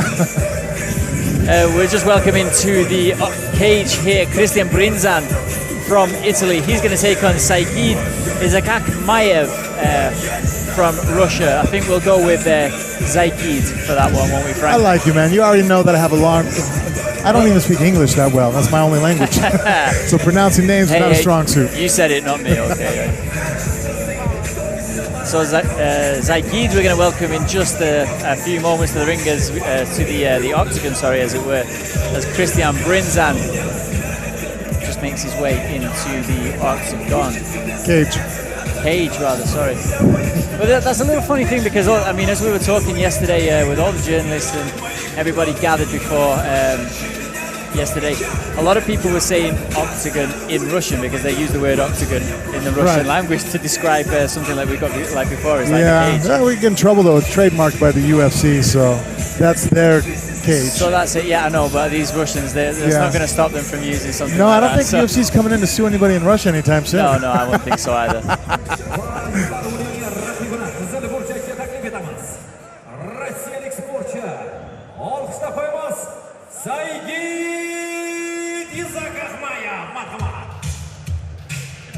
Saigid Izakakmayev making his way to the cage now, the Russian.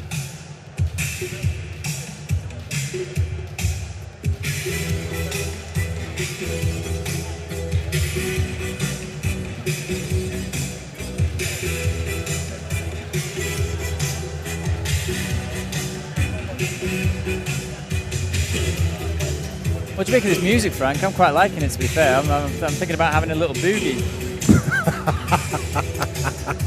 Yeah, it's a little more in the middle, you know? A little exciting, maybe some fight pump.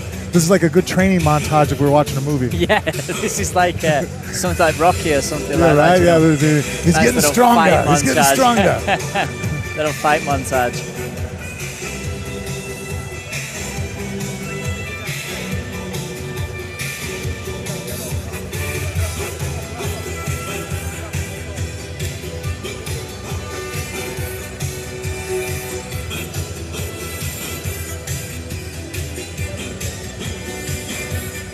Definitely, the energy in the room has definitely picked up in the other direction. Very much so. It's more exciting. And I told you, you know, that's one thing. You know, the fight fans are fickle, but it goes both ways. You know, as quick as they are to kill a room with a very boring fight, the fight could turn around with just one punch, one choke, one good fight, and now everybody's back on their feet, enjoying a night of combat. Yeah, and it also helps a lot getting behind that homegrown fighter. Did you ever have like kind of that hardcore, that homegrown sort of feeling where like fans in Las Vegas would get behind you? Well, you know, Las Vegas figured out a way too. There has to be an investment. So the guy's from your hometown, there's an emotional investment, you're backing him up. In Vegas, we figured out if we just bet on one of the guys, there's an emotional investment. That's very, very true. Now you're involved. Well, what else are you going to do? Now you're committed. 9 побед, 3 поражения. Он чемпион Италии по ММА. Представляет клуб Падова Топ Тим. Италия в синем углу. Кристиан Бринзан. Christian Brinzan there with a 9-3 record from Italy. He'll be taking on Saigid Isakhmayev, I should say. Saigid, I think we were going to stick with before though, Frank, yeah?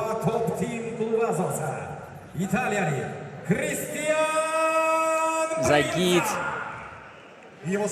with 15 wins against only 1 loss in his professional MMA career. Crazy record. Yeah, very, very good record.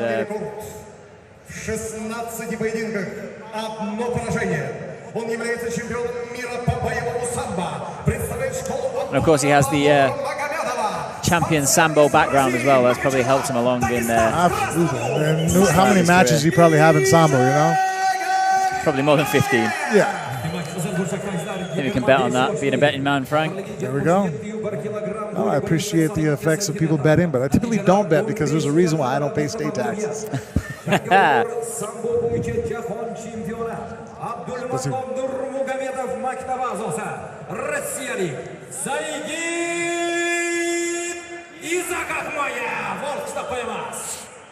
Caffeine helps too. The nectar of the gods.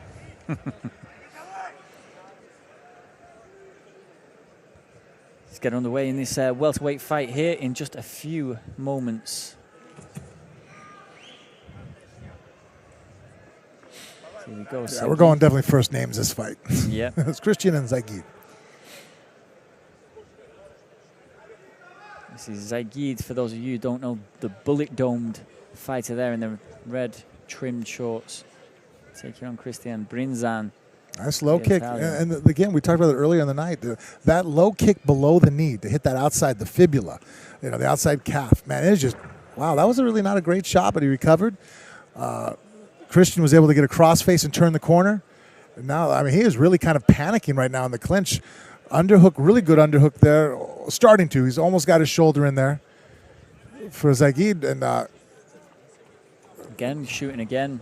This time he's got his hands connected. It looks like the Christian's going to go for a ride. Oh, wow, he got the hand.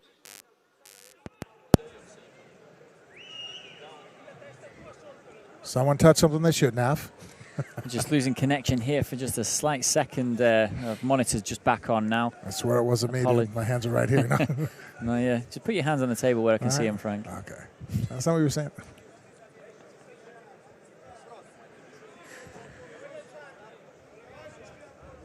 Back watching the action here as in Tashkent as Saigid. I was able to get that takedown on the second go. Saigid. All right. Dennis from RT correcting our pronunciation. Yeah, just Dennis, our producer here on the right-hand side, always on hand to correct us when we're saying anything in Russian wrong. Well, we're probably, well, I'm definitely always saying it wrong. Yeah.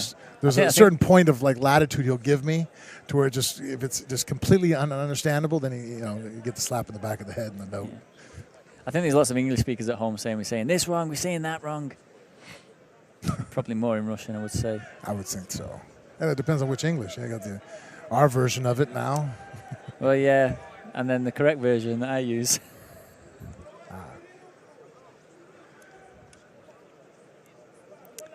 I'll give you guys that. I mean, you started it. Well, yeah, you started it, you finished it. But more said about that anon. I would say we've made it more colorful, but that was until I'd made trips to London and even Manchester. You guys have versions of English every 20 miles. It changes around. Yeah, we do. I mean, even sometimes I was trying to explain to a Russian the other day that some people... Great wrist control there from Saigid. This position right now, if he locks his legs too, this could be the end of the fight, guys. That is a phenomenal cross-body ride from the front. The only thing is he doesn't have his legs locked up, so there's still a chance for him, for Christian to belly out. But if he doesn't, right now he should just lock a triangle, Saigid, from the top. If he locks a triangle around that left leg of Christian, and he was able to maintain control behind the back of that right arm, man, it just, you could get out of it, but you have to use so much energy and explosion that, I mean, you win you don't lose the battle. I wouldn't say you win it, but you're really sapped for the next battle. Yeah, and of course, as we were talking, the sort of a common theme through the night has been that the exertion of energy and how much it's going to take out of a fighter becomes more.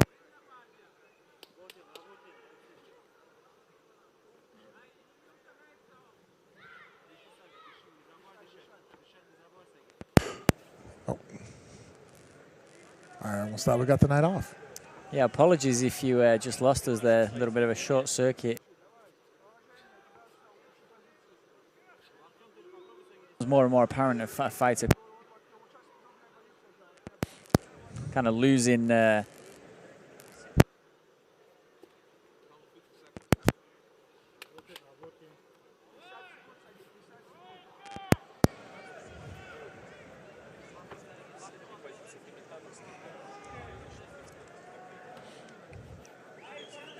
I'm not talking until I'm convinced it's not going to happen again. Yeah, just let me make an idiot out of myself twice, and then yeah.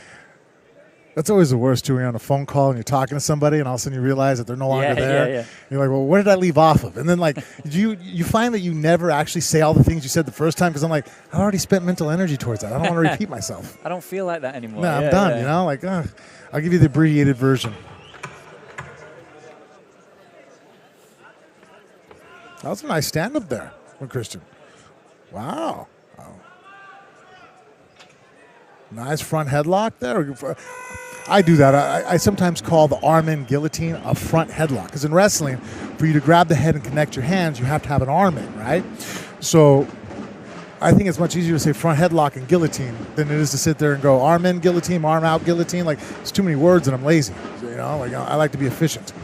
So maybe I can get this rolling with everybody in the world. We'll just arm-in guillotines are now front headlocks. We'll try it. You can be the pioneer for that, Frank. Right? But again, yeah, just saying about the... you're not the first and you certainly won't be the last to be surprised at how much English changes in within a kind of a 2 or 3 mile even sometimes. I mean, where I live, where I'm from in Manchester, there's people in the centre that speak differently to me where I live in the suburbs. I tend to people find over that the other side of the river, we can't understand what they're talking about. Of all the people in England, I have the hardest time probably. No, my Curians, I got Princey, you know, it's helped me understand. But it actually prepared me for when I did seminars in Scotland. No, that's a different kettle of fish up there. Oh, wow. Yeah. But I was actually okay, though, because I had spent 3 weeks in Manchester. Had I not, I don't think I would have understood a word. But it kind of like was like a intermediate step to preparing to me to the language of the Scots. And then, of course, you got down the other end, the Cockney rhyming slang. Oh, yeah, that's that I needed definitely a little like pocketbook translator.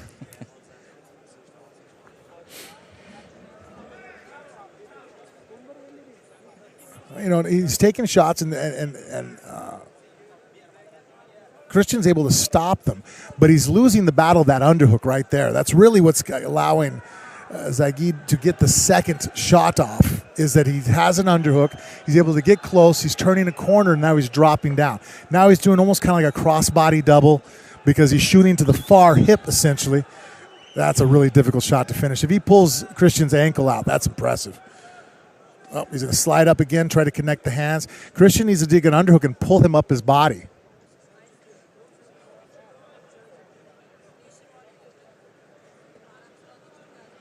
So it was my fault. Yeah, it's those size 12, 13 feet. Right. Touching those cables underneath the table. Oh, nice switch off there. Good knee in between. You know, I like that. Zagid's doing a good job of trying to. Sometimes, and that's a bad habit that most guys with a grappling base will fall into, is they'll just keep grappling. It's like, well, no, you got to throw your strikes in between, and really, you know, that's something that's becoming much more mainstream now. Is being able to go into grappling to strikes, you know, and in between and mixing it, you know, because people practice grappling, they practice striking, and the arts are typically separated, but MMA is the hybrid of both, you know. Well, actually, it's the original. If you think about it, MMA was the first martial arts. People didn't start dividing it up until they started finding affinities towards, well, I like striking more, or I like grappling more. Yeah, it's very true, the evolution there of the sport. Christian has the right idea, you know what? He's throwing some strikes and keeping. He has to be leery, though. That here it comes. You know that every time he comes in, that double is going to be coming from Zagid, and then again, he's done a better job of closing off that underhook now. See, now Zagid has his underhook. Now he swam. Good job, Denzit, and throwing some strikes, uppercuts. Keeping the head in there is a nice post. It's keeping his hips away. Wow. Talk about changing up the rhythm here, but he jumped right into a front headlock. Arm in guillotine. I'll keep translating until it catches on. Now he needs to move his body to the side of the cage. If you're going to hit a guillotine against the cage, having the guy's head away from it's awesome because usually his legs are on that side. If you guillotine and the head is on the same side as the cage, well, his legs are away from the cage and it becomes almost unable to be finished. And wow, this is really a change of the fight going on here. Now, this fight has not been the most action-packed, but as far as momentum shifts, this is huge. Yeah, sometimes those are the most rewarding. You see the tactical mind games. Nice sweep from the half guard there for Zagid. I mean, that was really impressive. He used under the leg to sweep the hips over, turned the corner underneath, and now he's going for that. Look, he's attacking that wrist again. Okay. If he gets that wrist, it's really going to be able to turn it around there and become a very dominant position.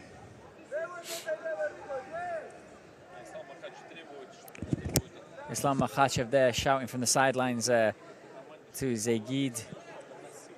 Still, these fighters, these Dagestani fighters, stick together, try and support each other as much as they can. You just saw it there from Islam Makhachev. It doesn't really matter at what level these guys participate at. They all seem to come out in support of each other. They're all helping each other. I mean, you've been to Dagestan, I think. Yes. Yeah, I've been to Dagestan numerous times, and you see down there in the gyms, and they're all working together. Even kids from off the streets who are, they're all training together. Yes. Still in Makashkala, and then you have fighters like Habib or Islam Makhachev, all giving them advice and stuff like that. Yeah, they're definitely a culture of warriors, and there is that, you know, and sometimes you see that happen in the U.S. where a guy's made it and now he's almost too good to train with some of the other guys, and you know, I'll see it even on a micro level inside the gyms. I'll see sometimes the higher ranking guys, you know, say in a jiu-jitsu class, the black belts don't want to warm up with everybody else during the drills. They feel like, well, I've achieved a certain level of success. You guys warm up, and I don't like that mentality. Like I like no, if we're all going to warm, we're all a team. You know, if the highest level guy has to do it, then the lowest level guy is doing cartwheels, and I'm doing cartwheels to warm up. We're all going to just, you know, work together, and it creates more of a bonding brotherhood. And that's one thing that definitely is very much part of the culture there in Dagestan and Chechnya. Very much brotherhood. You know, the guys all work together and they battle hard, but they there's a family bond. It's more than just blood. Yeah, of course. It comes back to that thing I was saying before. The trademark of the Dagestani fighters, they call everybody brother, and it's even more so prevalent amongst the fighters. That real kind of that brotherly love, as it were. Just the end of the second round there, Frank. I mean, you saw some tactical change-ups there and changing of the tide, as it were, in that second round. As you just look back on some of the replays here. Yeah, I thought there was a really good exchange here, striking-wise there for Christian, showing, and I like how, you know, look, he's looking for where to place his shots. Zagid fired forward on a double on that one, but in the end, he ended up here on his back, but did a great job of doing almost like the electric chair sweep from the half guard. Pulled him over the top and was able to finish on top that round. You know, I'd probably go ahead and give it to Zagid for the start of it, or the middle of it, or, you know, excuse me, the ending. But it shows that the guy Christian over here is definitely still in the fight. In fact, as far as I don't know, even just attitude right now, he seems like he wants this third round. He wants to fight. And I can't really be honest with what Zagid's mind is right now. He seems very stoic. He's just more conservative. Yeah, definitely. And we've seen some very, very good striking. He's also standing southpaw now. He was standing orthodox, wasn't he, in the first 2 rounds? Zagid could well have been. And we're also seeing a lot more striking for him right now. Yeah, I was just about to say, if there's anything that's going to try and beat a fighter from that school of Dagestani wrestling and grappling, is going to be that stand-up striking game. This is definitely probably the best way to start, as we just see a couple of strikes there from Christian Brinzan. Oh, beautiful left roundhouse. And Christian, actually, you know what? I think it did hurt him, but he hit it within his movement. He crunched down and made it look like it was a shoulder movement. That was very smart on him to, in the middle of pain. And just a low kick there. Yeah. That actually happened as he was making the switch from southpaw to orthodox. It does, and that can happen. With guys that switch stances, you'll throw a roundhouse or a kick that's meant to land on the, right below the hip and the top of the thigh. But as your opponent switches stances, well, all of a sudden it goes from being basically the outside of his leg to now it's his groin that you're firing the shot into.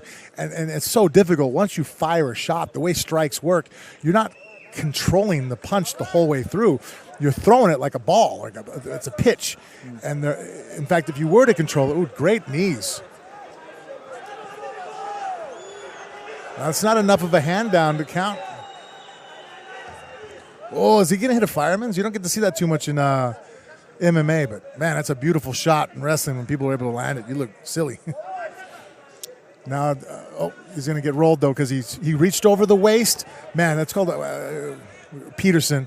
Nicknamed the Fat Man Roll, we call it in wrestling, because it's an easy mistake to make. He basically, Christian reached over the waist with both his legs on the same side. So Saeed immediately was able to grab the elbow with his own body and across, and by rolling across his back, he threw him and was able to reverse position here.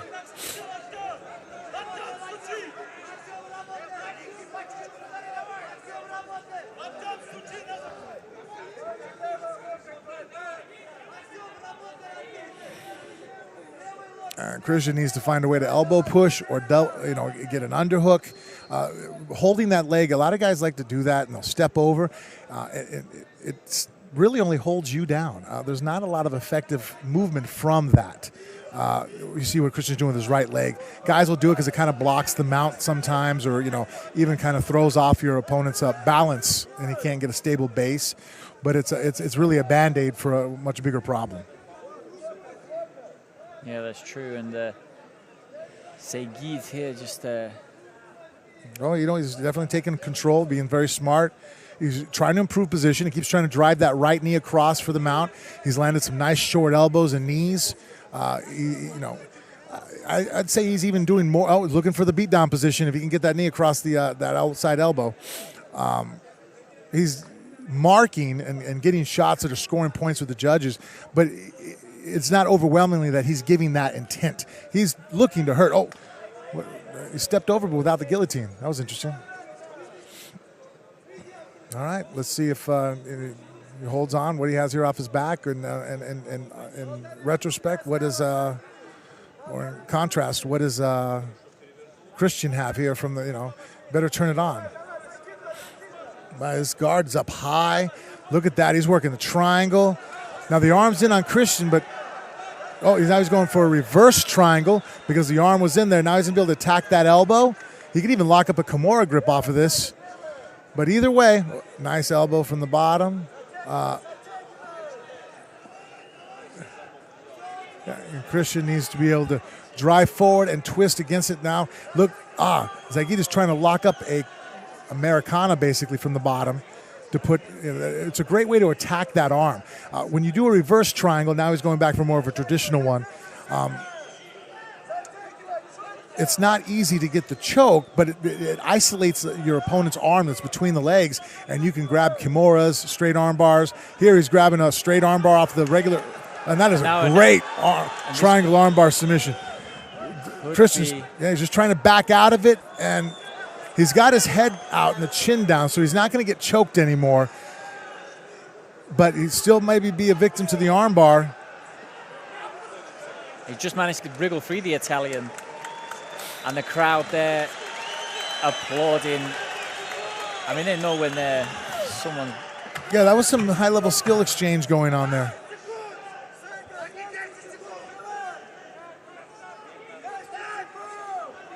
Yeah, the crowd can appreciate skills when they see it. Yes. It's always nice to go to cultures that understand the wrestling aspect and grappling on the ground. Look, striking is easy. to understand the rudimentary basics of it. And it's like, well, that guy punched that guy in the face. Now, obviously, the more schooled you are in striking, the more you can appreciate the angles and the distance and the timing and the setups and the traps and all. I mean, it's a rabbit hole you can never find, you can dive into.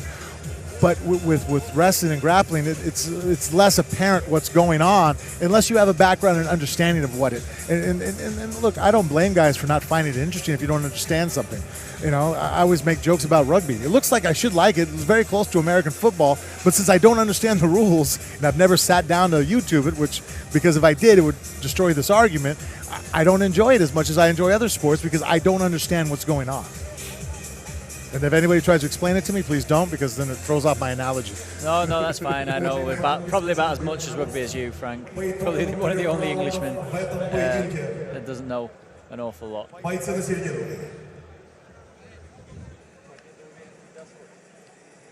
По итогам 3 раундов раздельным решением судей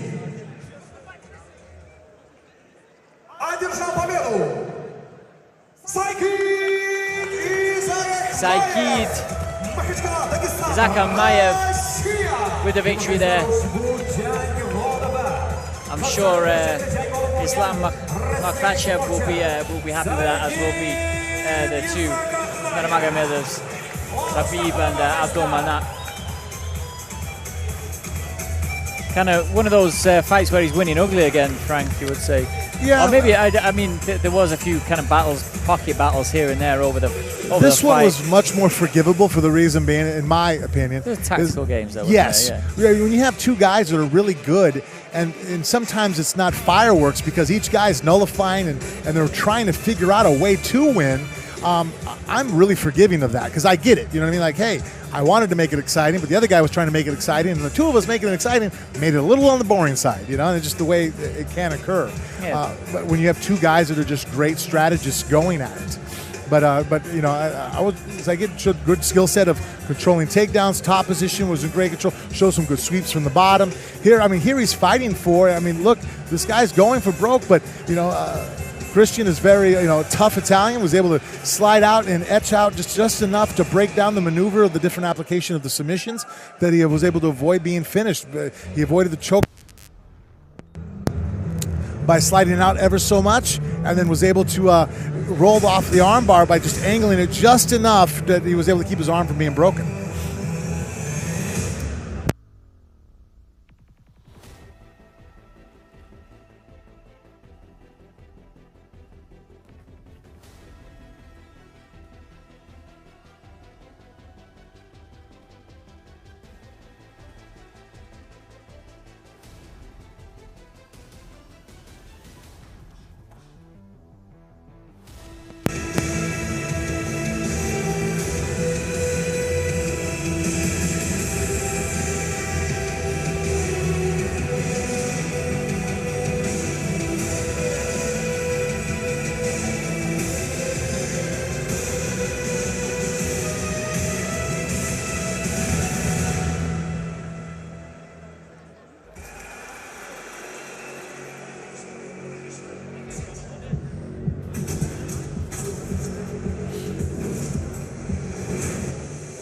Самый главный бой – выйти 1 на 1 с самим собой. Вы спросите, с кем мне сражаться? Справлюсь ли я? Справлюсь. Горилла. Сила для твоего главного боя.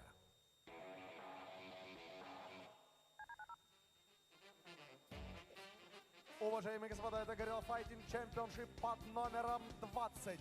И прямо сейчас за дело берутся тяжелые парни. Весовая категория 93+. И в синий угол приглашается спортсмен из Белоруссии.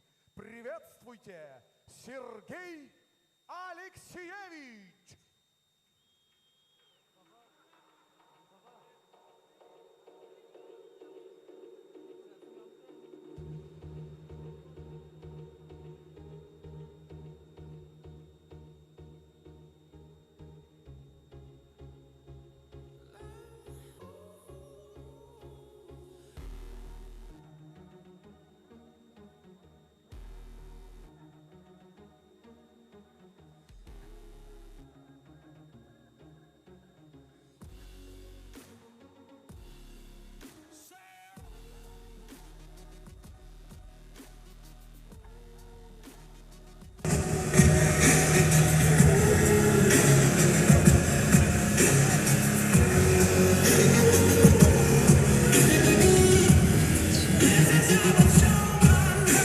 So next fight up here at GFC 20 in Tashkent, Uzbekistan, we have Sergey Alexeyevich, the Belarusian, as you can see there on your screens. The one sporting a kind of a hairy chest there, and shoulders, and a few other things there, Frank.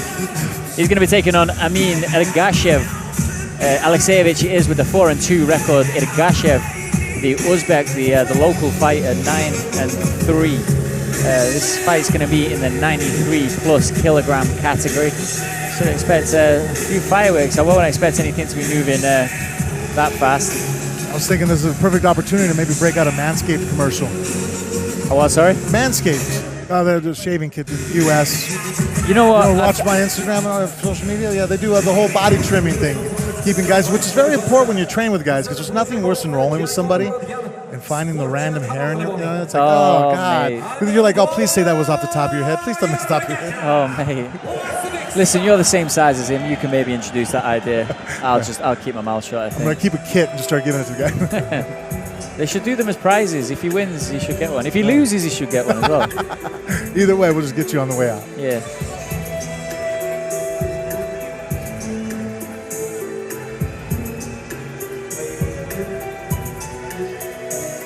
Awaiting the arrival now of Amin Ergashev.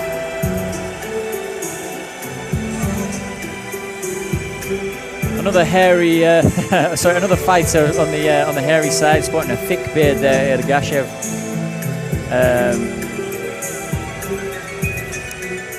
Another local fighter, as we know, as we've seen from the rest of the card here today. The crowd really getting behind the Uzbek fighters.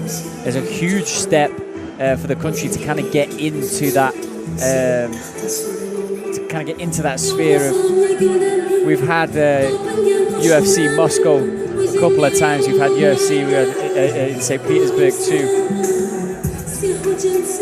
We've kind of had these prominent markets in MMA in some of the former Soviet satellite states.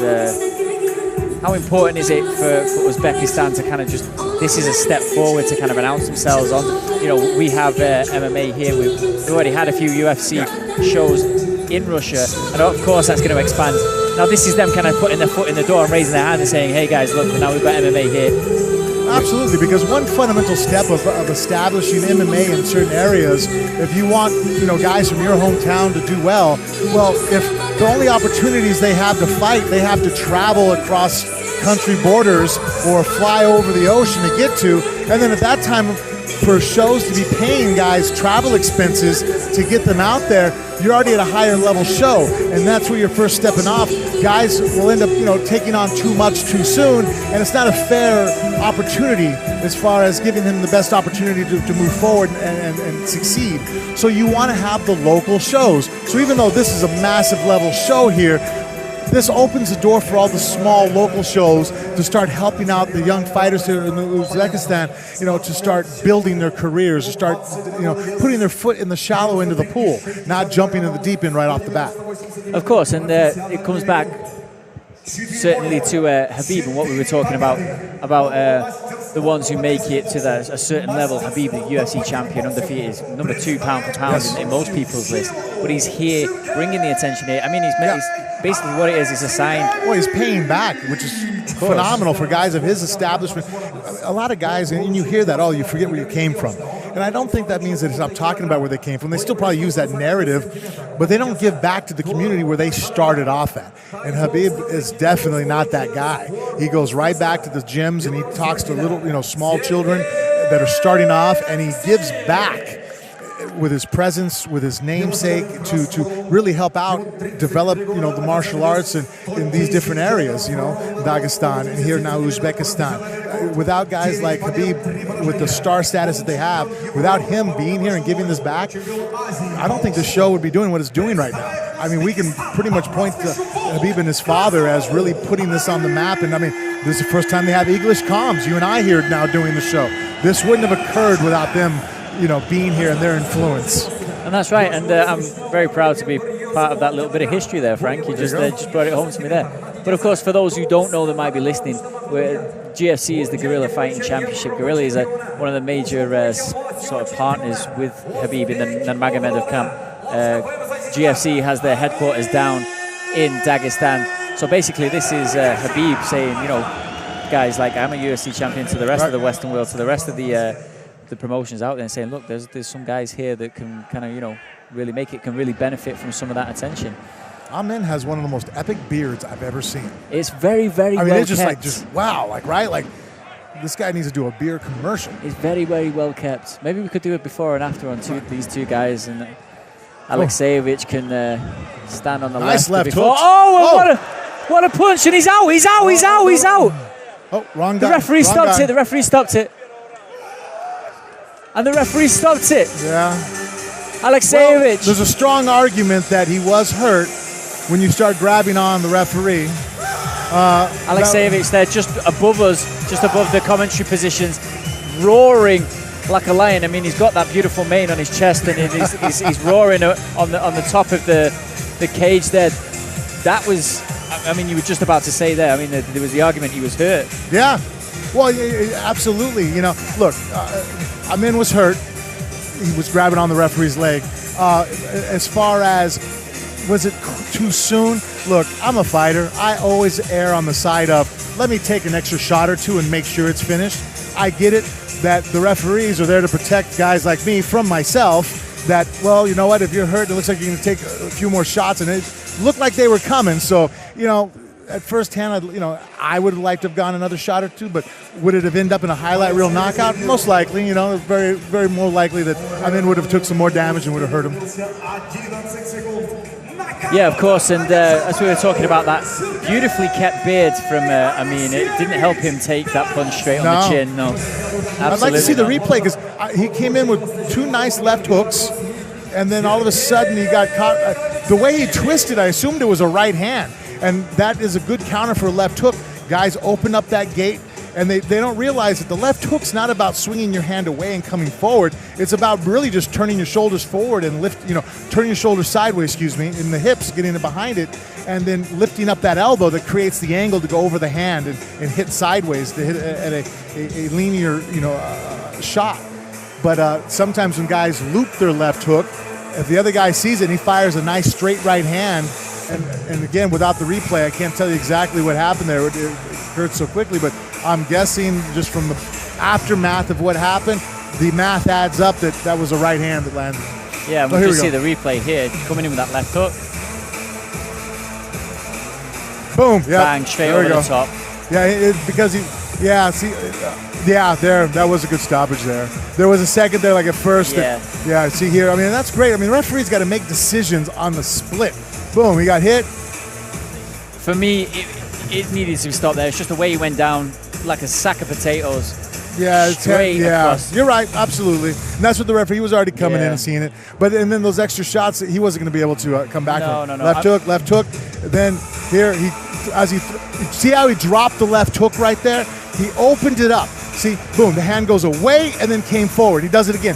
The hand goes away and then comes forward. Well, when he opens up that door with his left hand to create room to throw a left hook, that's not a proper left hook. That bad habit opens the door to a straight right hand. And now the guy fires it right in the middle. And usually if you're throwing a left hook and you're coming forward, now your body drives into it, and that's how a knockout occurs. Basically, your skull wants to go one direction, it's moving forward, and someone hits you, and they're moving your chin. By using your chin as a great lever to move the skull, the brain inside, it's 85% water, it just stays there. And now your skull gets moved in another direction, and now it creates a vacuum, and now your brain wobbles back and forth to catch up to that vacuum that was created, and that just overloads the system and causes the person to black out.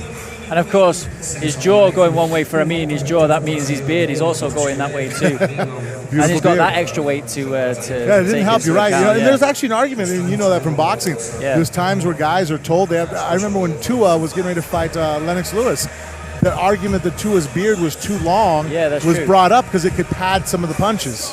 I think when actually coming back to the knockout, I don't know if you remember the knockout, Roberto Duran was knocked out by Thomas Hearns. He had a huge thick beard at the time. Oh, that's right, yeah. A huge thick beard. For the life of me, I can't remember where they fought. But back then, it was a talking point. I mean, we might be joking about it now, but it was actually a talking point, especially in boxing. But it didn't help Roberto Duran then. He was knocked out in the second round. But yeah, of course, just seeing the replays here on the screen of Shamil Zavurov. of course, another fighter from Dagestan. We'll be back with you in a couple of moments here in Tashkent as we get the rest of the card underway. Take a short break.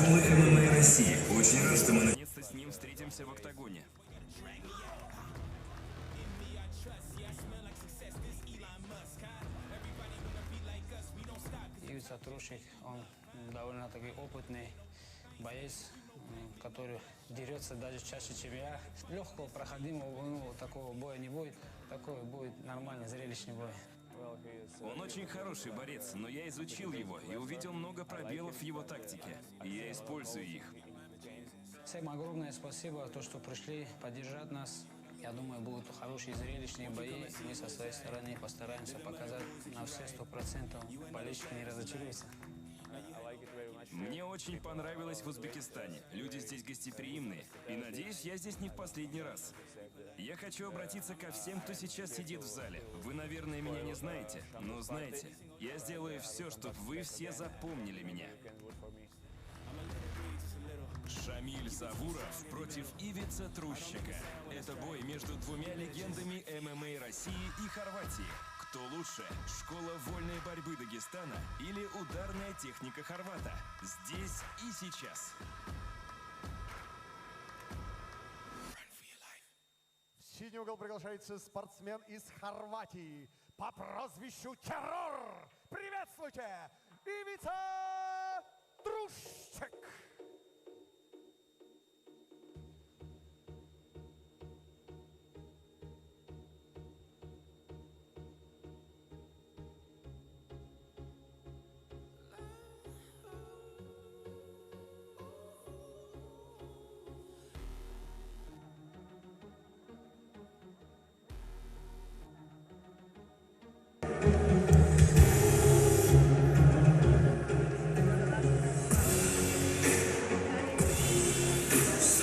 Just joining us back here at GFC 20 in Tashkent, Huma Arena in the center of the Uzbekistan capital. Now, if you're just joining us, we're reporting here live from Tashkent in the first ever legal MMA event in the country. As you just see here, Ivica Trusek making his way to the ring, the Croatian. He's going to take on Shamil Zavurov in one of probably the most highly anticipated fights of the night. Shamil Zavurov is one of the leading lights of Russian MMA. Obviously a product of that Dagestani school of wrestling and combat sambo. I mean, this guy's a real, one of the real most famous faces in the game over this side of the world.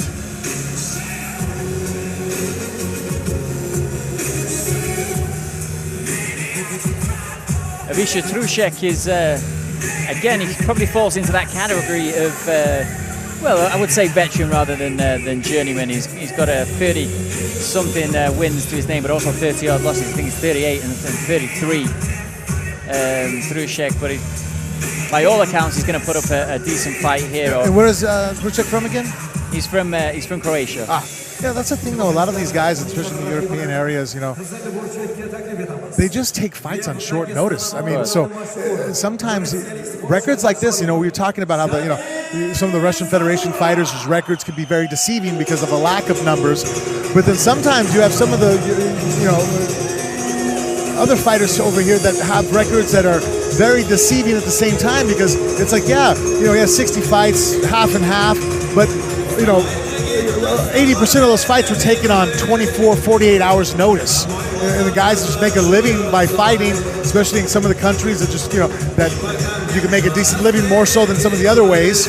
And so they just jump in a car. I mean, I was talking to one Croatian kid that came out to some fights in Vienna and literally found out about it the morning of the weigh-ins, jumped in a car, drove like, you know, 20 hours straight, trading off places with his trainer, and then jumps in the cage and wants to fight, you know?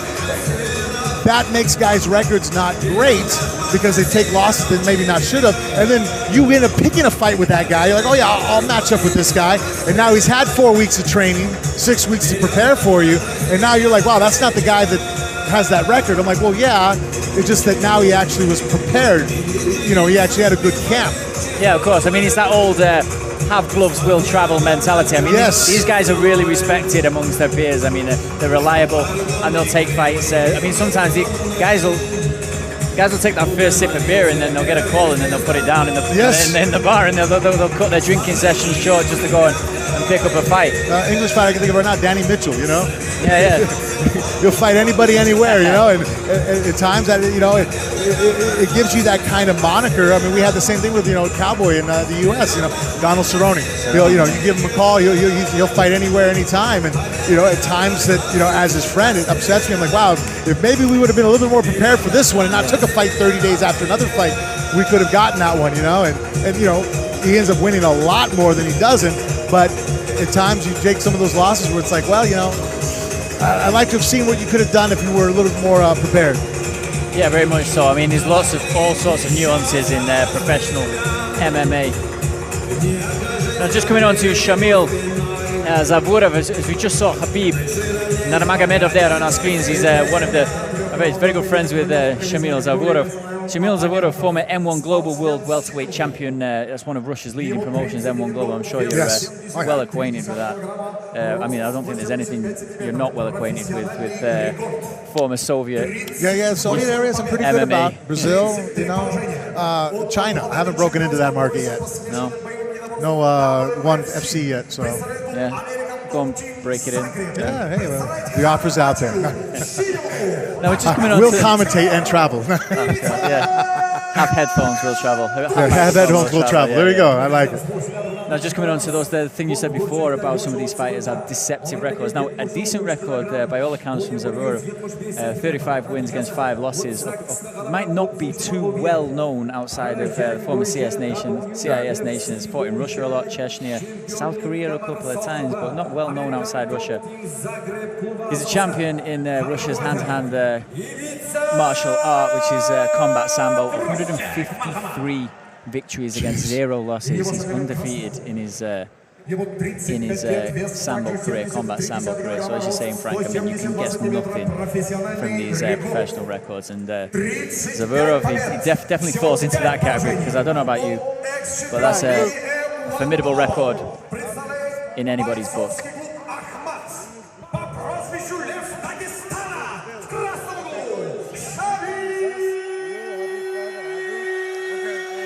Shamil Zavurov there representing Akhmat Fight Club. Shamil Zavurov also, also considered a career outside of the cage. He's studied at Dagestan's Technical Institute and also studied at the Institute of Law at the university down in Dagestan. So also bright, as well as a bit of a brawler. Now Trushek here, raring to go. And we're underway here. Zavurov and Trushek. Low kick there. That was a menace one. Well, he's coming out with very much of a boxing stance, standing sideways and even hand low. I mean, that's not a stance for MMA. His leg's going to get tore to pieces. Well, little kick just to help him up there. Yeah. On the way up from Trushek, the Croatian. No, Trushek's fight. I mean, this guy obviously has a boxing background, which probably has the mentality of the journeyman fighter. Have gloves, will travel, right? But there's a reason why typically none of us stand the way he's standing, and with his arm low like that, that is a. Man, I'm telling you, that's a pure boxing stance, guys. Yeah. And that doesn't carry over well. There's a reason why everybody else doesn't do it that way. He's doing good with the jab, though, and faking. You know, he's keeping him off center. Keeping Zavurov, you know, kind of guessing. And what now I think he's really suffering from, Zavurov, is a situation where you're seeing something so unorthodox in front of you that you're not used to seeing, that actually it can become effective because it's odd. You know, and you don't have the same amount of rounds fighting against somebody who stands that way or moves this way. You're still managing just to put him off a little bit. Trushek trying to put Zavurov. Yeah, even that was a real traditional stance. boxing move. You see how Trushek tried to use the right hand to roll with Zavurov's punch coming to the left side of his face and then swing a left hook around the corner. I hate that when that happens. There's that finger to the eye. Yeah, even just the glove sometimes gets in there. That actually happened to me in my last fight with Roy. One of his punches hit me like in the eye and knocked out my vision, where like I could see through it, but it was like all underwater. I didn't want to blink and let the referee know because there's nothing they can do about it. It wasn't an illegal shot. It just the downfall of the glove. And I didn't want Roy to know that I couldn't see for a second, and my depth perception was gone. To be honest with you, I think a punch from Roy Nelson would put my vision out as well. So yeah, I tried not to take too many, and the few I did, but I actually got to go get my nose fixed. He moved my septum over. Yeah. And I can't breathe through my left nostril. It's bugging me. Oh, what's he like, eh? Yeah. What's he like, Roy I remember Nelson? the days when I could breathe through my nose. It was so nice. Actually, I've got the same thing, but it's through. It's not through fighting; it's through ice skating. Oh, wow, jeez. That's like almost a cool bar story. Like, Yeah. look, I got my nose busted. Listen, How? I tell everyone, it was, I took on 10 guys, so that's where it's going to stay. I probably shouldn't have said it on air. Probably should have just said that. Yeah, well, right from the take on off the 10 bat. guys. We got to, there's got to be some context there.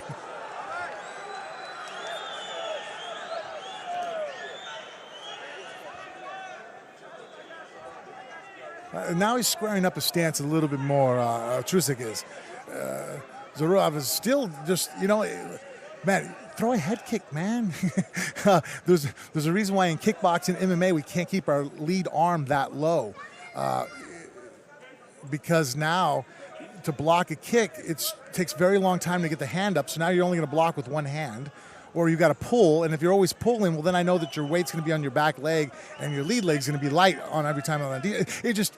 You become too predictable for what I need to be done because of the position you put yourself in. There's only so many options available to you. And that's the one thing, you never want to be predictable in fighting, because once I know, it's like a race that I'm chasing a rabbit, right? If I know which way you're going, I'm going to beat you. But if I don't, I'm constantly guessing. Well, it's like, left, right, up, down, side. Damn, I can't get a bearing on you. But if every time I throw a certain strike, you react a certain way, well, now the trap is coming. Oh, okay, when I throw this, because every defense has strengths and weaknesses, well, now my second move is going to be the weakness to what your counter has been. Yeah, and as you just see, that must have took the wind out of him. I mean, I don't think he's too hurt from it, but... Yeah, sometimes some of those teeps or push kicks to the midsection, they could be menacing. A lot of them are meant just to push a guy back to line him up for a low kick. Hey, good transition there. He had the front headlock, but he transitioned. Oh, and now he's pulling for a guillotine. Guillotine. Well, it looks like the arm's in there. I wouldn't have done that. Head's going to pop up. But, wow, he's holding on really well for not being really in a mechanical leverage point. And it's hard to see from this position if he's got it under the chin. If he does, then it could be lights out, but it doesn't look like it from here. I think he's just about to see out the round here. Yeah, I think now he realizes just not to let the head. If the head pops up with much time left, that was good. There's a certain point when I'm holding a guillotine, and a lot of guys will do this. Hey, 10 seconds left, pull guard, go for it. Because I'm not going to end up in a bad position because you don't have enough time to capitalize your head pulling out. So even if you know you're going to miss it, just hold the head a little bit. You don't have to squeeze hard enough to blow out your arms that you're going to try to finish it. But now you realize, okay, I just don't want you to get your head up and steal the round from me. So I'm just going to continue to hold the choke. Round ends, with the buzzer, and now we get up and we get to start over. Yeah, nice low kick there. Yeah, that was just a start off proceedings, right? I think it was the first landed strike from hand or leg. Yeah, that left hook that wasn't a foul. A finger or anything. No, it was just the glove just sliding across his eyes. And that can be very devastating. I remember watching this back in the day. Remember Vitor Belfort, when he fought the second fight against Randy Couture, he actually won the light heavyweight championship because he threw a punch. Randy went to slip it, and the punch slid by his face, and the glove sliced open his eye. Like Randy literally had to have an eye surgery, and they had to stop the fight, and Vitor Belfort was the winner. And because it wasn't a foul, or otherwise it would have been considered a no contest, it was a legal move that ended up in an injury. Yeah, and as you see, I mean, the damage has already been done to the right eye of Trushek. And there's a little bit of blood on the under. Yeah, well, there's a little bit of blood coming out of, I think it's his nose. or it could be the top lip there. I've never seen a guy not get his leg murdered standing this way. I mean, yeah, he's two square on. Well, sorry, he's two bladed is what we call it. Sorry, he's too stance is too elongated. It's certainly for right. In wrestling, they call it sugar-footed when you have one foot way in front of the other.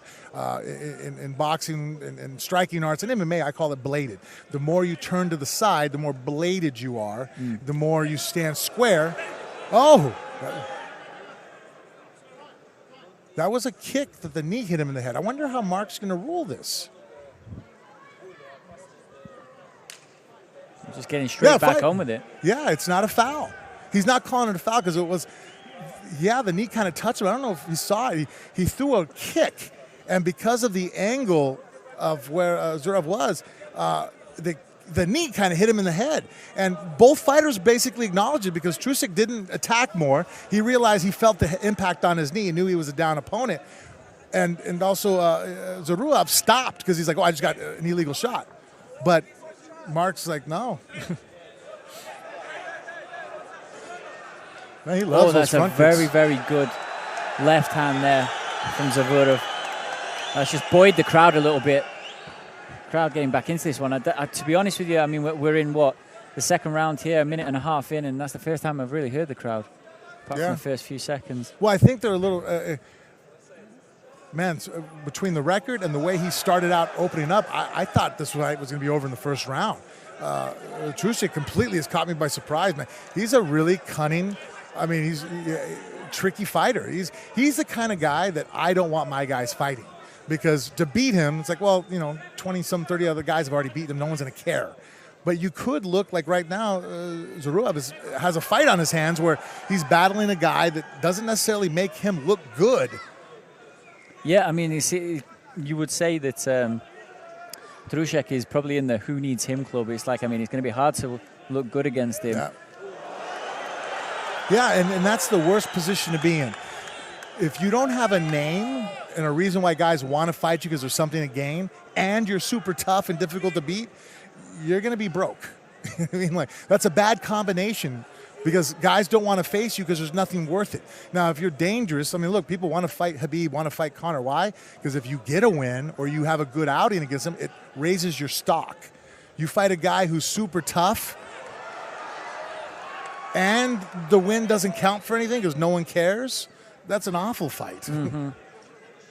But, I mean, we're looking at Trusic here. He's a guy with 71 fights to his name. I mean, 71 professional fights in any discipline is a lot of fights, basically. Yeah. I mean, it's just there's no other way of putting it. Pretty and much once he's you still hit only 31. Yeah, in our sport of MMA, I mean, boxing, that's still a lot of fights, even in boxing. But, of course, in MMA, once you hit that 30 mark, that's a lot of fights, guys 30, 40, 50 fights, it's like, wow, you've been in there quite a lot. I mean, you have guys that are world champions and retire 15, 16, fights.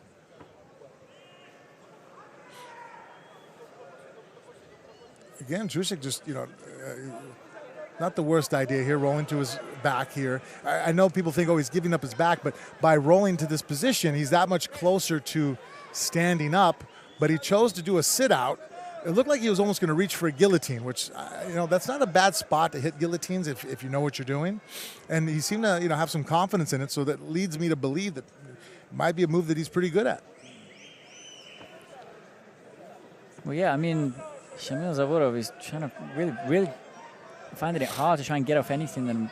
Yeah, he's definitely, like we can't state this enough. This isn't, if this is the first time you get to watch Shamil fight, it almost kind of sucks because it's like, well, he's really good, very dominating, and he's winning this fight and dominating, but not as clear-cut as it would be against other opponents of Trusic's caliber. But because he's so gamey and just, just does things just, unorthodox, he's, difficult to deal with.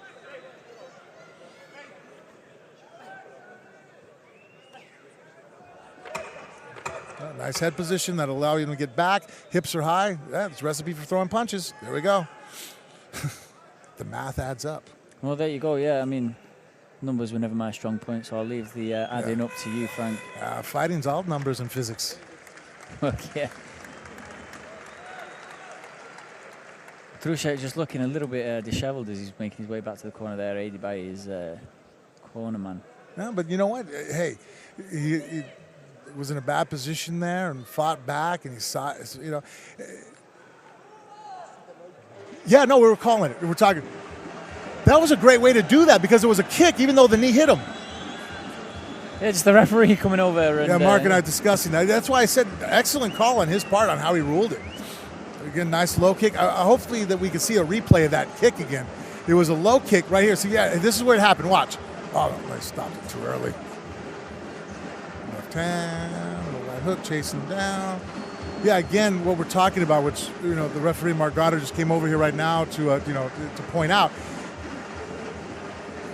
Trushek threw a low kick, right? A roundhouse, almost like a front kick even. I don't know the angle of it. You know, we'd have to watch a replay to be exact more. But the knee off the kick hit Zarurov in the face, the Shamil, right? But it wasn't a knee to the face of a down opponent or a strike to the head, even though the strike was meant to happen with the shin to the body or to the leg of Zarurov. Yeah, sure. As we say, great call. Yeah. Ref, Mark Goddard. And here's the thing, we can make calls on referees. This is why, like, a lot of guys, they'll be hard on refs. I'm like, dude, chill out. You know what I mean? Like, you don't. Yes, if it's really bad, look, you're out there. You're gonna get you're gonna get a tongue lashing from the internet. But at the same time, like, I'm like, try to put things in perspective. We'll sit here and we're watching movements on replay. We're having discussions and talking to each other and bouncing ideas back and forth. These guys got to make decisions within split seconds. Heartbeat. Yeah. You know, a guy's throwing a punch and they're like, oh, how does this fight look right now?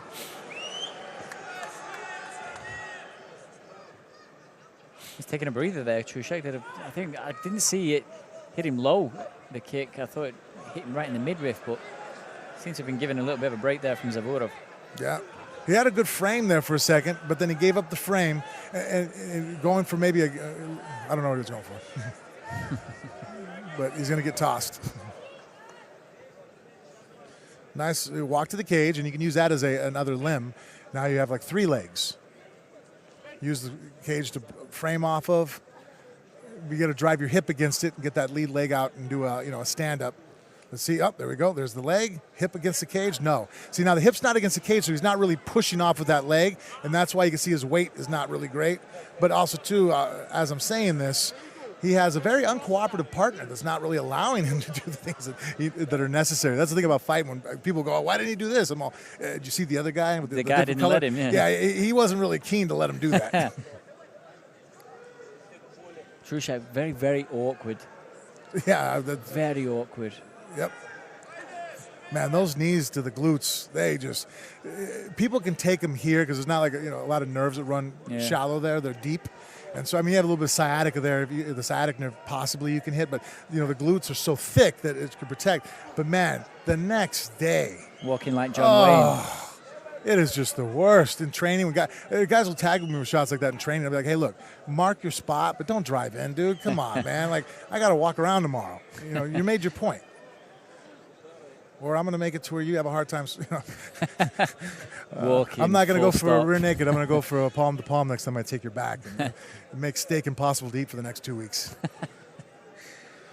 You know what? That sounded so like, kind of at the same time poetic, but so threatening. So threatening. And again, it's that food link again. Like. Yeah, there you go.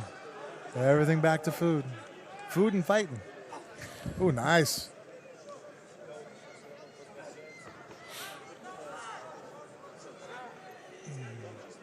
Nice position of the hips, almost in a leg drop position, but okay. Zurab didn't put enough pressure down sideways, but I think that was a setup because it allowed Trushek to then go to his knees in a referee position, and Zurab had that hook ready to go in the leg and drove it in to take the back. And right now, he's really starting to gain some ground right here. He's just starting to suffocate and drown Zurab. That's what this feels like. When you have a guy that just, the fight's over. Yeah, good stoppage again there from the referee. Yeah. He wasn't going to recover from that position. No, and Trushek, the way he covered up right there, he wasn't trying to get out of it anymore. Basically, he conceded that, look, I've been trying for the last 2 minutes that I've been on the bottom to get out of here. Every time, everywhere I twist and move, you're covering me and holding me down and beating me up. And finally, at that point, it's just like, all right, I can't get out. You're just going to continue to beat me up for the next minute or two that I'm on bottom, so I'll just cover up so I don't take any abuse. But that's also a signal to the referee to go ahead and go, okay, instead of you taking a beating for the next minute or two, whatever's left in the round, we're just going to call it now. Of course. I mean, as we were just saying before, he has that awkward style. He can make a lot of Zavurov's work look ineffective, but it only lasts for so long. You can only be awkward for so long before you're taking too much punishment. Not real punishment, nothing to do any damage, but it's still enough to call the fight off. Absolutely. Well, and then also too, Mark's taken into consideration are you winning the fight? Am I going to take a fight away from you? No. There's a difference if a guy gets caught on the bottom and can't get out and he's blocking shots and he's winning 2 rounds to nothing. And it's, a minute left in the fight. Those are taken into consideration because it's like, well, you're having one bad spot and I'm not going to turn the fight around for the other guy just that way.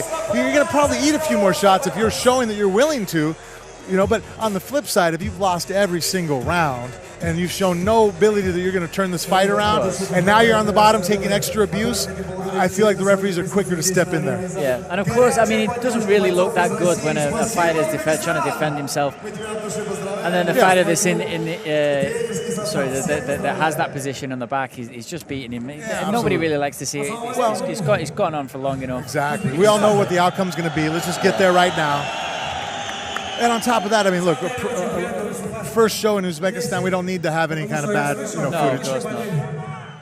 And we need to get home early and get something to eat.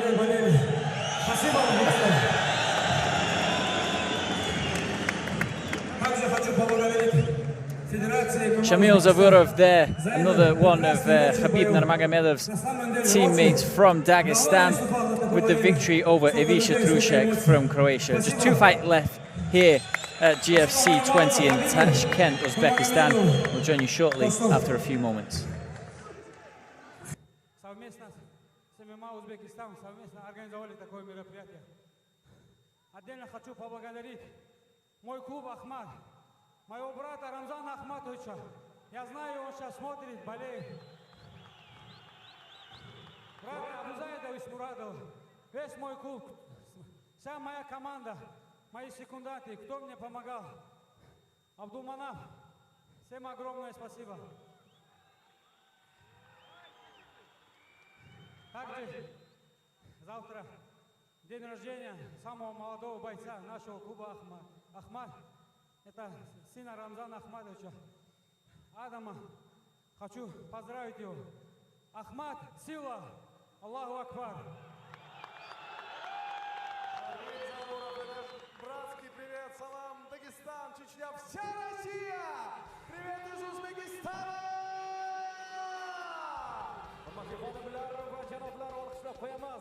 Ushbu jang g'olibi Shamil Zavurov.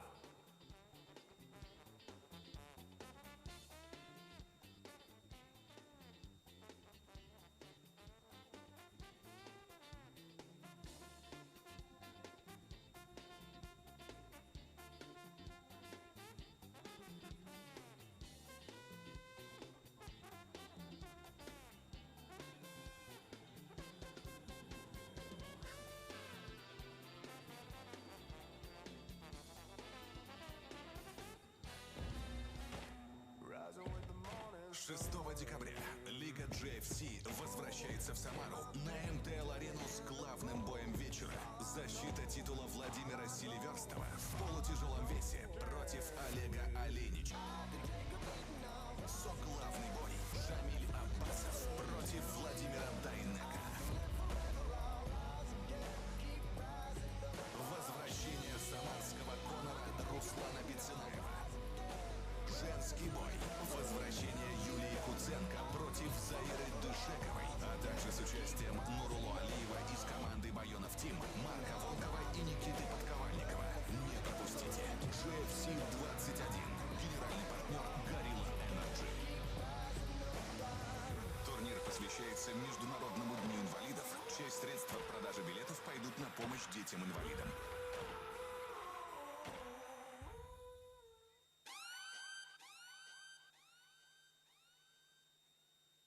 Уважаемые поклонники боевых искусств, это соглавная сыра GFC под номером 20. Это Ташкент, это Узбекистан. Представляем оппонентов этого поединка. Все внимание на экран.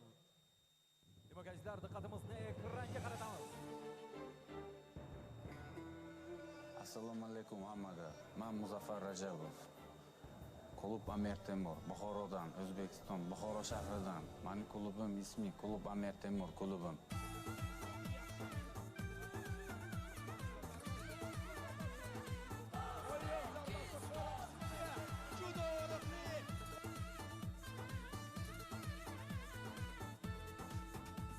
Men sapernikimni bilaman. Sapernikim kickboksyor, yaxshi kickboksyor. MMA bo'yicha 4-0 rekordni yutqazmoqda. No yaxshi ko'rdim sapernikni.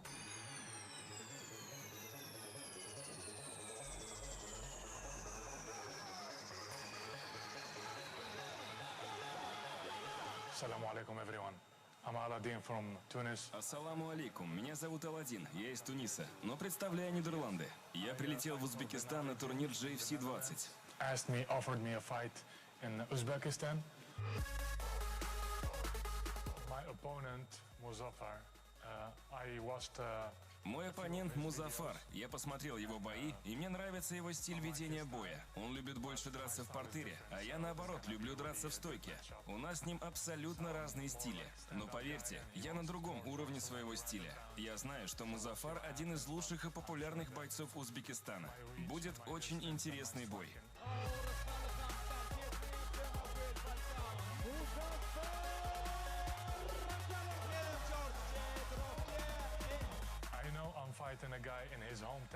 Я уже привык драться со своими соперниками на их территории. И то, что публика будет болеть против меня, поверьте, это меня наоборот мотивирует выступить еще лучше.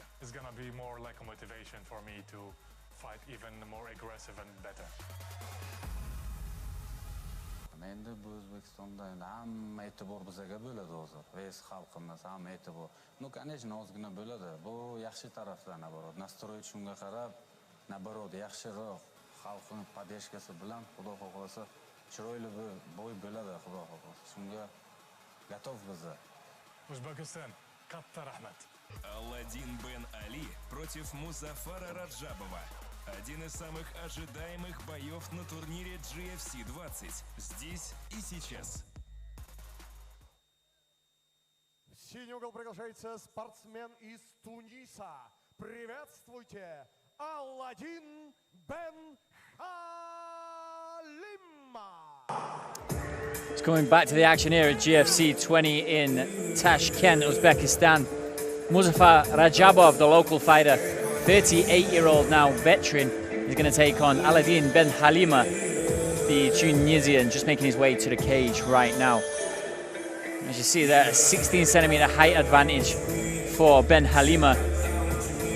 And he skips down there to the cage.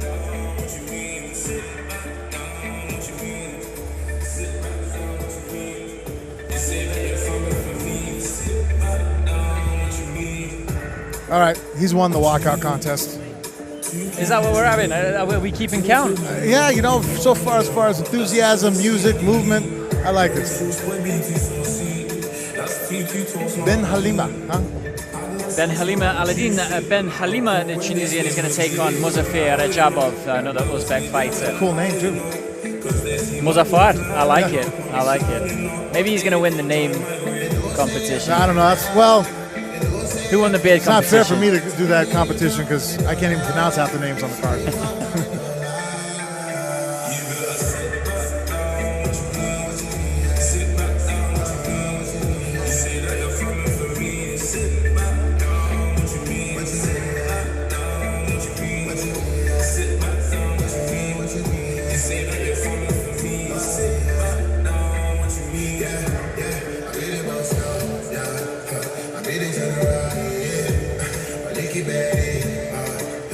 President,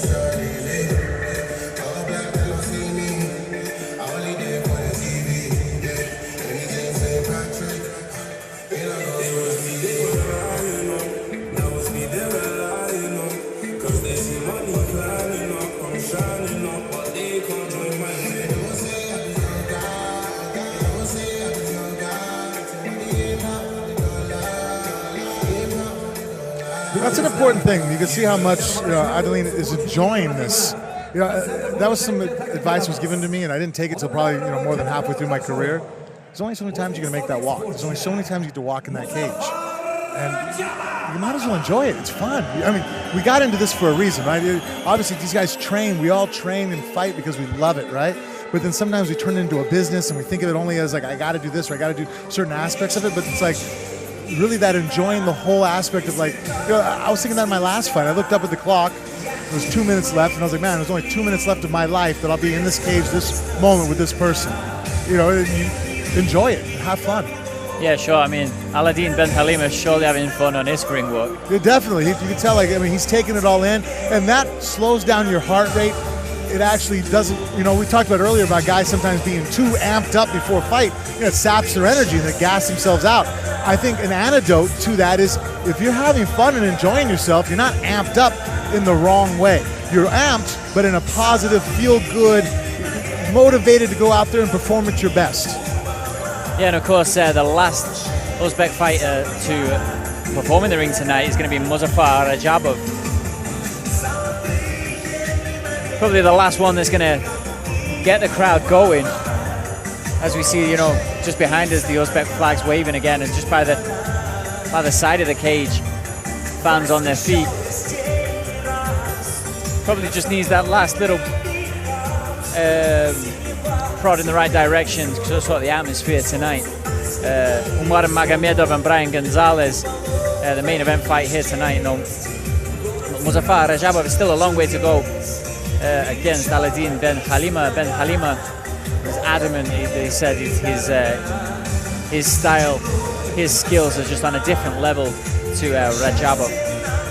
Almost not considering him as a worthy opponent. I'm pretty sure Rajabov, the veteran, will have something to say about that as he just makes his way into the ring here. Short, stocky, squat, completely different build to the Tunisian just across the ring now. An interesting scar that he has there on his chest. By chance, do you know the history on that injury? The scar on his chest? From Rajabov. Rajabov? I can't see it. His right pec, I saw it at the weigh-ins. He's like missing the lower part of his pec almost. I don't know if it was... Sporting quite a large scar across his chest there. Or maybe we should start a cool narrative. Be like the scar that was on the back of Nogueira. One time I was with the top team and they're making a joke because someone was asking about it and they said, oh no, I used to do sword fights and someone impaled him and the person bought it and I believe it.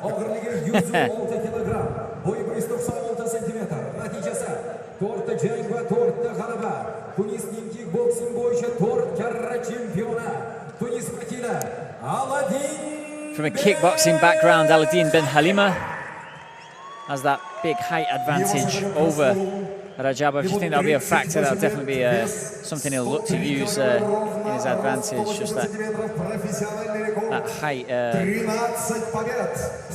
over Rajabov. Of course, those kicks to the top of the head against the shorter opponent is also something that anybody from a Muay Thai kickboxing background would be looking to utilize, you'd say. Rajabov there getting the expected welcome from the partisan crowd here in Tashkent.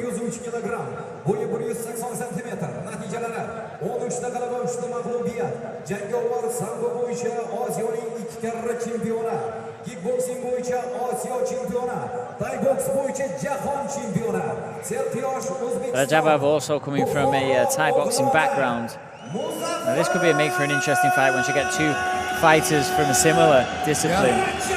They tend to focus more on that discipline than anything else, because I mean it's almost like a pride thing. Like you're not going to beat me at what I'm good at. I'm going to show you. And then sometimes, which I always find fun, they cancel each other out, and then all of a sudden we're going to see who has the B game.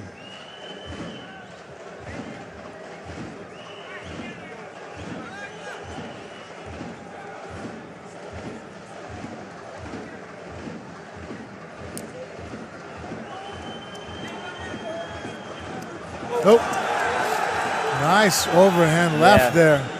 First meaningful punch of the fight. You could tell though, Ben Halima. Oh, Great strike there from Ben Halima. Oh, he's grabbed the front headlock. He was trying to switch off to a single. Putting Rajabov into his, and again he's downed him, but that wasn't a punch. That was more of a, he was off balance there as Rajabov as he went into the kick. Yeah, this is showing that these guys are definitely kickboxers. Definitely. Very apparent at this moment. But I was going to say there, Ben Halima, I think, was almost fall victim of in kickboxing. Armbar. And there he's got the armbar and he's tapped. Rajabov there. And as you can hear, you might be able to hear it, the microphone picks it up. Absolutely enraptures this crowd at that stoppage. And Ben Halima, the referee, calling the corner in or calling the doctor in at the same time, I think. Rajabov there with a fantastic win. Yeah, I was saying that before he cut me off by finishing the fight in such a devastating manner, that Ben Halima seemed almost, in kickboxing, they'll take that first round to feel each other out. MMA, it's hard to do that with because, the fights can end so fast. And some of those hooks, the shots that came in from Rajabov caught his attention really quickly. He kind of did punk him and throw him down there with that toss, and Ben Halima did to Rajabov, but then from there, once they hit the ground, Ben Halima's ground game is nowhere near what his stand-up game is. Yeah, and as we're just seeing here with Ben Halima just over on the left-hand side here, doctor's trying the hardest. I think there might be some dislocation or some break there in his arm. He's looking very, very awkward. I don't think he can even hold his arm up under its own weight. Yeah. It's definitely still either dislocated still or it broke. Here you see again just two lackadaisical, nice right hand there. I don't know if it really landed in here. Just held up, textbook armbar being set up though by the fact that he put his arm up from the side control.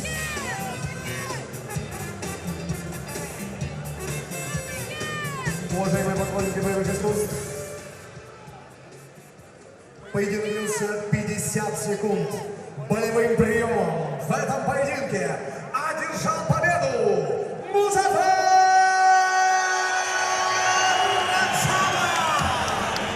Muzaffar Rajabov there, the home Uzbek fighter, the last one on the card in his first ever MMA event here in Uzbekistan, giving the fans something to shout about and finishing the card off strongly just before the main event. The main event here tonight, of course, is Umar Nurmagomedov, the cousin of Habib, the UFC lightweight champion, defending his GFC bantamweight title against Brian Gonzalez, the Argentine. Frankie couldn't have set it up any better for us there. Very nice finish.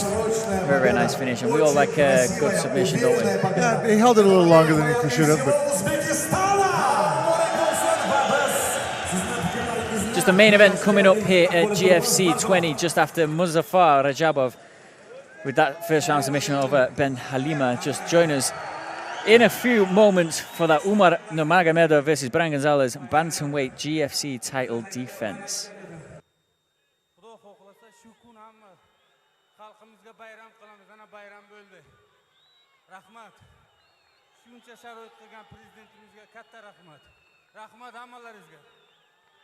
Музафар, мы тебя от души поздравляем. И вот эти аплодисменты, все, кто на трибуне, звучат в твой адрес. Миллионы телезрителей во всем мире сегодня аплодируют тебе и поздравляют. Поздравляют твою семью, твоих родных, близких, твоих наставников. И провожаем аплодисментами. Спасибо! Olqishlar bilan kuzatib qo'yamiz azizlar. Jang g'olibi Muzaffar Rajabov.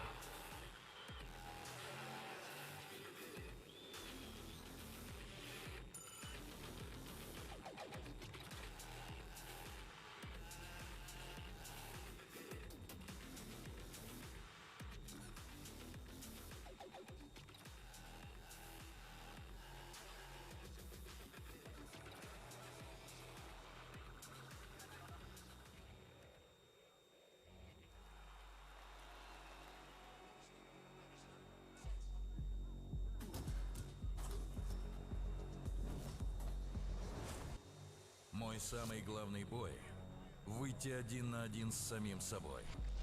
Вы спросите, с кем мне сражаться? Справлюсь ли я? Справлюсь.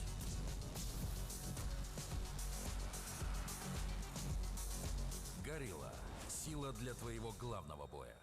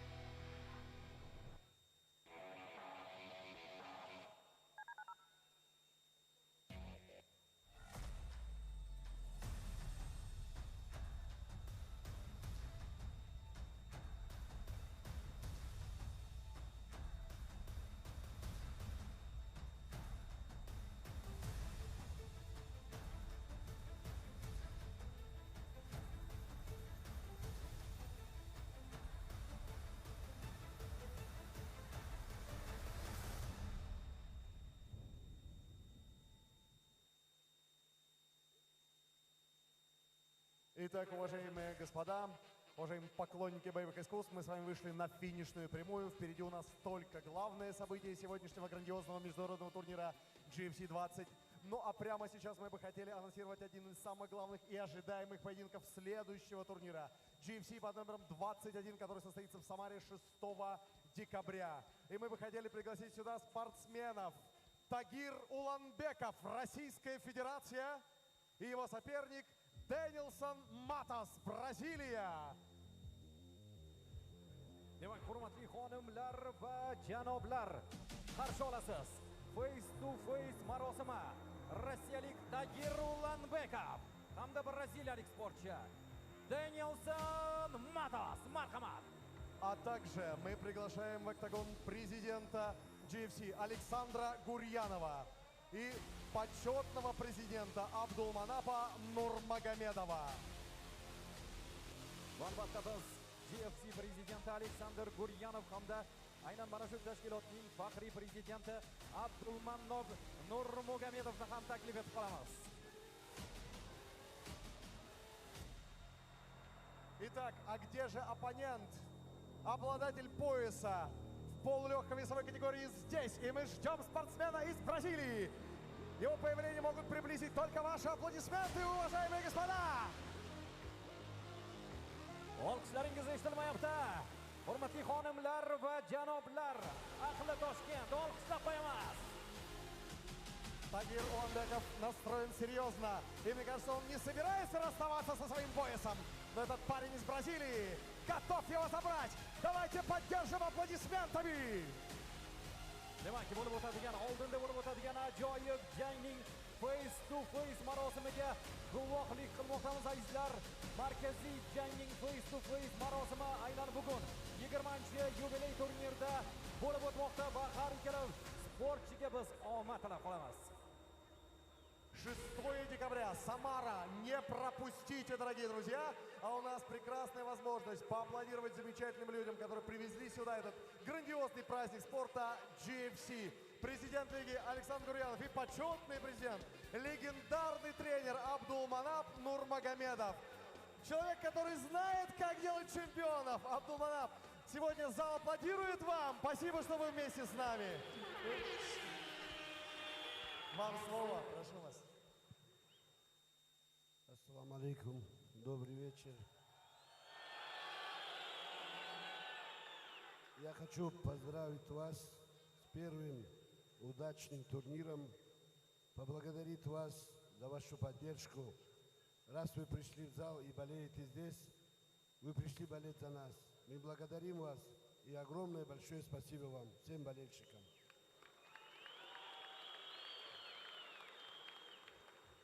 Хочу также поблагодарить, я еще раз повторюсь, наверное, но я говорил на пресс-конференции Шауката Амир Амоновича за ту человеческую ценность, которую носит здесь в Азии, с соседями в Азии.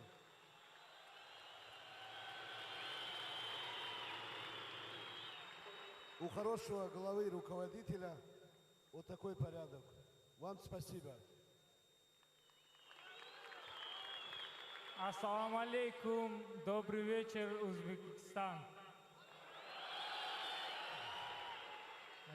Мне бы хотелось от себя лично и от нашей команды поблагодарить мой братский народ Узбекистан за тот теплый и радужный прием, который вы оказываете нам каждый раз, когда мы приезжаем сюда. Ассаламу алейкум, мой братский народ Узбекистан.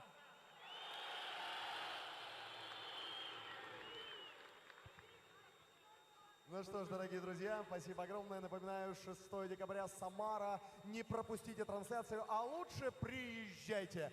Будет по-настоящему жарко. Просим вас оставаться здесь, в октагоне, уважаемые почетные гости. Мы бы очень хотели пригласить сюда наших дорогих, уважаемых гостей. Хабиб Нурмагомедов. Легенда мирового ММА. Фрэнк Мир, который сегодня на комментаторской позиции. Мы его также приглашаем. Demak, hurmatli xonimlar va janoblar, biz faxrli mehmonlarimiz Hабиб Nurmagomedov hamda ajoyib bugun sharhlovchilik qilayotgan Frank Mirni ham taklif etamiz. Shuningdek,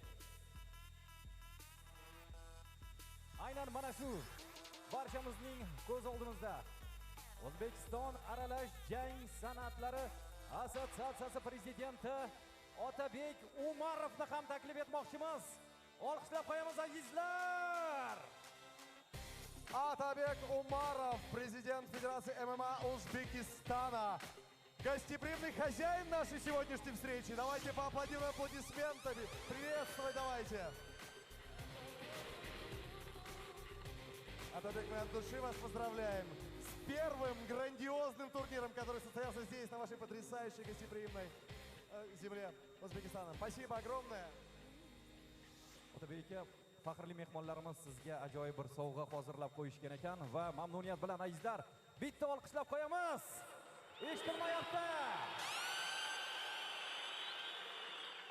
Я знаю, что у нас есть сюрприз, у нас есть подарок для Отобека. Ребята, вносите уже. А мы поддержим аплодисментами. Demak, azizlar, hurmatli xonimlar va janoblar, olqishlab turamiz. Olqishlaringiz eshitilmayapti. Ajoyib onlar. Bugungi sanani eslab qoling. 2019-yil 23-noyabr sanasi. GFC tarixidagi o'ziga xos bir sana va aynan 20-yubiley turnirga bugun azizlar Toshkent shahri mezbonlik qilmoqda va ajoyib voqeaning guvohiga aylanmoqdamiz. Hurmatli xonimlar va janoblar, olqishlab qo'yamiz. Дорогие друзья, что же будет происходить, нам расскажет Хабиб Нурмагомедов. Салам алейкум еще раз, Узбекистан. Турнир практически закончился, сейчас остался у нас один бой, мейн-ивент, очень интересный бой. Я сам его жду, так как мой брат двоюродный будет драться. И еще раз вас поздравляю, это всего лишь первый турнир, который прошел здесь, в Узбекистане. Я думаю, что в следующем году пройдут не один. И удачи. Удачи Федерации Узбекистана, удачи бойцам, спортсменам, вам, зрителям. Так что было очень приятно наблюдать за этим турниром. И я хотел бы от нас, от всей команды, от промоушена GFC, от первого чемпиона нашего промоушена.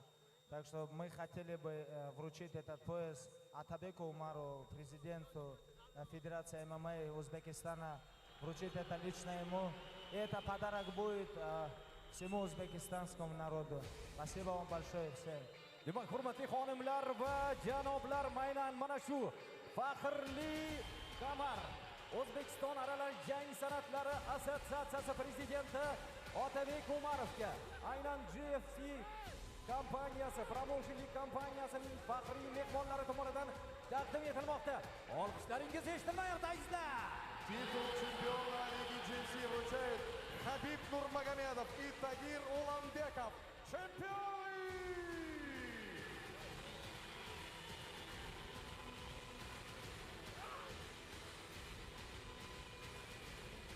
Дорогие друзья, давайте еще раз поаплодируем, давайте еще раз поддержим всех, кто в эту минуту в октагоне. Спасибо! Уважаемые, мы вас от души поздравляем. Вы буквально несколько слов в преддверии следующего главного события этого турнира. Во-первых, хочу сказать еще раз добро пожаловать. Спасибо хочу сказать болельщикам, которые украсили сегодняшний вечер. И хочу пожелать главному чемпиону и всем нашим спортсменам, удачи и побед. Спасибо большое. Tashakkur qilamiz va aynan mana shu sovg'a sizga ham muborak bo'lsin deymiz. O'ylaymizki, bu birinchi qadam va albatta aynan mana shunday turnirlar yurtimizda ko'plab bo'lib o'tadi. Zero azizlar, yurtimizda barcha sport turlariga katta e'tibor qaratilmoqda va aynan mana shu e'tiborning natijasi o'laroq O'zbekiston aralash jang san'atlari assotsiatsiyasi tashkil etildi. Olqishlab qo'yamiz azizlar. Мы благодарим почетных гостей этого турнира. Но самое главное слова благодарности организаторам этого турнира. Спасибо за потрясающий, грандиозный праздник спорта в Ташкенте. Спасибо! И правильно сказал Хабиб, мы надеемся, да мы не сомневаемся, что впереди очень много потрясающих, ярких, незабываемых турниров по правилам профессионального и любительского ММА здесь, в Узбекистане. Endi muhtaram xonimlar va janoblar, barchamiz orziqib kutgan asosiy voqea fursati keldi. O'zbekiston MMA assotsiatsiyasi va Gorilla Fighting Championship birgalikda ushbu oqshomning asosiy voqeasini g'urur bilan taqdim etadi. Yengil vazn toifasidagi 5 raundli jang. Hurmatli xonimlar va janoblar, biz tayyormiz. Siz tayyormisiz? Уважаемые поклонники смешанных боевых единоборств, это главное событие грандиозного международного турнира по правилам профессионального ММА GFC под номером 20. Это 5-раундовый бой за титул чемпиона в легчайшей весовой категории. Представляем оппонентов. Внимание на экран. Demokratlar, diqqatni ekranga qaratamiz. Marhamat.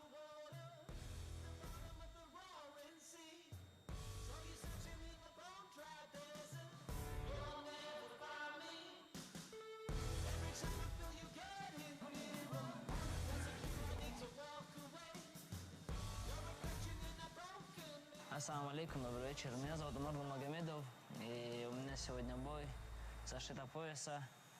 Наслаждайтесь боем.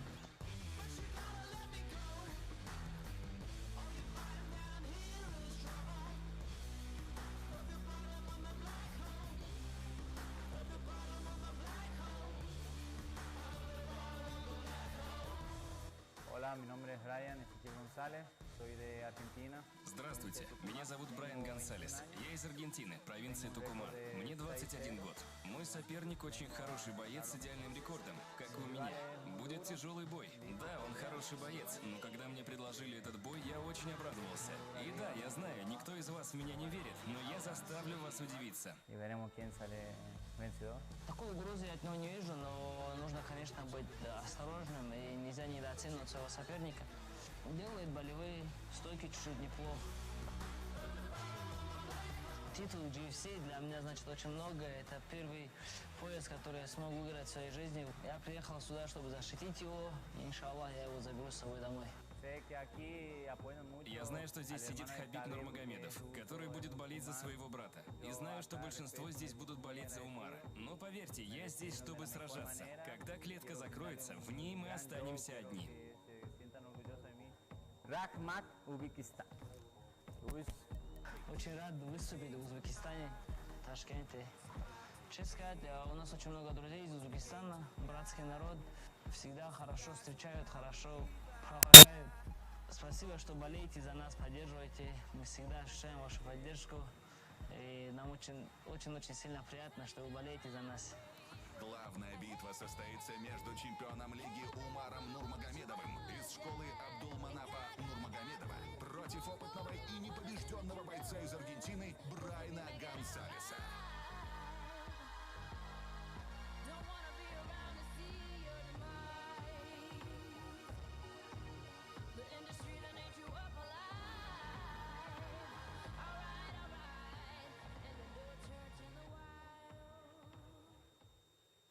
Уважаемые господа, приветствуйте.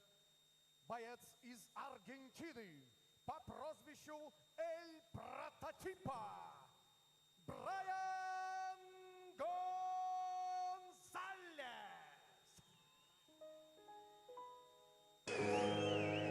Now welcome back here to GFC 20, the last fight of the night, the main event. Umar Tashkent. Now, if you're just joining us, we're reporting here, broadcasting live here from cage side from the first ever MMA event held in Uzbekistan. Obviously, a huge event for the country. Umar Nurmagomedov, obviously Habib Nurmagomedov's cousin, is going to be defending his bantamweight title against Brian Gonzalez. Brian Gonzalez making his way to the ring now. 6-0 fighter, little known fighter outside of Latin America. El Prototipo. his nickname. He's making his way to the ring now. He's just said before in the build-up that Brian Gonzalez is a big fan of Uzbekistan. I think he's tried to get the crowd on his side in Tashkent, as might not be too much of a bad idea, as Umar Nurmagomedov is of course going to have some of his own supporters here. His cousin Harbib sitting cage side with his father Abdul Manap Nurmagomedov. Those two huge figures in Dagestan, from where Umar Nurmagomedov also hails, and the Nurmagomedov family is synonymous with mixed martial arts in that part of the country, Russia's southern Russian Republic in the North Caucasus region, the Republic of Dagestan. Brian Gonzalez, the Argentine, making his way down to the ring here. 6-0 fighter, little known. Frank, we've made it to the main event of the fight, of the card, I should say, the main fight of the night. Umar Nurmagomedov, now, as we were just talking before about that, the school of Dagestan fighting, where they give the fighters that great foundation of wrestling, you know, to build on for a career in MMA. Seems that it's a land of warriors, you know, a fight factory down there. It's something in their culture that just raises these fighters. Umar Nurmagomedov, the cousin of Harbib, we can really expect to see something along the same vein as Harbib in this. Yeah, absolutely. Because I mean, also too, you got to realize as you're fighting and certain styles become prevalent in your area that you train in your gym. Also too, that's the mental reset for these guys. You know, strikers, you know, like an Anderson Silva type would feel comfortable out in the open. That's where he is comfortable. And when you're comfortable, you're able to clear your mind, your heart rate comes down. For the guys here, the Dagestani regional fighters, it's that tight waist from behind, grabbing a guy, being on top, the ground and pound position. Even when they're not so much maybe inflicting a ton of fury, tonight you'll see guys that are less effective of damage potential, but they still get to those positions, and that's where they feel comfortable, where they're able to gain control and get in the rhythm. And really the key to victory is always taking your fighter out of his element. So as long as Gonzalez can stay off his back, keep from a tight waist from behind, like referee position from Nurmagomedov, that's going to be the, you know, ways he can pull this off. Even if he feels he's a great grappler, don't put your guy where he mentally can feel comfortable. It'd be like, you know, swimming with a shark or fighting a tiger on the land. You know, you want to take a person out of their element. And styles not only are fit physically, but they fit people mentally at this level. Yeah, of course, and for Brian Gonzalez, you really have to feel that he's going to have to combat that. He's going to have to combat those shoots, those attempts at the takedowns, and that ground and pound work is obviously employed, you know, imposing his will that is used so well by Harbib Nurmagomedov. I mean, could you imagine, I mean, if we have Umar Nurmagomedov, he obviously wants to go into the UFC, having two Nurmagomedovs in the promotion. I mean, we have one absolutely dominant ground and pounder. I mean, it could become more prevalent in the promotion as these fighters trying to, you know, get to that level. And 100%. Well, here the thing is that their style is very effective. Look, and besides, you know, Israel at middleweight now, and maybe even Whitaker before him, the former middleweight champ in the UFC. That's a champ has a grappling background. You know, from Miocic, you know, all the way down, right, to Henry Cejudo, you know, for the bookends. It's just it's strategically a higher percentage form of fighting. Not that you can't be a phenomenal striker, and be successful, but it's less of a percentage. That's why you see less champions coming from a striking background with limited grappling compared to the opposite, you know. And then you look at, you know, pound for pound, the greatest fighter of all, there's John Jones. Wrestling background, strikes added up on top of it. So the only thing that's held back that style from even being more prevalent were the Dagestani fighters, the Chechens. I was telling that when I was at the ACB, the guys are sitting there, you know, so many of the champions would pull me to the side and go, when do you think I'm ready for the UFC? I'm like, oh, you're just as good now as, you know, whoever's in your weight class, the champ right now, if not better. The problem is that you don't speak English, you don't want to do interviews, you want to be this humble, quiet guy. Well, guess what? That's what's hurting your marketability to bring you over. It's not your fighting ability, but now as more guys are seeing that you can still be marketable and not be outlandish. Not everybody has to be Conor. But look at, Khabib is not a Conor in any stretch of the imagination, but still very marketable, humble husband, father, son, and that's still, by giving interviews and putting himself out there, he still gets exposed, and that's what brings him out here. And that's what I told him, that the fighters here on this level, taking advantage of right now this opportunity that Western eyes are on them, that's the key to going to the UFCs and the Bellators and the PFLs of the world, but taking advantage of it. Being, letting people know what your personality and who you are and what you're about. As we see just there, Khabib Nurmagomedov helping his cousin into the cage. How much of is that going to help him psychologically leading up to this fight, because it's the main event, making that title defense, having Khabib in his corner, it's going to be a big boost for him. Up until he takes a loss, it's extremely beneficial. He's showing the way. He's, Khabib is a great role model in every sense. If you have a fighter, I want him to be like Khabib. Somebody who's, very dedicated to his wife and his children, so you don't have any of that outside noise of me having to go get you at a bar at 3 in the morning on a Sunday. So living a clean lifestyle in and outside the cage. So he sees that, and Omar sees that in Khabib. But the problem is Khabib is undefeated. He's considered one of the best in the world. So I can see it backfiring too, that if he has a close fight, he's being compared to, and if he doesn't, he could be one of the top 10 greatest fighters in the world. But if you're not the top 1 or 2 like Khabib is, can that be seen as a failure in his own eyes, and then cause him to struggle with acceptance of being in there? And then because now the measuring stick is ungodly high, maybe that breaks him. We'll see. That situation hasn't occurred, but I have seen it with brothers and cousins in fighting before, where one has achieved a certain amount of success and the other one falls short. Even though he's great in his own right, it still kills him. It still breaks them, and then they don't fight no more. That's exactly what Umar Nurmagomedov is hoping to fight against today. Unbeaten in 11 fights, a former professional fighting league participant, the current Guerrilla Fighting Championship bantamweight champion. He's trained at American Kickboxing Academy alongside his brother, I should say his cousin. It's that brother thing that they have again in Dagestan. They've got me calling everybody brother.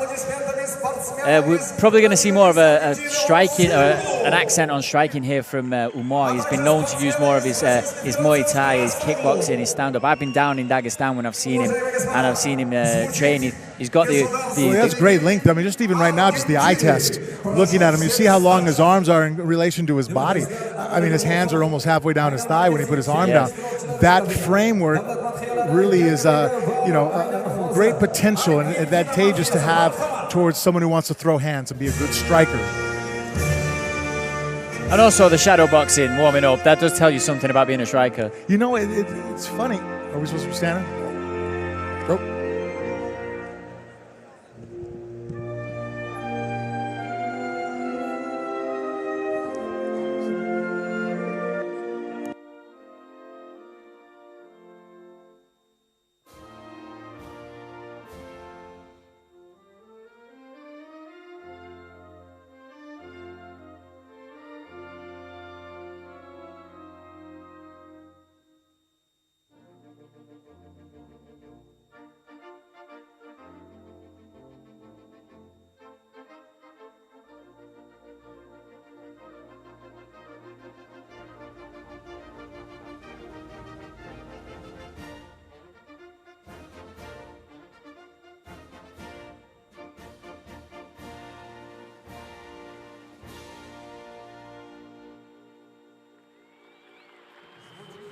Государственный гимн Российской Федерации.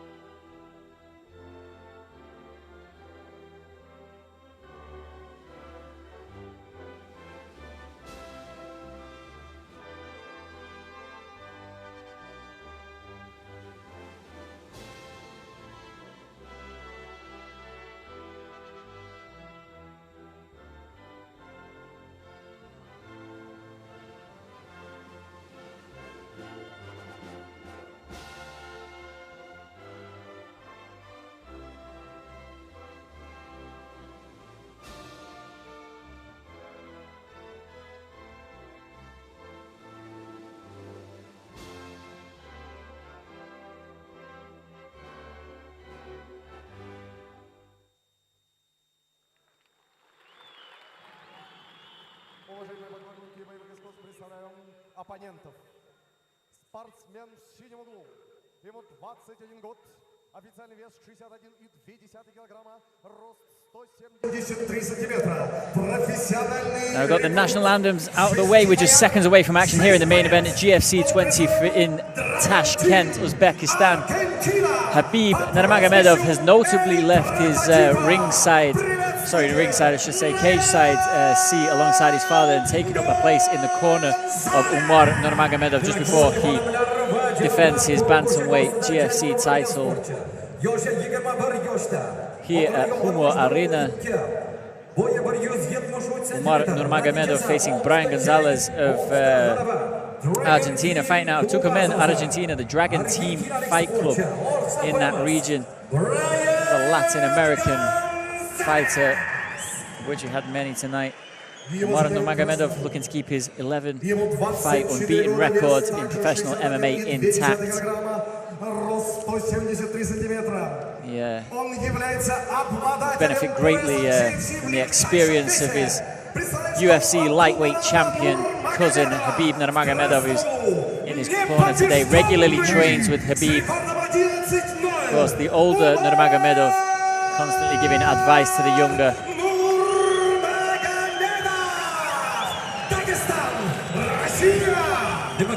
Nurmagomedov, without any pun intended, looking to make a name for himself in professional MMA, you would think, Frank, and there's a perfect way to do it, defending his title here in Uzbekistan, a first ever MMA event in the country. That's definitely the platform to perform, you know, and that's, you know, as a fighter, as an athlete, as a competitor, you want those opportunities where you're giving a very, very visible stage to perform on.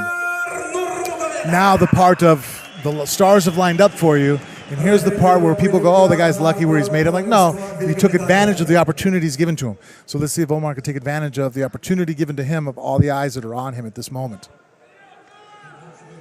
Referee giving final instructions to the two fighters just before they face off for this bantamweight title. Seconds away from action here, main event. Umar Nurmagomedov looking very, very focused, very loose, been shooting off smiles to the corner and to those sat cage side. And Habib's in his corner? Habib's over there.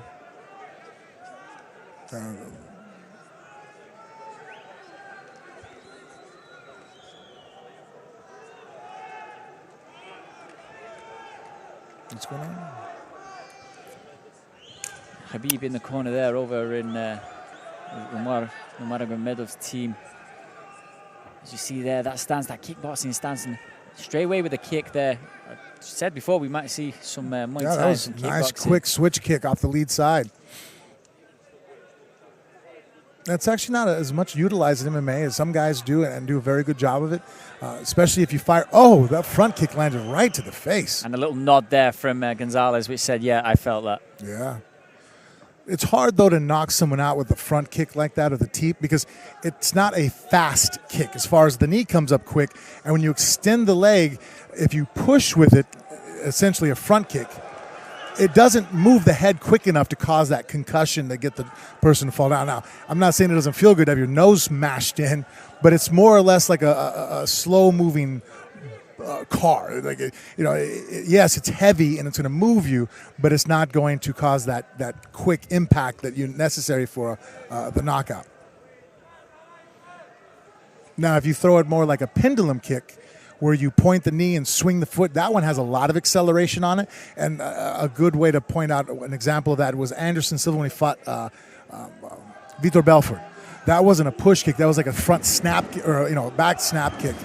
And the snapping motion of it, the way he threw it, it was a quick kick, and that caused that jolt to create the knockout. Ooh, beautiful inside kick. Yeah, just heard that just smash off the inside of his leg there. So interesting stylistically how, you know, even though the cousins and the train, you know, a phenomenal inside trip, perfect. He had the underhook on the far side, pushed him over, the near side with the leg reap. And a beautiful transition from striking and really doing a great job being loose there and effective, and moved right over into to a takedown. And that's really the level of mixed martial arts that you have to be now to compete for titles and defend titles. To be able to transition flawlessly there from striking to grappling to now, to right now here, top position. And again, Gonzalez is holding the arms, and he's not allowing, and guys will do that in hopes of, hey, look, ref, there's not enough action. But Goddard, the same as, Dean, one of the top refs in the world, they're very adamant about, hey, as long as you're attempting to break that hold or to get out, I'm not going to stop the feet on it, start it over. It's when you stop trying to get out and the other guy's holding you, well, now there's no action, we're going to start you back up on your feet. And that, I'm not a fan of that maneuver because it rewards guys for stalling on the bottom, which that's not very much like martial arts. You can't walk to your car and a guy goes to take your keys from you and you're going to stall him out until the cops show. I don't know. Yeah, I don't know about that. Yeah. I don't know what you'd do, Frank, in that situation. It depends on which car I'm driving, what kind of mood I'm in. Oh, hello. Yeah, just you were saying before about the stylistic matchups. I mean, like Umar Nurmagomedov, you were expecting to be from Dagestan and training alongside Habib, training alongside Abdul Namab. More wrestling heavy. He's been more wrestling heavy, but he's been light on his toes. He's been getting those kicks he looks off. very good striking. I mean, it's just Habib in his corner. I'm sure Habib doesn't want to hear this, but out of the two of them, Omar is a very good striker. You'd have to agree. Yeah, just the way he's moving and just, Habib, though, has a little bit different approach to the group where he'll sit in the half guard, or he tries to go basically like put you in a Turk, which would be like a reverse half guard from top. And by doing so, wrapping up the legs and really frees up his upper body to rain down that just hellacious punishment. Oh, beat down position. And does he have it? Yep. But Gonzalez reacted properly. Now, I know he just gave up the mount, but compared to the beat across the body, this is a little bit easier to defend. Oh. On that ground and pound, just as vicious as Habib. Yeah. He's doing his cousin proud there. That's some... it could be close to a finish here. Well, he's still improving his position, even though he's blocking with his hands. But if he gets stretched out here, this is going to be impossible, very difficult to get out. See, right now...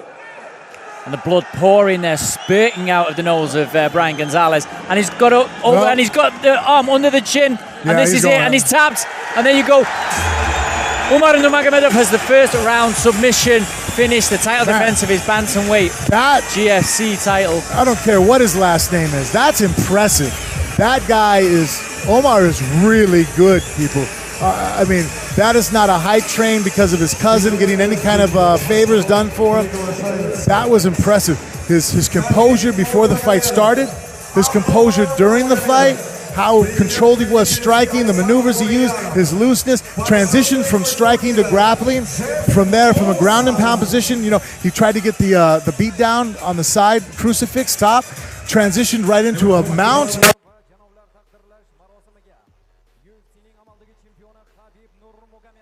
I mean, he showcased every aspect of MMA right there. He went from kicking, punching, takedowns, to ground and pound, positional exchanges on the ground, to a finish with a submission, a choke to take the back. Good to watch as well. I mean, it was only less than the 5 minutes of the first round. But as you say, an assortment of different disciplines demonstrated there, as we just see Jeff Monson getting in on the action. Snowman's in. There we go. I was wondering where he was earlier. Inside the cage. He's pulling out some stylistic sweatpants. I've never seen sweatpants with a belt. Habib just giving some words of advice there to Umar Nurmagomedov. I mean, but if you're Habib and you're watching that, I mean, what do you say to him? There's nothing you can really say. Yeah, I mean, that was near a flawless execution of a fight that you can possibly have. I mean, at this point, we just need tougher and tougher guys to go at him. Not taking anything away from Brian, but he got ran over so convincingly from the opening bell to the end that we can't see how good he really is. But getting guys that have more of a well-known reputation of their abilities, and then having Omar take those guys out, that's really going to be the next step. Name guys, maybe former UFC guys that aren't in there, or somebody else who's an up-and-coming name that has that kind of acknowledgement.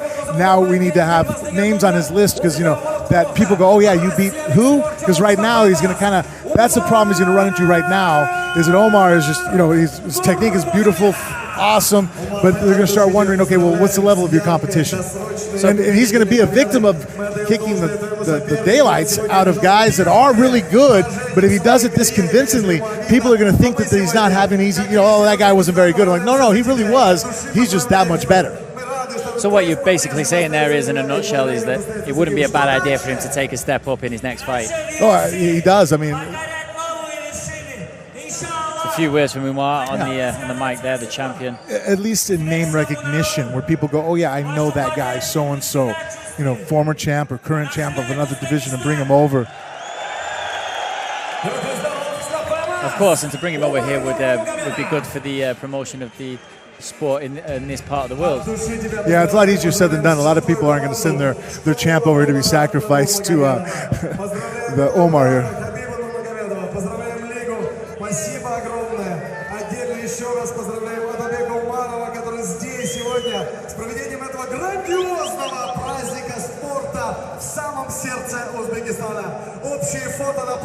Yeah, and right now Brian Gonzalez, you know, undefeated fighter, but he's 6-0, you know, and so like right now, that coupled with how he just got beat by Omar, that's going to make it to where people are going to question, okay, now we bring someone tougher.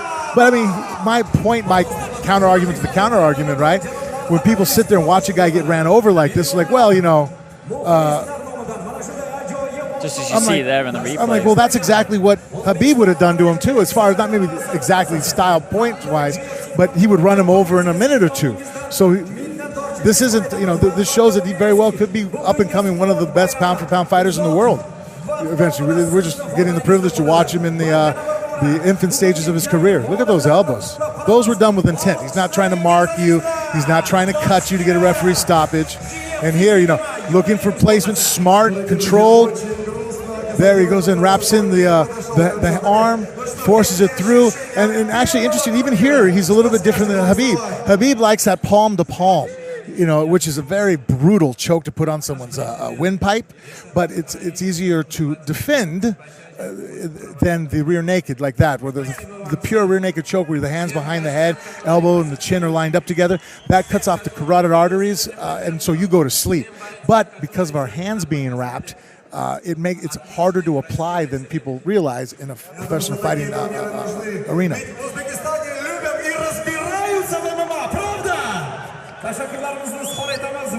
Umar Nurmagomedov there with a very, very convincing victory. And of course, I mean, you've seen a lot of fighters in Dagestan and in Dagestan compete all over the former Soviet republics. Well, now Uzbekistan and also in Tajikistan and places like that. I mean, where would he rank? Right now, he's the best one out of anybody besides his cousin right here, Khabib. And I have a very high opinion of the Dagestani, Chechen, Uzbek fighters. Right now, though, what I just saw was one of the most complete fighters as far as striking, wrestling, and submissions. Most of the guys that I work with in the Dagestani area, they have 2 out of 3 down packed. They're either really good strikers with phenomenal wrestling, or they're really good wrestlers with phenomenal submissions. But I've yet to see one who's as complete as Umar, where it's like, okay, great striking, get an A. Wrestling has an A. Submissions on the ground, you have an A. Conditioned, mental composure. This guy's a straight A student when it comes to the fight card. Straight A student, there you go. Umar Nurmagomedov, cousin of Khabib Nurmagomedov, getting the win there on the night. Very, very impressive. Assortment of all different disciplines, done to a very, very high degree. Defending his bantamweight GFC title here at GFC 20 in Tashkent, Uzbekistan. The very first MMA event to be held in the country. Frank, your impressions, how the night went as a whole? You know what? A couple of the fights, you know, obviously might not have been as exciting as some of the guys wanted, but for the most part, a lot of them were. We got to see a lot of great talent, local talent, and some not so local. Your friend here, Jeff Monson on the mic. Yeah, let him talk. Birinchidan batayizlar men o'z rahmatimni We could talk about the translation. And you know what? You did a great job. I was very impressed with not only your knowledge of what was going on, your ability to help set me up on different topics, and at times when the fights weren't necessarily the most exciting in themselves, you were able to keep the flow of energy going pretty well. I was very happy to work with you, man. I look forward to thanks more very much. endeavors. Yeah, very much the same here. Well, of course. I mean, Well, yeah, everybody loves working with the old Frank Mir. I'm just the latest one to get the opportunity and the pleasure of doing so. No, you did an excellent job. I'm very glad that the setup was this way compared to what I was going to walk into. Folks at home, they were going to have me do this by myself, I think. I think by some of the pronunciation of some of the fighters' names. We'd have been doing blue and red. Yeah, of course, yeah, sure. So as we sign out here at GFC 20 in Tashkent, Uzbekistan, the first ever MMA event in the country, I've been Danny Armstrong. Frank Mir has been with me, the two-time UFC heavyweight champion, and it's goodbye from me. Frank, goodbye. Yeah, can't wait to catch you guys on the next one. Very much so. Look forward to working to you. Awesome. I will see you soon. I want to say thank you again so much. And the sportsmen here, the fighters, have a bright future. Uzbekistan it's right now the best in boxing and soon going to be the best in MMA. Va yana bir bor barcha g'oliblarni qutlab qolaman va umid qilamanki, mana shu bugungi jang oqshomida ishtirok etgan barcha sportchilarni porloq kelajak kutib turibdi. Спасибо. Rahmat. Спасибо. Jeffrey Monson, thank you so much. Спасибо огромное. Спасибо, Рахмат. Спасибо огромное, Ташкент. Спасибо, Узбекистан. Лига GFC сегодня прощается с вами.